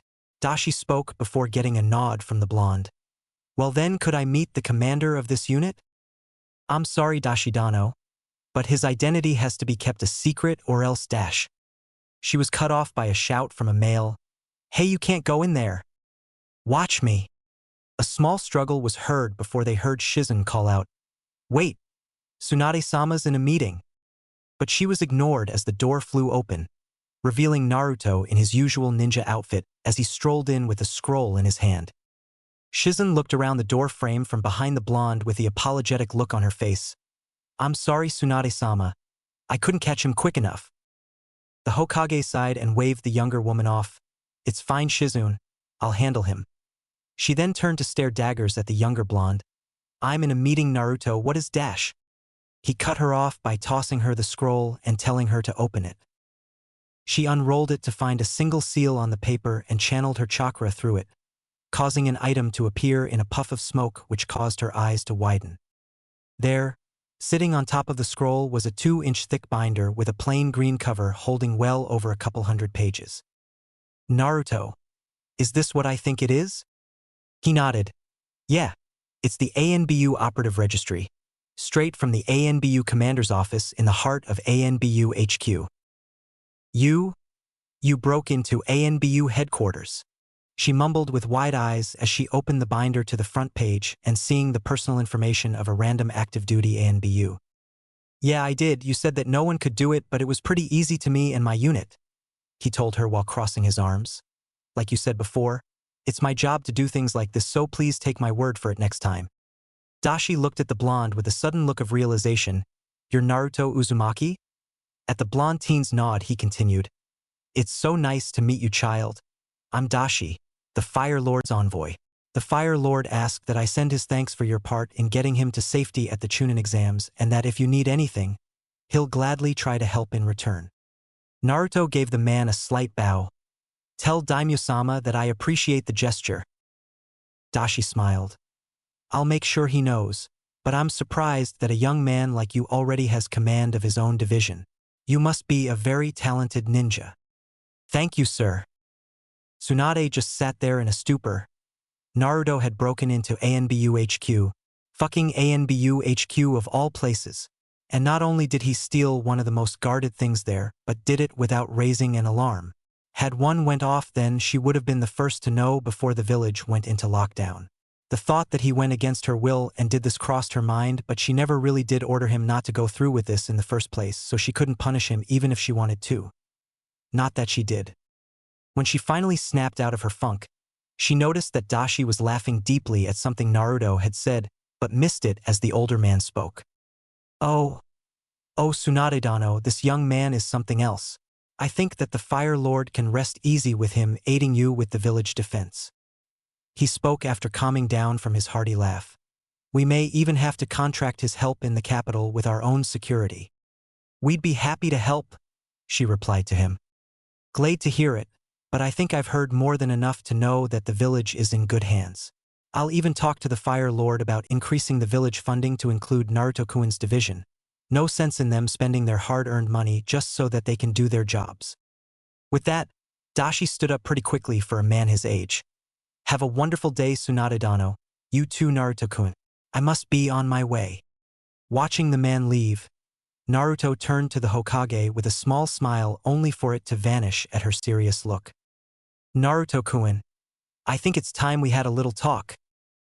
"Oh dear," he thought as she stood up, thinking that his technically unsanctioned operation had finally pushed her too far.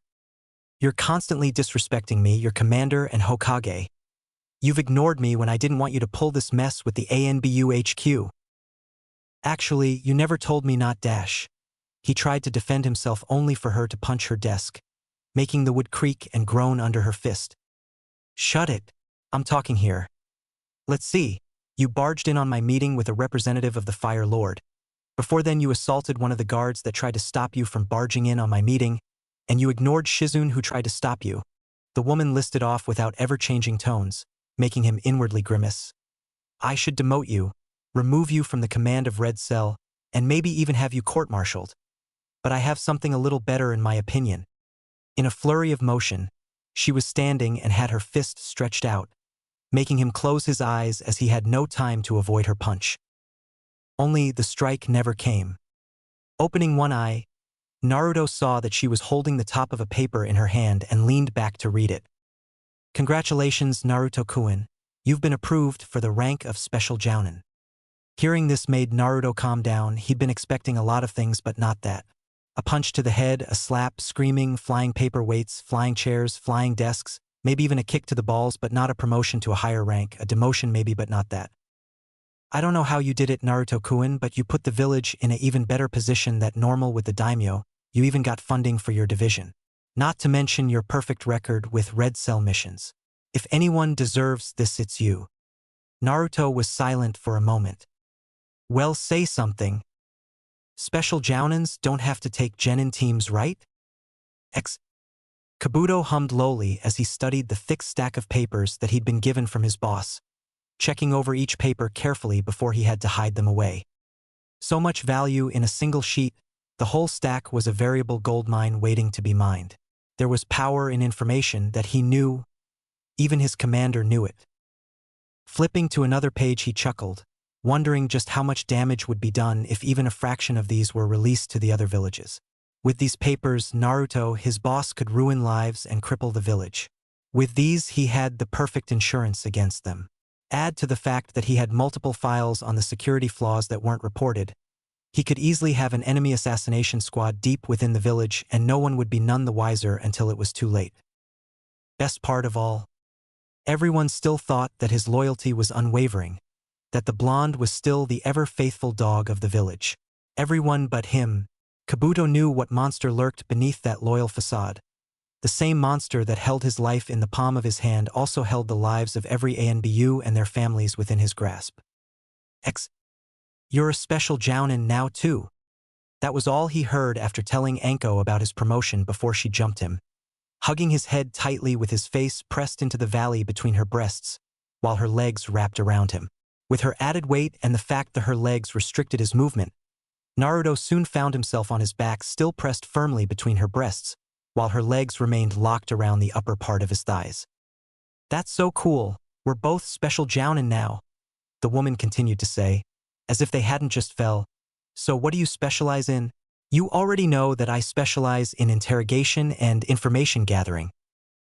A Special Jounin or Tokubetsu Jounin was a ninja that had Jounin-level abilities in a specific area or two, while regular Jounin had enough skill in all aspects of being a ninja. But a Special Jounin had to be respected, as they were usually more than twice as good in whatever field they specialized in compared to the others. "Demolition, infiltration, and stealth," he replied into her chest, voice muffled from her soft, fleshy pillows before he managed to pull his head back and get more air. "But as much as I enjoy this, could you move your legs? Your ankles digging in my spine." Anko only smirked before pushing his face into her breasts again.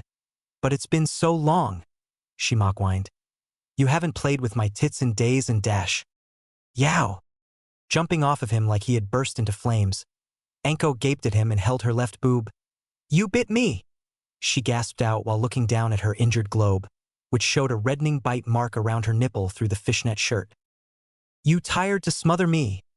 He shot back as he stood, leaving her on her ass as she poked at the mark marring her nice, firm, sexy chest. Well, you enjoyed it. Anko huffed while crossing her arms and looking away, making him smirk. In no time at all, he was on his knees and pushing her onto her back in the middle of the living room just before straddling her waist. So did you, Ko-chan? He purred out, only to slap her hands away as she tried to reach up and grab him. You never complained when I left them up and down your thighs. She shivered from underneath him as he grabbed her mesh shirt with both hands and ripped it apart, freeing her chest and letting both bounce freely in the air. Oh, Cammy! She groaned out as he pinched one and twisted the other. I love it when you're mean to me. I've been such a bad little bitch. Punish me. Twist my nipples and treat me like a slut. He chuckled lowly. Whose slut are you? He demanded deeply as he leaned down, releasing her nipples but taking hold of them both before licking the red bite mark around her hardened nub. Tell me who you belong to? Having been dominated enough times, she knew this game all too well. Yours Naruto-sama. I'm your dirty little slut. He released one of her globes and lightly ran his fingers down her stomach and across the orange-brown skirt she wore, slowly hooking a finger on the fabric and pulling it up. Anko obediently lifted her thighs and let the skirt pass below her rear, bunching up around her waist while revealing her lacy purple panties to him. That's right, and what does my little slut want? He continued while the same hand rubbed the spot over her mound through the panties, much to her annoyance. Touch me, she groaned. Please touch my wet little pussy. Make me come. His hand slipped beneath the hem and she arched her back as a finger slid between her folds, causing her to release a soft moan. How in the world did they go from talking about promotions to him fingering her? Not that he was complaining after sleeping, or better yet, fucking nearly every night. He found it a little weird when Anko was gone on a mission. It seemed that not only had she grown attached to him, but he grew attached to her as well. As he thought about this, Anko's hand wandered down his side and into his pants, breaking him out of his thoughts when she began to awkwardly pump him in this position, while his fingers still rubbed her insides before sliding across the small bundle of nerves known as a female's G-spot. F-U-C-K! She cried out as her body locked up, her womanhood tightening around his fingers as she came. Naruto hummed, What's the rush? We have all night. Morning, Naruto-sama. Nodding to Yakumo, who sat on his couch in his office reading a genjutsu scroll, Naruto sat down at his desk to find a small stack of paperwork and huffed, but compared to the Hokages this was easy. But then again he used shadow clones to do this most of the time. Speaking of which, he wondered why the old man and Tsunade hadn't thought of it. With a small pop and a plume of smoke, a clone appeared to take said papers and go through them while he worked on making his exploding kunai. What made them different from the improvised ones most ninja used in the field, he didn't just wrap the tab over the handle in the heat of battle or tie it on with a piece of ninja wire. He took the cheap binding material used as a grip off the handle, wrapped the tag tightly around the metal, then covered it again securely. He would have worked on them at the apartment, but with Anko lurking around, popping out at random times, he found himself worried about accidentally activating one and blowing his new apartment to hell like the last. But as he did this, he started thinking about his unit. So far he had the stealth, demolition, medical, and genjutsu covered, but he still wanted specialists in other fields too, especially a short-range taijutsu specialist to partner with Yakumo when Kabuto wasn't around. Yakumo, while getting a little better with her physical conditioning, was still way too fragile to be left alone on a mission, making her a support fighter to the others. Paired with a taijutsu user, she could cover his movements and confuse the enemy, while the taijutsu user would be able to defend her if anyone got too close. But a taijutsu specialist wasn't the only one he'd like to have on the team. A long to short-range ninjutsu user would be able to both defend and attack whenever needed, and he'd seen what a good weapons master/mistress could do. He'd have to talk to Kabuto about this whenever the older teen came to report in. Sakura, what are we doing here? Ino questioned in a deadpan as she followed her friend-turned-rival onto the Ninja Academy grounds where they used to have sparring matches or run laps. Speaking of which, a class was doing just that right now and were jogging slowly around a cement walkway for their morning exercise while their Chūnin sensei watched from the side. Just hold on, Ino. I think I have an idea about this Naruto thing, she replied as they reached the sensei, who turned out to be their former teacher Irika. Irika-sensei, the pink-haired girl called out while heading over. We need some help with something? Hearing his former student's voice, Irika turned and waved back at her politely with a smile. Well, I'm a little busy right now, but what is it? Maybe I can during my lunch break. Oh, I didn't mean you, the pink genin spoke. I need to borrow Konohamaru and his two friends for a little while. Tsunade sat there and stared, and stared, and stared at the teen across from her, wondering how she could be attracted to someone who gave her such headaches every time they saw each other. So let me get this straight, she deadpanned. You want me to release 2 enemy shinobi from the ANBU holding cells and into your care. Not only that, but you want me to sign reprieves to postpone their death sentence so that you can recruit them into your division. He nodded. Why in the hell would I do that? Tsunade demanded in a, are you stupid tone of voice. Your team handles classified information and village secrets all the time, so why would I let a couple of ninja off death row and let them near that kind of information? Because they have nowhere else to go. Orochimaru is dead and his village has fallen apart. Those two aren't as loyal as the others were, so they'll accept the deal to live and have a meaning in life again. She sighed. I can't believe that I'm saying this, but I believe you. Fine, you brat. I'll have M released into your custody, but they're your responsibility. Tsunade wrote the order on a scroll and stamped it with her official seal before handing it to him. I'll have the reprieves written and signed later on today, but just don't make me regret this. God damn it. Fucking Orochimaru. That cock-smoking son of a bitch. It's all his damn fault that we're gonna fucking die. I never should have came along and let that fudge-packing faggot do this by himself. He was too busy licking little boys' assholes to think of a good plan, and now we're being fucking interrogated and tortured for information on that dead piece of shit. The ANBU stationed around their hidden prison sweat dropped at their prisoners ranting, which she always seemed to do every morning around this time. It was always interesting to listen to just to see how many curses she'd use, and they usually counted them just for the hell of it. She's starting to run out of things to say. A cat-masked NBU mused to his friend as he looked at a magazine, leaning back in a chair with his feet propped up in a very un-NBU-like way. She actually said the exact same thing last week, the bird-masked one muttered. Not that it matters, they're all going to be executed soon anyway. There was only one way out of the prison and they were guarding it. This was considered one of the more laid-back jobs you could hope to get in ANBU, but if one of the prisoners did manage to escape, you'd get in a shitload of trouble, so they had to remain on edge. Or they were supposed to. Suddenly there was a loud series of bangs on the thick metal door, causing the one leaning back in the chair to fall out of it and onto the floor. Open up, it's Owl, came the voice of the prison's head ANBU, their boss. Opening the door and quickly making it look like they'd been doing their job. They saw their female boss walk in with Uzumaki Naruto and snapped to attention with a quick salute to their boss. Cat, Bird, take 2 of the prisoners from sound to interrogation room 1, the large male and the foul mouth. The woman told them firmly without a trace of warmth or humor in her voice. What the fuck is this all about? Demanded the redhead as she was sat into a wooden chair next to a large boy with an orange mohawk, both wearing chakra suppressors on each limb. A second chance, Naruto mused darkly. In less than a month, the Sound Four will be hanged and their corpses will be studied before being dumped into some hole when the research department picked the bodies clean of every little secret they have. The two looked at each other, then back to the blonde. But if you join me, then I'll keep that from happening. Pledge your loyalty to me and you'll live a lot longer.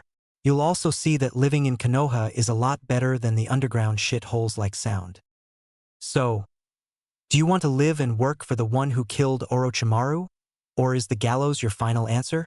At the end of her day, Tsunade finally got the chance to just lean back in her chair and drink a bottle of chilled sake without having to risk Shizen walking in and bitching her out. She usually worked from 8 in the morning to 5 in the afternoon, going over papers, reports, requests, the multiple torturous vile things that she hated more than her dead former teammate, and for some reason, her apprentice took her assistant job way too seriously and frowned on her drinking during the day, even going so far as to take the hidden stash of bottles she had in her desk early one morning before she got in, making her do this crap sober. Propping her feet up on the corner of the desk, she reflected on her day with the bottle in hand. This morning she had released 2 of the Sound Four, the dead Snake Sannin's personal guards and his supposedly most loyal subjects from ANBU holding cells and into Naruto's custody. She had thought about revoking her order and putting them back on death row with the others for a few hours afterward, but held off on it, wanting to believe that Naruto could handle things. Besides, the 2 had their chakra sealed and wouldn't have the seals removed until later. A little while after lunch, or a couple hours ago, she had gotten a scroll from Naruto containing the information that the 2 knew about Orochimaru's bases, safe houses, partners, projects. So much that she had found 2 separate scrolls sealed near the bottom, one from each ninja. The Sound Four had resisted the interrogation and torture without giving in, but Naruto did it with ease, making the master of mental torture, Ibiki, look foolish. Taking a sip of her sake, she hummed lowly, "Naruto-kun, you sure are one impressive man. Ha! We finally tracked you down, Naruto." Standing in the middle of a training ground with Konohamaru and his 2 friends, Naruto turned his head to see Sakura and Ino jump into view with triumphant looks on their faces. Ino looked to Sakura. "Good idea using the kids to find Naruto," she said lowly. Hearing that, Naruto's head snapped back over to the 3 traitorous little brats who were giving him nervous little smiles. "Sorry, boss, but she gave us so much candy," Konohamaru said with a grin. "But you'll still teach us, right?" "Oh, I'll teach you all right," he said darkly, but the tone was missed by the 3. Cool dash. They started the cheer only to feel a cold wave wash over them. Looking back to the blonde, they saw him surrounded by a cold aura and gulped. "I'll teach you to sell me out, you little brats." They looked at each other. "Oh shit!" Konohamaru exclaimed before being pushed towards the blonde by his female friend, Moegi as a distraction before the girl turned and ran, yelling every ninja for themselves. Over her shoulder as she and the other boy, Udon made a break for it with Konohamaru scrambling to follow. Catching the boy by his shirt, Naruto yanked him off his feet and dangled him in the air. Moegi! Udon, help!" He screamed for his friend only to be left behind. "Boss, please, I'm sorry." Wrapping an arm around the top of his head, Naruto rubbed his knuckled back and forth across the boy's head, while said boy yelled for mercy and struggled to free himself. Ino and Sakura sweat dropped. "You little rat bastard, I should dangle you from a light pole by your ankles in the middle of the village with nothing on, or maybe even throw you into the girls' side of the hot springs," he growled out while continuing his assault on the academy student's skull, not at all affected by the flailing limbs and pleas for mercy. "Should we help him?" Ino whispered to the girl next to her. "I mean, it is our fault. We made Konohamaru help us." Knowing that the blonde teen in front of them was close to the 3rd Hokage and his grandson, Sakura had the idea to get Konohamaru to help find Naruto. As luck would have it, the boy indeed did know where Naruto would be later that day, seeing as he and his 2 friends were going to with-train Naruto that afternoon. But the 3 refused to tell them exactly where they would meet Naruto, and the same went for them tailing the kids to the area. The idea of following them from the shadows later on had crossed their mind, but if the rumors about them were true, they'd probably lead them into a trap/prank and warn Naruto about the 2 girls looking for him. So Sakura had an idea, why not bribe them with what every little kid liked? They hadn't been cheap about their price either. The 2 girls had to give them a large bag of candy just so that they could follow them into the training grounds later that afternoon. Finally, Naruto released the boy, letting him fall down onto the grass where her clutched at his head. His dark brown hair flattened out with a part down the middle from where Naruto's knuckles kept on rubbing. The boy swore he felt his hair smoldering, while the others thought that they saw steam floating up into the air. "Get out of here," Naruto said with a huff as he looked down at the kid. "And think about what will happen the next time you decide to sell me out." "Yes, boss. Sorry, boss." Konohamaru quickly spoke before getting up and running off, leaving a trail of dust behind him. With Konohamaru gone, his retreating back hidden by walls of trees and other foliage, Naruto turned his attention back to the 2 girls. "Now, what do you 2 want? Must be something important for you to have to bribe Konohamaru and his friends." They drew a blank. All this time they just thought about tracking him down, not exactly figuring out what they would say to him when they did find him. Well, me and Sakura just wanted to know how you're doing," Ino said weakly, making Naruto raise his eyebrow. She saw this and jumped to defend her statement. What, we can check up on friends, right? Ino, Naruto deadpanned. We were never friends. And the most you ever said to me back in the academy was either to call me names or to threaten me for saying something about the Uchiha. She couldn't retort to his statement because it was true. She couldn't remember a single time where she'd been remotely friendly to her fellow blonde. Every memory of him was of her picking on him for something, hitting him for sitting next to Sasuke or pushing him out of the seat, or mocking him for not being able to use the basic ninjutsu taught to them in class. We wanted to know what happened to you, Sakura interjected suddenly. You're so different than before. You mean how I'm not jumping around like an idiot, begging you for a date, letting you hit me and transferred off of the team? Naruto said while hitting the nail on the head. The Naruto you knew was a lie. He never existed in the first place. I acted like that so that when it was time to reveal my true self, no one would see me coming. Looking at a watch on his wrist, Naruto frowned. I'd say I'll see you later, but I honestly don't care if I do or not. But I gotta go. Unlike some people, I have work to do. Watching the blonde leave, Ino and Sakura were speechless. Within 2 days, the Fire Lord had sent confirmation back to the village on approving the funding for KDSCD, as well as saying what a great idea it was to have a unit like that under their employ. The group was a classified secret, though, so the information on the funding was never told to the council, which was most likely a good thing, as they'd probably try their damnedest to take it for their own uses. One of the first things he did with the cash was get each member of his group an apartment at his apartment building along with whatever necessities they needed. Due to her health concerns, Yakumo still roomed with Kabuto, but now their new apartment had 2 bedrooms, so neither complained. Jirobo and Tayuya both got their own 1-bedroom apartment and found that their life under their new boss was much better than it was with Orochimaru. They had been shocked when they found out that Kabuto also worked for the blonde commander whom was responsible for the death of Orochimaru. Kabuto had always seemed so loyal to the Snake Sannin, but then again they seemed that way too at the time. The second thing Naruto did was get approval from Tsunade to have the entire floor that his office was on assigned to him, saying that his team needed the space now that they were growing in numbers. She agreed without pause. That floor wasn't really in use nowadays. It had been a records room back before the archives had been established, but now it just gathered dust. He was still in the process of deciding on what exactly to use these extra rooms for, but he had an idea or two. Kabuto also requested an area to set up as a research and medical facility, to patch one of them up should they get hurt, and to continue his research on the various things he liked to study. Hey, there was a reason he studied medicine so hard and willingly joined Orochimaru. The only downside to getting funding was the paperwork that came with it. He had to document everything to ensure that the money was going to good use. Tayuya, you shouldn't talk like that.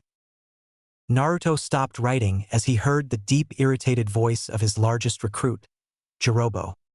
Jirobo was only slightly older than him, but had a lot of power behind his seemingly overweight frame. He was a quiet guy but easily irritated and had the unique ability to absorb chakra from his enemies. A drawback from his ability gave him a large appetite and he was almost always hungry. But at the same time, any chakra he absorbed would act as food for him and satisfy his hunger. Aside from that, his physical strength was impressive and he was quite skilled in taijutsu and with earth ninjutsu. I'll talk however the fuck I want to talk, fatty, came the foul-mouthed retort of his other recruit, Tayuya. Tayuya was the same age as Jirobo but was much smaller, louder, and overbearing. She had finally gotten her favorite hat back from ANBU, and now had it back on with bandages wrapped around the bottom, which made a single fringe of hair fall right over her face and covered part of her nose. She was mainly a genjutsu and summoning user, using her demonic flute to cast illusions and control her summons, which were a group of large demons called Doki. Putting the pen down, he felt his eyes start twitching. Both of you shut the fuck up, he called out from his desk through the open door. You argue like a married couple, so either shut it or go fuck each other somewhere else. Yakumo, who was using the table in his office as a desk to study on, blushed at the language and what he said. Since she hadn't gone to the academy, she spent a lot of time catching up on what she missed, or at least what would be useful, who needed to know the history of the kunai, like who made it and such. All that mattered was that it was a universal tool that could do many useful things aside from silting someone's throat. You fucking gross, Tayuya exclaimed from the hallway. I'd never fuck that asshole. Shut the fuck up then. I have enough to deal with without you two getting on my nerves. He'd normally use a shadow clone, but he wanted to do this himself. Tsunade hadn't given him an assignment for a while now, so that he could get everything taken care of. Tayuya crossed her arms and muttered, "Someone needs to get laid," rather loudly, only for him to ignore her as he flipped through the papers to find them a quick assignment. "Look, just take this and complete it," he told them while tossing a small scroll to them. "Make yourselves useful." They never noticed the dark look he gave the pink/redhead as she left. Over the next few days, Naruto got his base set up to the way he wanted it to be. He kept his office the same way as it was, but now instead of leaving the various pieces of information he had in a single ceiling scroll, he now had a vault-like room to act as an archive of his own that was kept hidden and locked by seals. Kabuto also got his wish and had a place to go his stuff. In the room across from him, locked with seals, was an armory containing anything they'd need: weapons, armor, equipment, vests, masks, smoke bombs, explosive notes. Anything. They left the sealing chamber alone. It still had its uses. One of the larger rooms was made into a barracks of sorts should they even be too tired to just go home. It had bunks, a kitchen, a TV, and a couch. But none of that mattered at the moment. Earth release. Sphere of graves. Jirobo growled out. Using chakra work and his strength, the orange-haired teen lifted a large round chunk of ground above his head with ease. Seeing this, Naruto blinked. Oh dear! They had been sparing in an out-of-the-way training ground now that his chakra had been unsealed, but after a while of not being able to hit the blonde, Jirobo started getting more and more into it to the point where he started going all out. They were a good distance away from each other, so when the teen hurled it at him, Naruto leapt back while quickly grabbing one of his explosive kunai and threw it. Ram, rat, bird, boar, tiger. He thought to himself as he flashed through the seals before calling out, "Ninja art. Kunai shadow clone jutsu." The one kunai turned into a dozen, which stuck into the flying earth and exploded, causing the sphere to break apart with chunks pelting the trees around them, while the larger ones left large tracks in the grass or broke branches. But to his surprise, through the smoke from the explosions came Jirobo with a simple straight punch aimed for his head. He didn't really need complex styles and stances to fight. He knew some good styles, but with his great physical strength, Jirobo could use a simple strike with devastating effects. Dodging to the left, Naruto lashed out with a kick to the back of the larger teen's thigh, causing him to drop to that knee just long enough to end their match with a kunai against the jugular. "Good work," he told the teen as he removed the blade and holstered it. "Your chakra control is getting better after your imprisonment." Anyone who wore chakra suppressors for more than a couple days often found that when the things were taken off, their chakra control was off whack for a while due to not being able to use chakra then having complete and total access, causing mayhem with the part of the mind that helped them subconsciously mount chakra for anything. "Keep on training while I'm gone. You and the others will be taking a few missions too," he said while frowning. He'd been assigned a mission outside of the village to guard some movie star while she made her next movie, and he'd be leaving the next morning. Now, it wasn't the fact that he was assigned a mission that annoyed him. Far from it, actually. It was the team he'd been partnered with. "I'm done for the day," he told Jirobo as he turned to leave. "Kabuto will be taking command while I'm gone, so tell him to get a jump on that paperwork. I've got a mission to prepare for."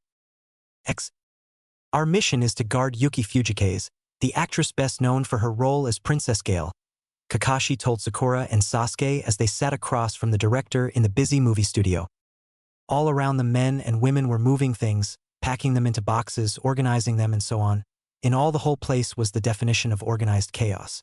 The short old director silently smoked a long pipe while two other men flanked him, standing on each side. "Guard?" Sakura asked with a raised brow, wondering what could happen with a movie crew trying to shoot a movie.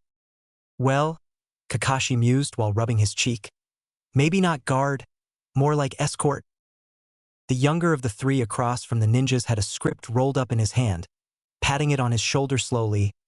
"The next Princess Gale movie is the first one we're shooting abroad, and He stopped shortly to shoot the other man next to the director a look.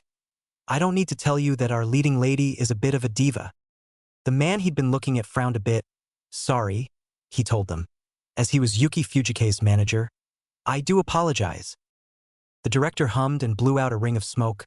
"I'll tell you," he spoke out loud. "Those leaf ninja are pretty impressive, especially that blonde one." He took out those stunt men turned bodyguards we hired like it was child's play, and those are some big fellas.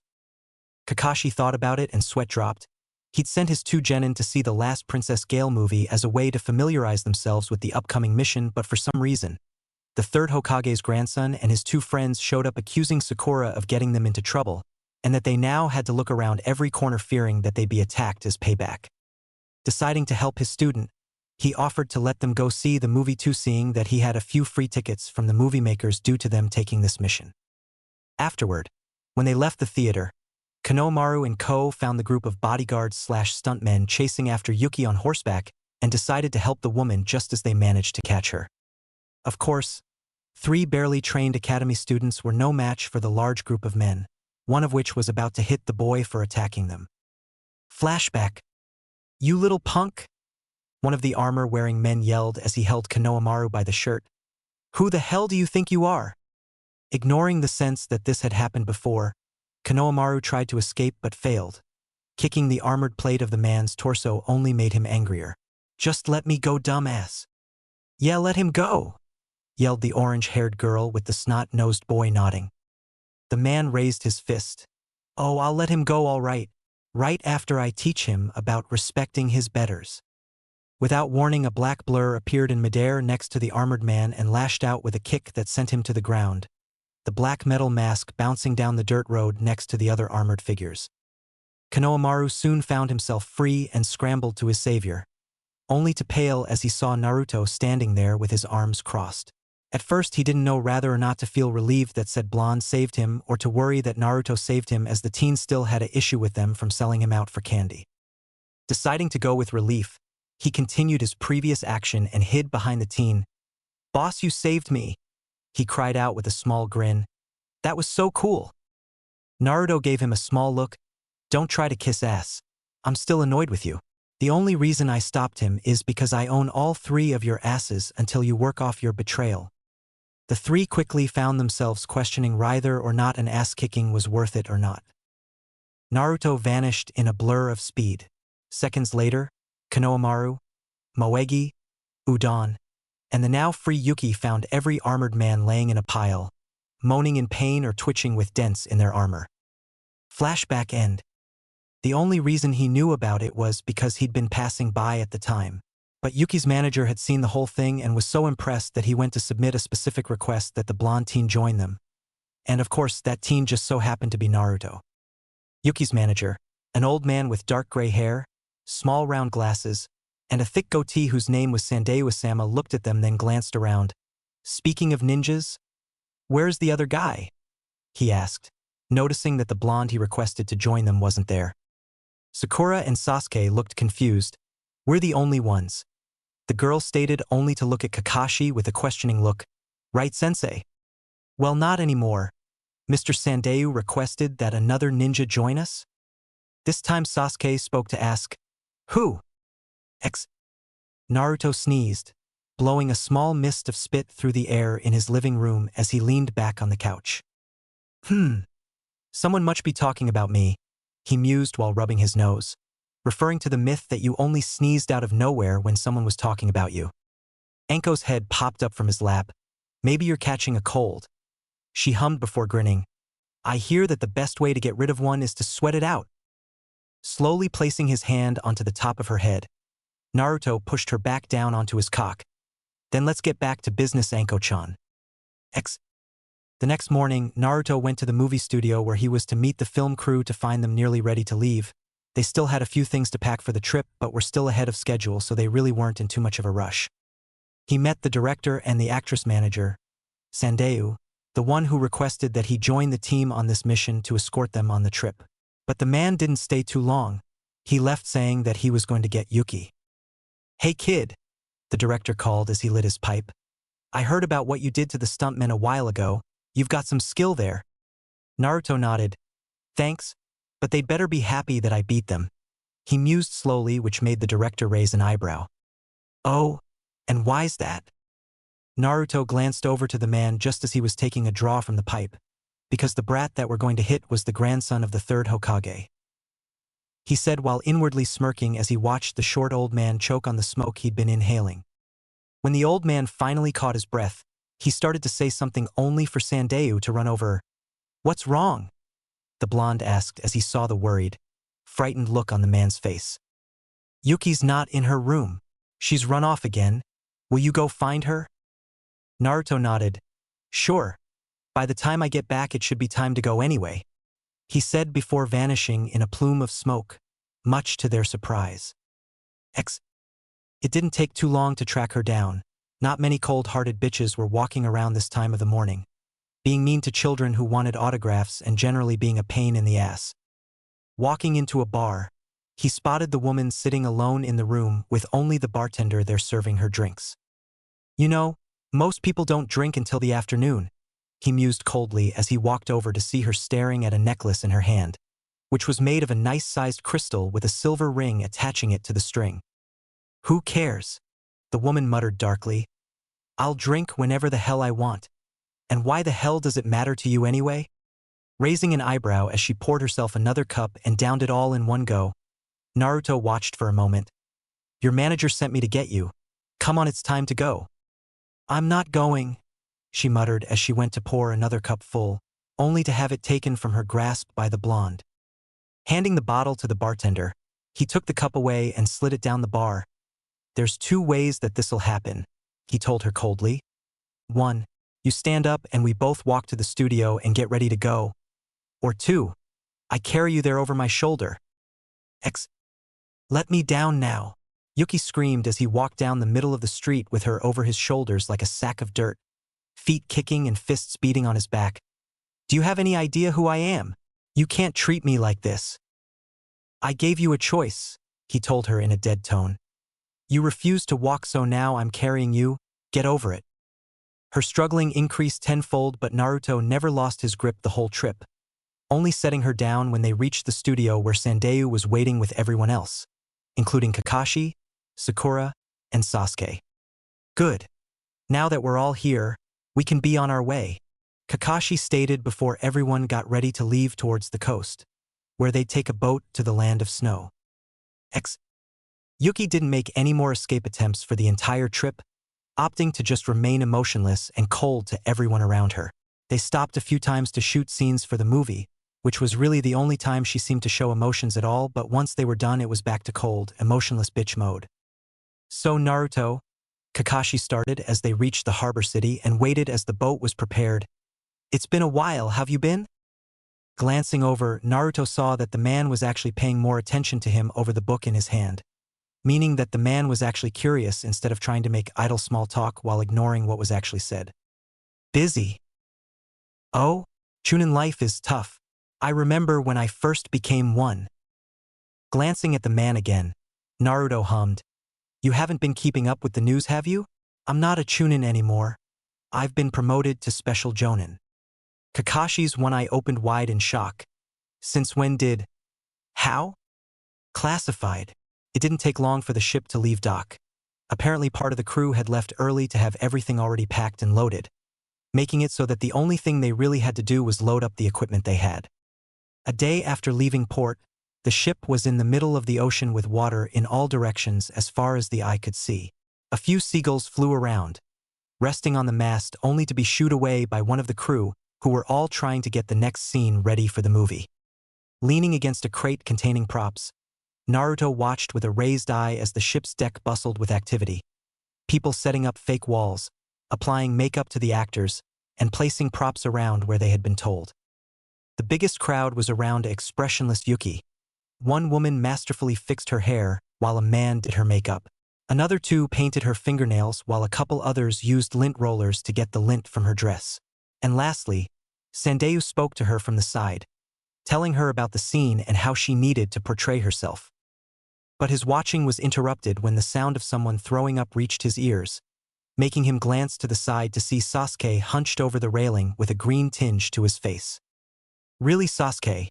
Kakashi spoke into his book while leaning against the rail next to the teen, across from where Naruto was leaning, getting seasick in the middle of a mission. Sasuke's only reply was to throw up again before gasping for breath and going limp over the railing, officially tired from puking his guts out. Naruto snorted, crossing his arms and closing his eyes. "So much for the Uchiha elite," he mused. mocking Sasuke for saying that he was an elite of the village just because he was a Uchiha back in the academy. Sakura, who was at Sasuke's side, spun around to defend her crush. But before she could speak, the words refused to come out as images of Naruto fighting and nearly dying in the Chūnin exam finals popped into her mind, followed by the memory of him stabbing Orochimaru and blowing both the Sannin and himself up. Closing her mouth, Sakura turned away. Naruto had done so much more than either of them and had proved himself as a ninja of the village unlike them. Naruto was above them now, above her, above Sasuke, above all the other rookies. He left them behind in a trail of dust, clueless as to what the hell happened. It had been a shock to learn that Naruto had been promoted not only to Chūnin but a special Jonin, only slightly below Kakashi in rank. Shikamaru had been the only other one promoted at the time as he'd shown the ability to plan ahead and think like a Chūnin, which had also been a surprise seeing as the Nara never showed any effort to do anything before. But unlike her, Sasuke wasn't as accepting of the news. While she now believed that Naruto was more skilled, he still believed that he deserved all the power he wanted, thinking that he'd put it to much better use. Of course, he had told Naruto this only to be brushed off like an annoying fly, which he was to the blonde. But Kakashi put a stop to any future fight that may have broken out and made a point of being within range whenever Sasuke had sight of the blonde. Not for Naruto's sake, but for Sasuke. Seeing that the crew was ready to shoot the next scene, Naruto pushed off the crate and walked away from them with his hands in his pockets, heading towards the set to watch. What they didn't see was the smirk on his face as he fingered a small metal case containing glass vials, one of which was missing. Flashback. All right, Kakashi called to the three teens a while before the ship was scheduled to leave. Before we go, how about we go get some lunch? My treat. Going to a small restaurant, they ordered what they wanted to go. Sasuke ordered onigiri, rice balls. Sakura ordered some dango with red bean paste, also known as anko dumplings. No joke. Kakashi got some salt-broiled fish, and Naruto surprised them all by ordering spicy chicken instead of ramen like they'd expected him to.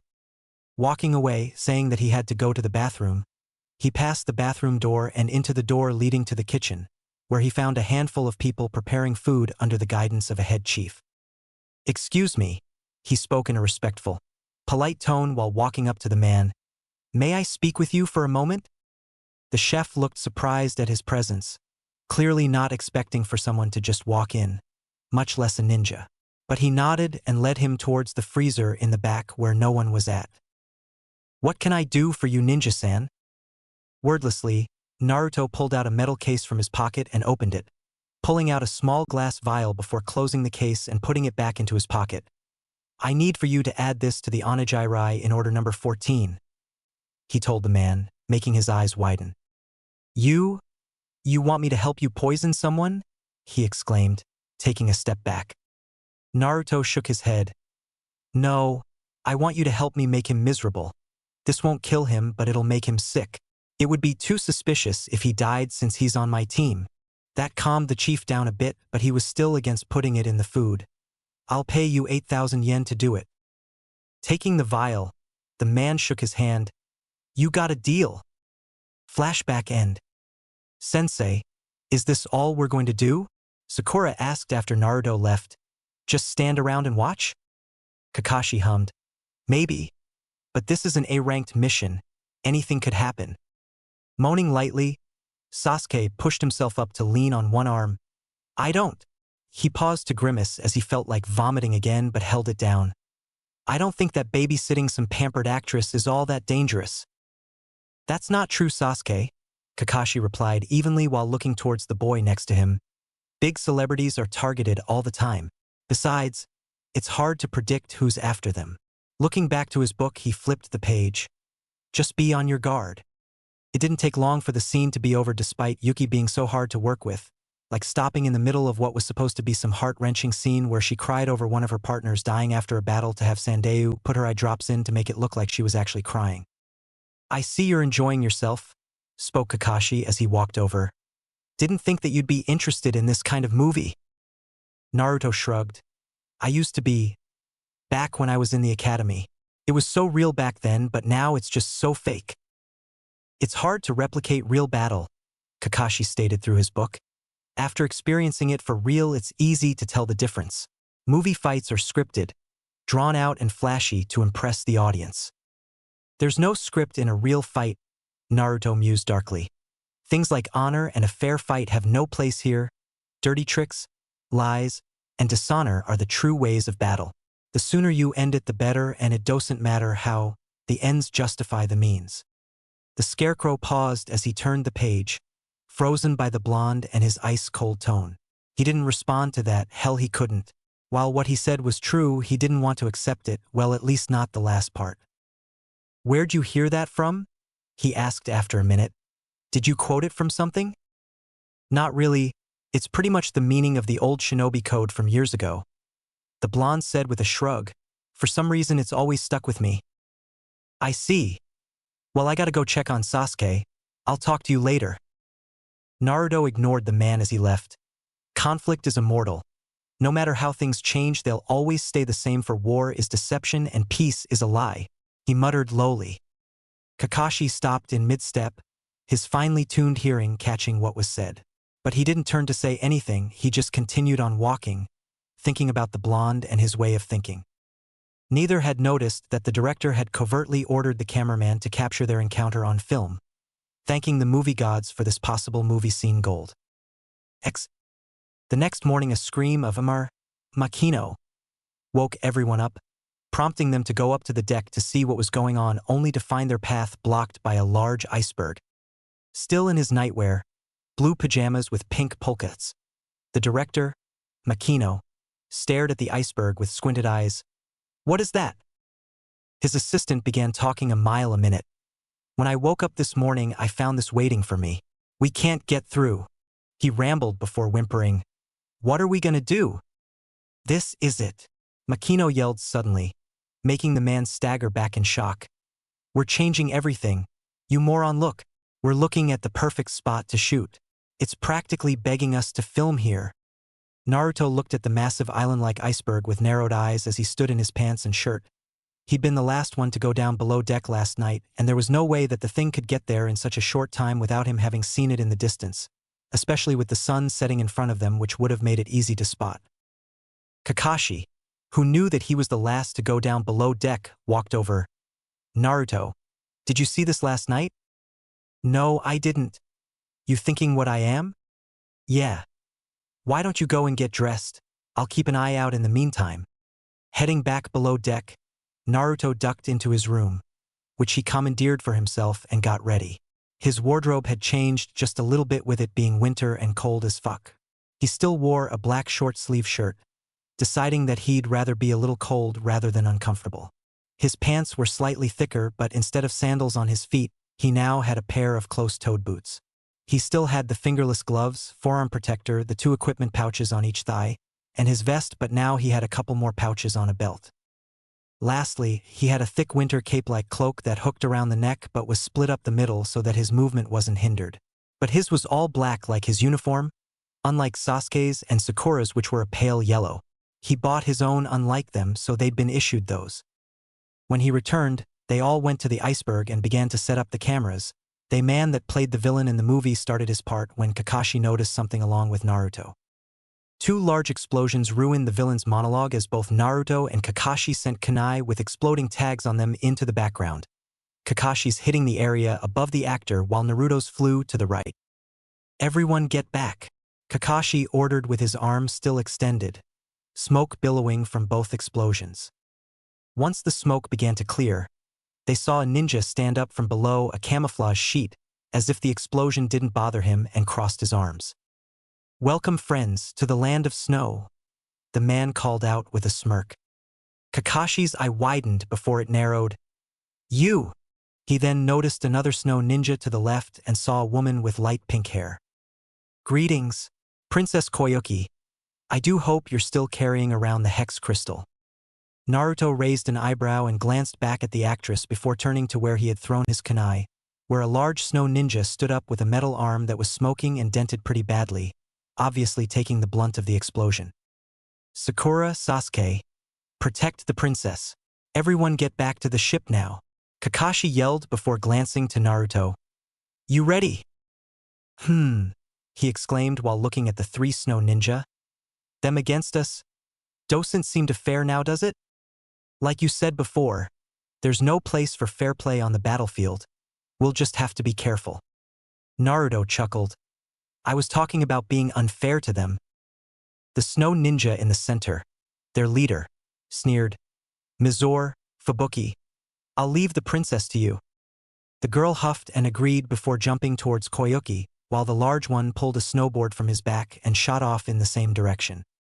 Tossing a few kunai at the one on the board, Naruto smirked as the resulting explosion sent him flying before turning his attention on the girl.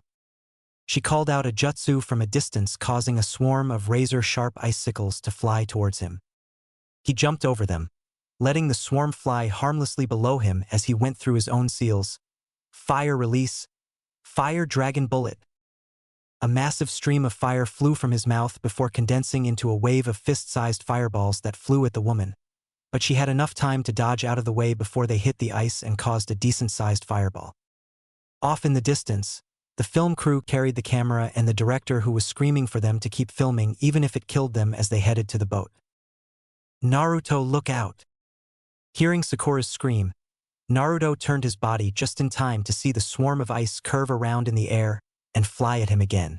His desperate sudden leap saved his life, dodging most of them, but a few sliced into his leg, creating a few shadow clones as he stood, wincing a bit at the pain in his wounded leg.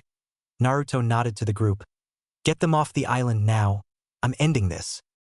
They vanished with the body flicker, and he reached into his pouch, grabbing a handful of his explosive kunai in each hand before throwing them high into the air. Ninja art. Explosive rain, he yelled out before calling for Kakashi to run. Kakashi, who'd been fighting with Nadar, the team leader of the snow ninjas, looked to see what was happening and paled before using the body flicker to get out of the way. Naruto did the same while his clones got the two genin, the princess, and Sandayu back to the boat as his kunai fell, pelting the ground as the razor-sharp edges stuck through the snow and ice. All 200 of them. As the clones of Naruto appeared on the ship, they set their cargo down safely before dispelling shortly after, except for the two genin, that is. The clones carrying them appeared a few feet off the ground and dispelled, letting them fall to the deck of the ship with a resounding thump. Seconds later, both Kakashi and the real Naruto showed up in matching plumes of smoke, the latter yelling out for everyone to hold on to something sturdy. Each kunai exploded on impact with the ground, but with so many it destroyed the iceberg and rocked the ship. Even with everyone holding on for dear life, the director was kicking and screaming with glee about getting the perfect shots, his shouts easily heard over the echoing explosion. Once the ship was safely back on course, it took the rest of the day to reach the next port, where they'd unload the ship and pack everything into a convoy to cross the next leg of their journey overland. But during this trip, Sandayu explained the situation to them. Yuki Fujikaze was actually Koyuki Kazuhana, the rightful heir to the throne of the Land of Snow. Her father, Sosetsu Kazuhana, the former daimyo, had been assassinated by his brother, Koyuki's uncle, Dodo Kazuhana, who instigated a revolt with the aid of Snow Ninja and took over. Kakashi had been the one to get her out of the Land of Snow as a child, so it made the entire story creditable instead of sounding like an overused plot in a movie. Of course, during this dramatic speech on how he had to get her back here to the Land of Snow so that she could take her rightful place as ruler, Koyuki walked in. The man had dropped to his knees and bowed with his head on the floor, pleading for her to confront Dodo and take back her throne, begging for her to take up arms and lead her people. As expected, the princess refused and left the man on his knees with a destroyed look on his face. Naruto hummed lowly from his place on top of a crate in the back of one of the convoy trucks near the rear, laying on his back while looking up at the pale tan canvas covering the back to protect the crates from the elements. While the two genin were off in one of the other vehicles for the trip, Kakashi had taken a position near the front to keep an eye out. He, on the other hand, just wanted to be alone with his thoughts. He was thinking about the situation with Sandayu-sama, who was desperately trying to get the rightful ruler back into power and save his homeland from Dodo, who was apparently a tyrant to the small nation of Snow. The man was obviously more than he said he was. He was far too loyal to just be the assistant to the princess. Money didn't buy the kind of loyalty that shone through his eyes. Sandayu showed the kind of loyalty where he'd willingly give his life and die smiling for his ruler. The loyalty of a samurai. Now that he really just stood back and looked at things, he started to notice small details that he'd overlooked at first. Every time he'd seen Sandeu, the man had a tanto in his sash at the waist and would rest his hand on the handle. He noticed this at first, but seeing as he was the actress' assistant, he figured that the man carried it for protection. The convoy slowed to a stop for them to take a quick break, and with a thoughtful hum, Naruto sat up from the crate, his head a few inches from touching the canvas above him, and slid to the rear where a pair of flaps were tied down to keep the back closed off. The blonde slipped through with ease and hopped from truck to truck towards the front of the convoy, heading straight to where he suspected Sandeu to be, while the film crew and other actors stretched and got the blood flowing again from being cooped up for so long. But something off in the distance caught his eye. A person running off through the trees wearing a pink coat with long black hair. Should have known this would happen, he mused with his cloak swaying in the breeze. They ought to put a leash on that bitch, or at least a bell.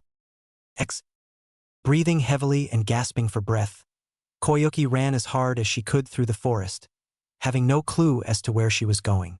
All she knew was that she didn't want to be there. I can't, she thought to herself as the cold air burned her lungs as she huffed and puffed. Absolutely not. I can't do this. With the thick blanket of snow on the ground, she couldn't see the rock in her path and tripped on it, falling to the snow-covered forest floor and rolling down a hill until she stopped and just laid there with her face in the snow until her eyes slowly closed. When she opened them again, she saw a pair of black boots and pants a few feet away, which she followed up until she saw the unamused visage of that blonde shinobi. You really shouldn't run off on your own? Naruto exclaimed with a raised eyebrow as he walked over to her, flattening the snow beneath his boots with every step.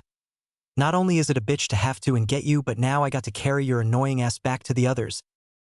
I didn't ask you to come and get me, she snipped back at him, looking away from him and at the snow as she continued to just lay there. He snorted, No, you didn't, but unlike you, I have a sense of duty. I'm not going to sit back and let you run off and die in this kami-forsaken place. Duty? The girl sneered. You're doing this for money. Money from my movies. I'm technically paying you, so what should you care if your employer wants to leave? Because unlike Kakashi and his team, I'm being paid separately by Sandeu himself while they getting mission pay. Sandeu wants you to stay, so guess what? I'm taking you back. I don't care anymore. Director Makino.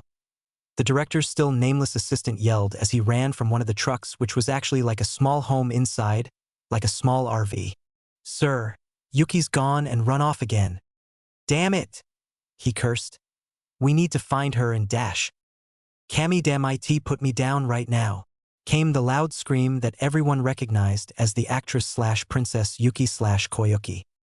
Everyone turned in that direction and sweat dropped at the sight of Koyuki kicking and screaming as Naruto carried her over his shoulder, unaffected by her kicking and beating on his back with her fists. You don't carry a lady like this. Put me down now. Naruto reached the group and pointed at the girl over his shoulder with his free hand. Someone lose this? Good. Now that Yuki is back, we can start filming the next scene. Director Makino called out through a cone he'd been carrying around, to amplify his voice for everyone to hear. Now, let's get set up. I want this set finished by the time they're back from wardrobe and makeup. The script had this as a fight scene between the princess group and the villain's minions, so the crew and actors quickly got to work. Sandeu-san. Naruto spoke as he walked over to the man. I need to talk with you. The man looked at him and nodded before following him a little ways away. What did you need to talk about? If it's about bringing the princess back, then dash. No, it's not that, he said, cutting off the man. It's about the whole deal with Dodo. Oh, the bespectacled man exclaimed with a darker look in his eyes. What about it? If I said that getting rid of Dodo would be easy and that the princess could easily be back on the throne, what would you say? His eyes widened to the point where Naruto expected them to pop out.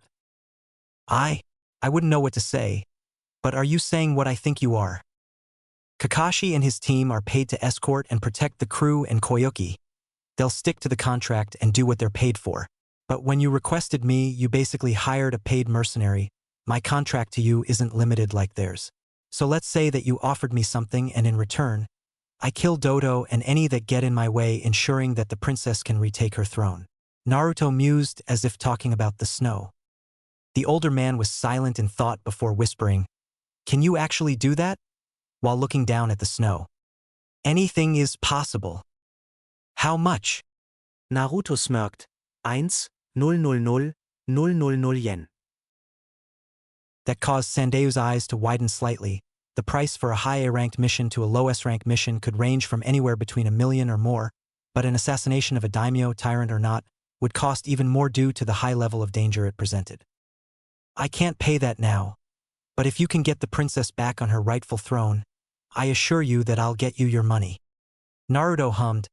Money isn't all that important to me, really, he mused while reaching into his black cloak and opening a pocket on his vest.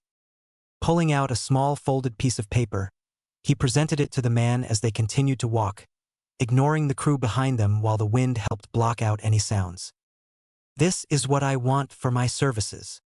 Sandayu unfolded it, his eyes widening a bit as he read what was listed. Why in the world would you want this instead of the money? Call it a future investment, he stated while taking the paper back and storing it away before he held out his hand. So do we have a deal?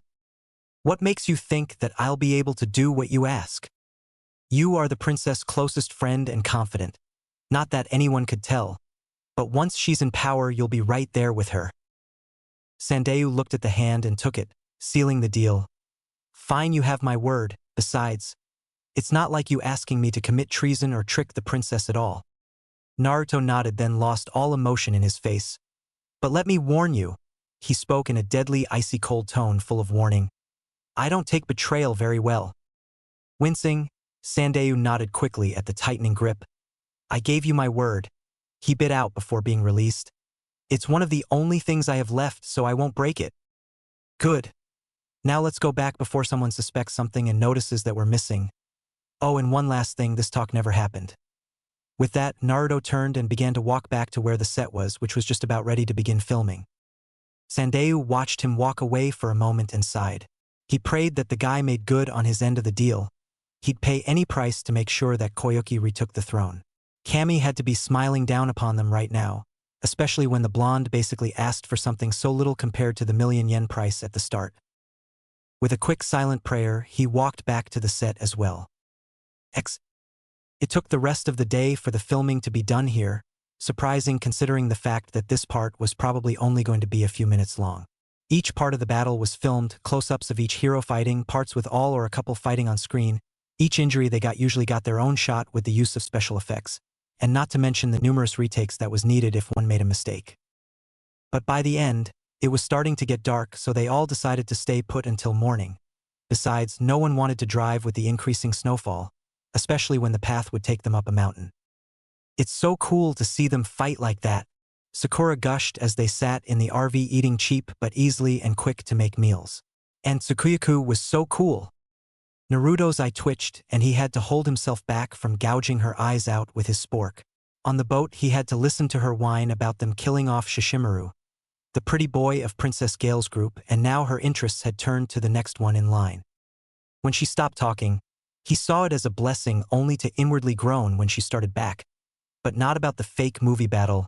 Hey, where's Sasuke-kun? I think he went to the bathroom, Sandayu mused from a small couch. Having let them stay in the RV with him and the princess, whom had locked herself in her small room up on the top section of the surprisingly large vehicle. He barely touched his food, the girl spoke before standing up from the table and heading to the bathroom door. Knocking on it, she listened and asked, Sasuke-kun, are you okay in there? Oh, Kami, help me. She heard him moan before he yelled the last. Why do I keep on shitting myself? Ah! The sound of him spraying the inside of the toilet bowl reached them all. My ass! He loudly cried out. My ass hurts so damn bad. Naruto smirked. Bet that ain't the first time he's ever said that. He mused to himself before patting the same metal case from before. The following morning, everyone got up and ready to continue their journey. After a quick meal, they got in the vehicles and drove off without anything special happening that would be worth mentioning.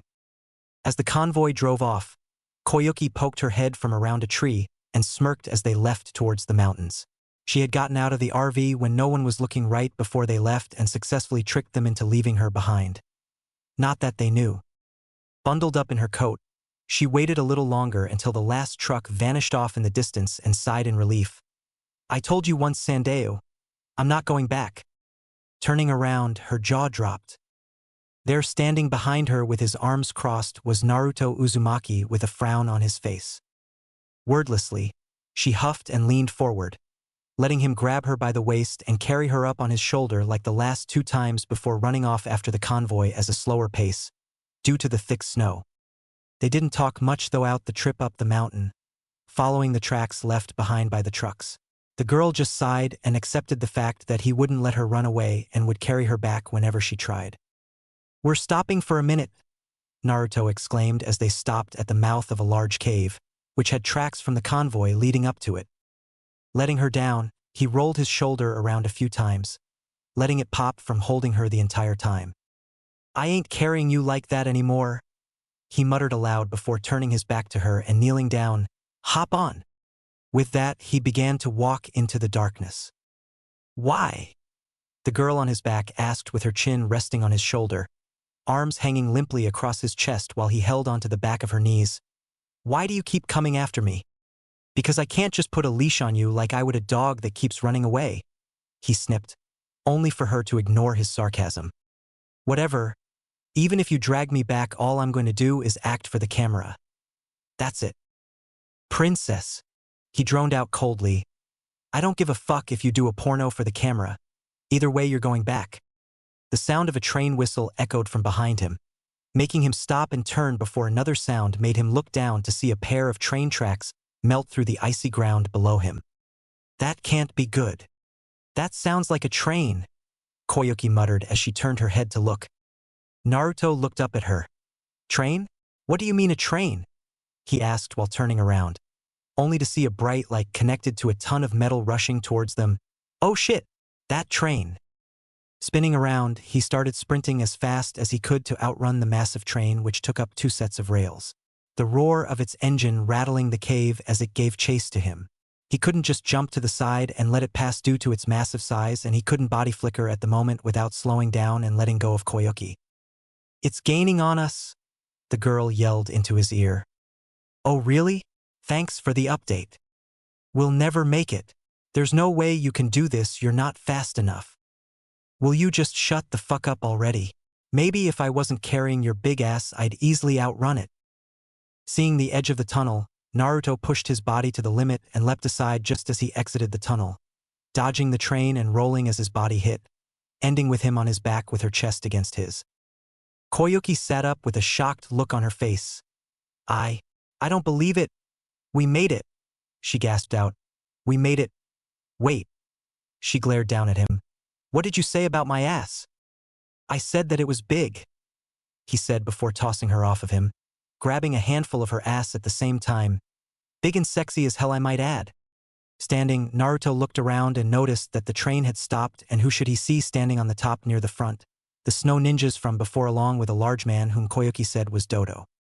The film crew was already taking cover, having been tipped off by the rails appearing, and Kakashi was preparing to defend them along with Sasuke and Sakura.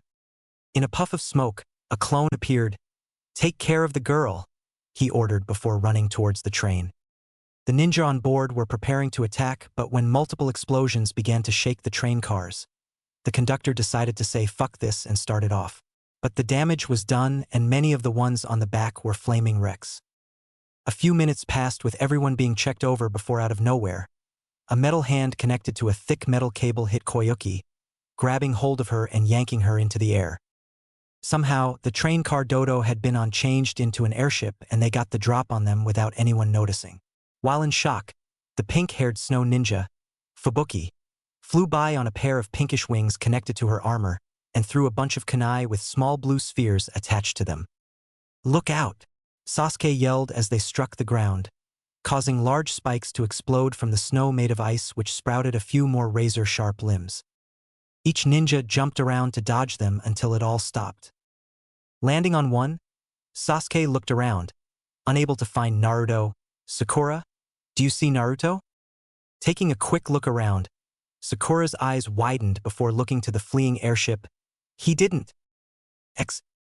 Wrapped around a metal bar on the back of the airship was a kunai attached to a rope in front of a metal door.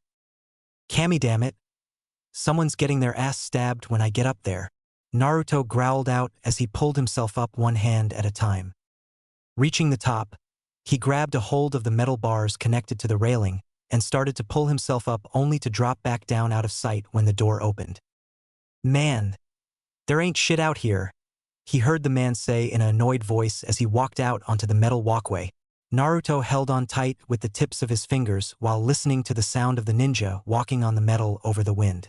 Paranoid bastards. There's no way one of those dash. The masked ninja never finished as he neared the edge, close enough for Naruto to throw himself up and catch the top of the rail with one arm while grabbing the ninja with his other and pulling him over. Rolling over the guardrail, Naruto spared a glance back over to see the ninja falling to his death, the wind from the airship covering any screams as he got smaller and smaller just moments before vanishing in the distance below. He then opened the door and crept inside to find himself inside what he suspected to be the engine room, which would help keep the large hot air balloon above them inflated, which made it fly. It had a few tanks along the wall and was poorly with machines making low but resounding noises. "Hey, have you seen Akio?" A voice called out from around a corner, making him duck behind a cylinder-shaped tank nearby. "I think he was sent to check the maintenance catwalk," another answered boredly. "I'ma go and check on him." "Whatever." He just could hear the sound of the voices over the low hums of the engines, and luckily for him, a light was shining towards him so that he could see the figure approaching, giving him a chance to draw a kunai without being seen or heard. Once the ninja walked past his hiding spot, Naruto shot out and wrapped one arm around the ninja's neck to cut off any chance at him screaming before he buried the spike-like blade deep into the enemy ninja's back. He could feel the warm sensation of blood pouring from around the blade and onto his fingers as he yanked the blade out and propelled it back in again and again, blindly stabbing and slicing away at the kidneys, spleen, liver, and spine. Blood covering one hand, Naruto let the ninja fall limp to the ground after removing the blade and looking around, only to find his deed unnoticed and none the wiser to his presence. The blonde silently made his way to the corner where the ninja came from and peeked around only to see another man sitting back in a chair and looking at a magazine, not paying attention to anything else. He paid for his mistake. Not that he knew.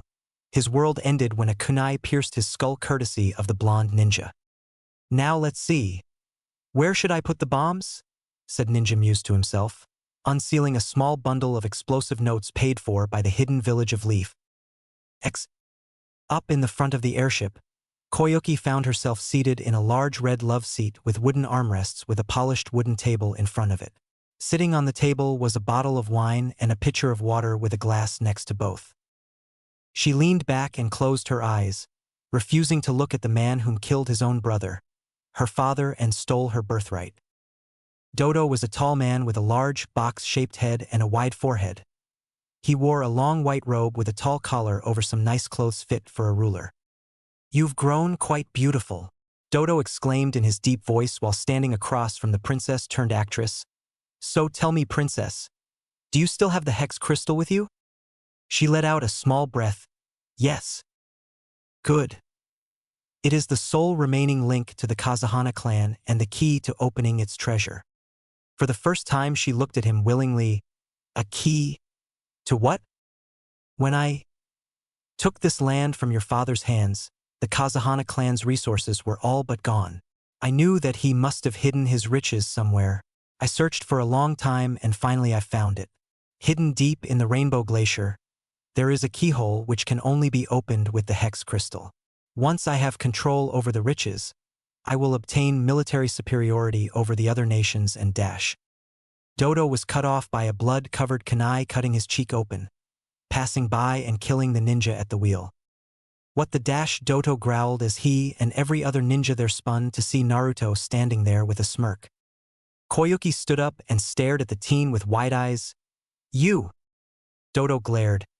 "How in the hell did you get in here?" Naruto shrugged. "I hitched a ride.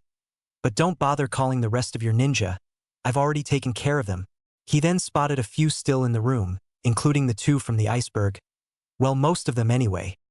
Without warning, multiple wires appeared and bound his arms to his side before the large ninja hopped down behind him. making Dodo chuckle darkly. Fool, did you really think that you'd take me down? Naruto stopped struggling and grinned. Nope, because I'm just the decoy. His cloak started to glow and he suddenly exploded, sending the large ninja flying back into the door where he collapsed to the floor dead. Half of his internal organs liquefied from the pressure wave while his face was burnt and charred. The glass window a few feet away from the tyrant shattered in the chaos with Naruto sailing in from a thick cord he'd ripped from the outside of the airship and kicked Dodo in the mouth, sending him into a wall before he was attacked by the male ninja, Naruto.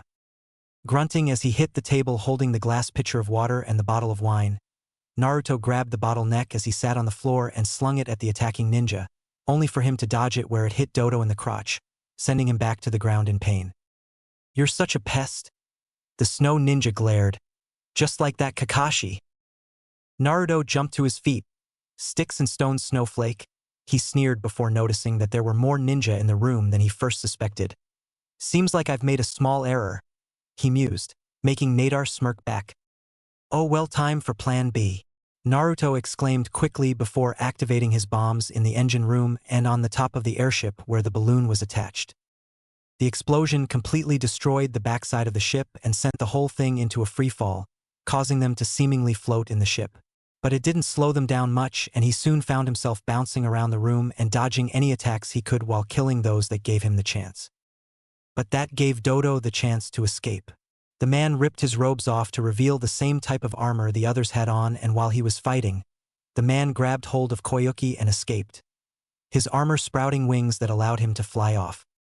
Son of a bitch! He growled out as he saw this, only to be hit in the side by a masked ninja, killing the man with a few shuriken to the chest.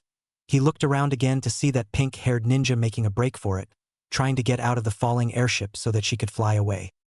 But he shot off after her and tackled the girl out the window she'd been climbing out of, and they both fell to the ground. But the fall wasn't enough to kill. The ship had nearly crash-landed by then, so they only fell for about 50+ feet, but the impact felt like nothing with chakra and the thick blanket of snow. But then again, he did land on her instead of the ground. Let me go! Fubuki growled out as he tied her up and sat down on her back after disabling her wings. Cammy damned little brat! Like the others, she wore a gray bodysuit that actually doubled as her chakra armor, the wings and the main part attached to the middle of her back. She also had a dark gray helmet with ear warmers and had 2 puffs of her hair sticking out the sides like a pair of dog ears. Shut the fuck up, he snapped at her while rubbing his face. Fuck you. His eyes narrowed. Listen here, he growled out as he stood up and turned her over, so that her back was in the snow before sitting back down on her torso and looking at her face. I haven't had a good day. Make that a week. I've had to deal with a team I don't really like, a moody bitch who keeps running away, and I've been freezing my balls off. Add the fact that you look very similar to that girl on my team. I'm very close to torturing you right now. Ha, you don't have the balls for it. She spat at him only for her smirk to fade when he drew a knife and held it to the skin above her elbow. Ah! Her scream echoed through the forest as he slowly pressed the blade through her arm, cutting into her bone and twisting it so that the blade scraped the bone. You son of a bitch! Fubuki yelled out as blood poured from her wound, only to freeze when the teen sliced the front of her bodysuit and ripped the chest section off, leaving her pale flesh and bra bare to the world for him to see. Now that I have your attention, where could I find Dodo and the princess? When she didn't answer, he sighed and continued to slice her suit off until her panties were shown. Tell me or else your head isn't going to be the only thing up your ass, he said, threatening her with rape. It wasn't until he ripped her bra and panties off did she break and scream that he was taking the girl to the rainbow glaciers. Naruto smirked. Now, that wasn't so hard now, was it? He asked before standing and turning, leaving her arms and legs tied up while her body remained exposed. Wait, you can't just leave me here. He snorted. Watch me. This is cruel and unusual. You can't do this. Naruto stopped and turned, throwing the kunai in his hand into her hip, which made her scream. No, that was cruel and unusual. What's worse is when I'm gone. That pack of wolves I heard nearby will smell the blood. Good luck, little snow angel. All she could think about was his eyes. Those cold blue eyes. Eyes colder than ice. It was a good thing that he'd seen a few maps of the area back with the convoy, or else he'd be completely lost. One of the worst places to be wandering around cluelessly was in the middle of a frozen forest with no clue where you were, especially when it was cold all the time. When and if someone did find you, the chances of you being a frozen ninja pop was pretty high. If he was correct, the airship had crash-landed a few miles ahead of him in the direction of the Rainbow Glaciers, which they had been headed to in the beginning. The ship had also put him way ahead of the others, meaning that unless he waited for them to catch up, risking the chance that they pass each other by accident, he was on his own for this. But Dodo was only one man and the rest of his group had died already. Or at least would be, depending on how long those wolves took to finish off their free meal. Tree hopping, climbing icy slopes, and running at high speeds, Naruto made his way towards the area where he came to a large open clearing in the middle of a canyon of ice that had 6 large pillars in a hexagonal shape with a small shrine-looking thing in the center where Dodo stood with Koyuki sitting on her knees further away. He couldn't see what Dodo was doing, but suddenly, a bright blue light began to glow before it showed towards each pillar and lit it up. Then lines of matching light contacted each line together like a spider web before the ice behind the pillars began to glow, making it look like a large snowflake. Amazing! He spoke out loud with wide eyes, never having seen something like that before. Shaking himself out of it, he hopped down the slope and began sliding down the ice, only to notice that the closer he got, the warmer it felt. Looking around, Dodo's eyes widened as he noticed the ice melting over the rocks all around him, which made him growl, "A heat generator?" He seethed out loud as he gritted his teeth, ignoring the pain of the gash on his face. This is the hidden treasure of the Kazahana clan. Hearing the sound of a blade cutting through air, Dodo ducked and rolled away just in time to avoid having his head cut off. Naruto frowned as the blade missed his target and cleaved through one of the 12-inch thick round wooden poles, holding the small roof up above a stone disc like a heated blade through butter. Spinning himself around to face his enemy, he held the blade in a lazy, formless stance by his side and stared at the taller man. "You leaf ninjas are really starting to give me a headache," Dodo growled lowly as he clenched his fists, making them pop loudly as he looked at the sword.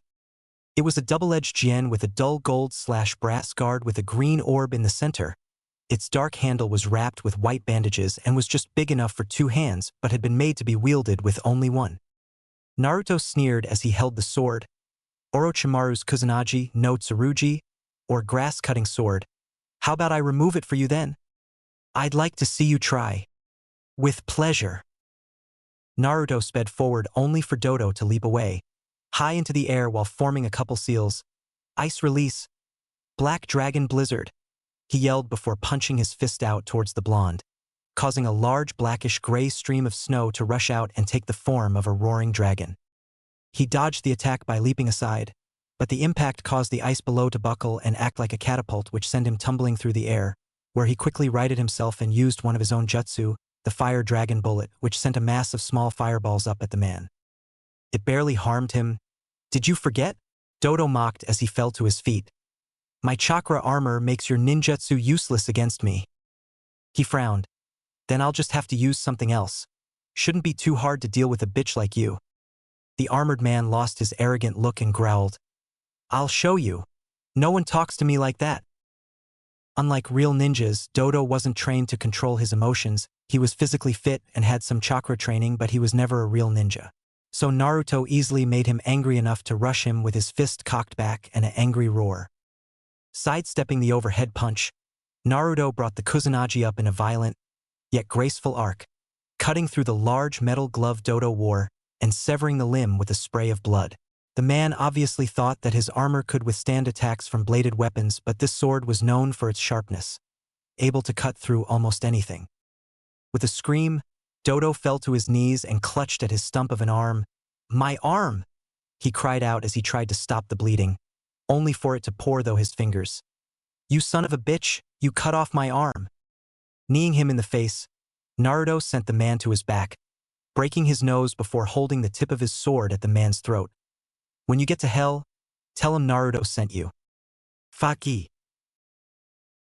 The rest was cut off as he stabbed the blade through the man's chest, right over the heart and through the armor. "No!" he muttered with a sneer. "Fuck you." Swiping the sword through the air, sending the blood on the blade flying to the ground, Naruto sealed the sword away and turned to Koyuki, who'd taken cover behind a large rock a ways away. Well, princess, looks like the land of snow needs a ruler, he mused loudly as he walked away from Dodo. Koyuki stared at him with wide, unbelieving eyes before gasping as she saw movement from behind the blonde. Naruto, look out! Turning quickly, Naruto saw Dodo swinging his one good arm like a hammer and caught it before growling. Just fucking die already! He hissed out while a blue sphere quickly appeared in his palm. Take this, Rasenkaze. Everything slowed to a crawl, the spinning ball of chakra glowing in the light caused by the mirror-like surfaces of the generators, making the light blue chakra look like a rainbow of color. The whirling sound from the attack slowly increased in volume before a thick spray of crimson exploded from Dodo's back with bits and pieces of his armor joining. Then, he shot off through the air, spinning around before slamming into one of the shining pillars of the heat generator with blood, covering a large portion around his imprint. Naruto stood there, still with his arm out and covered with blood as he smirked and watched the body of Dodo fall from his imprint in the generator and to the rocks below, which further mangled it.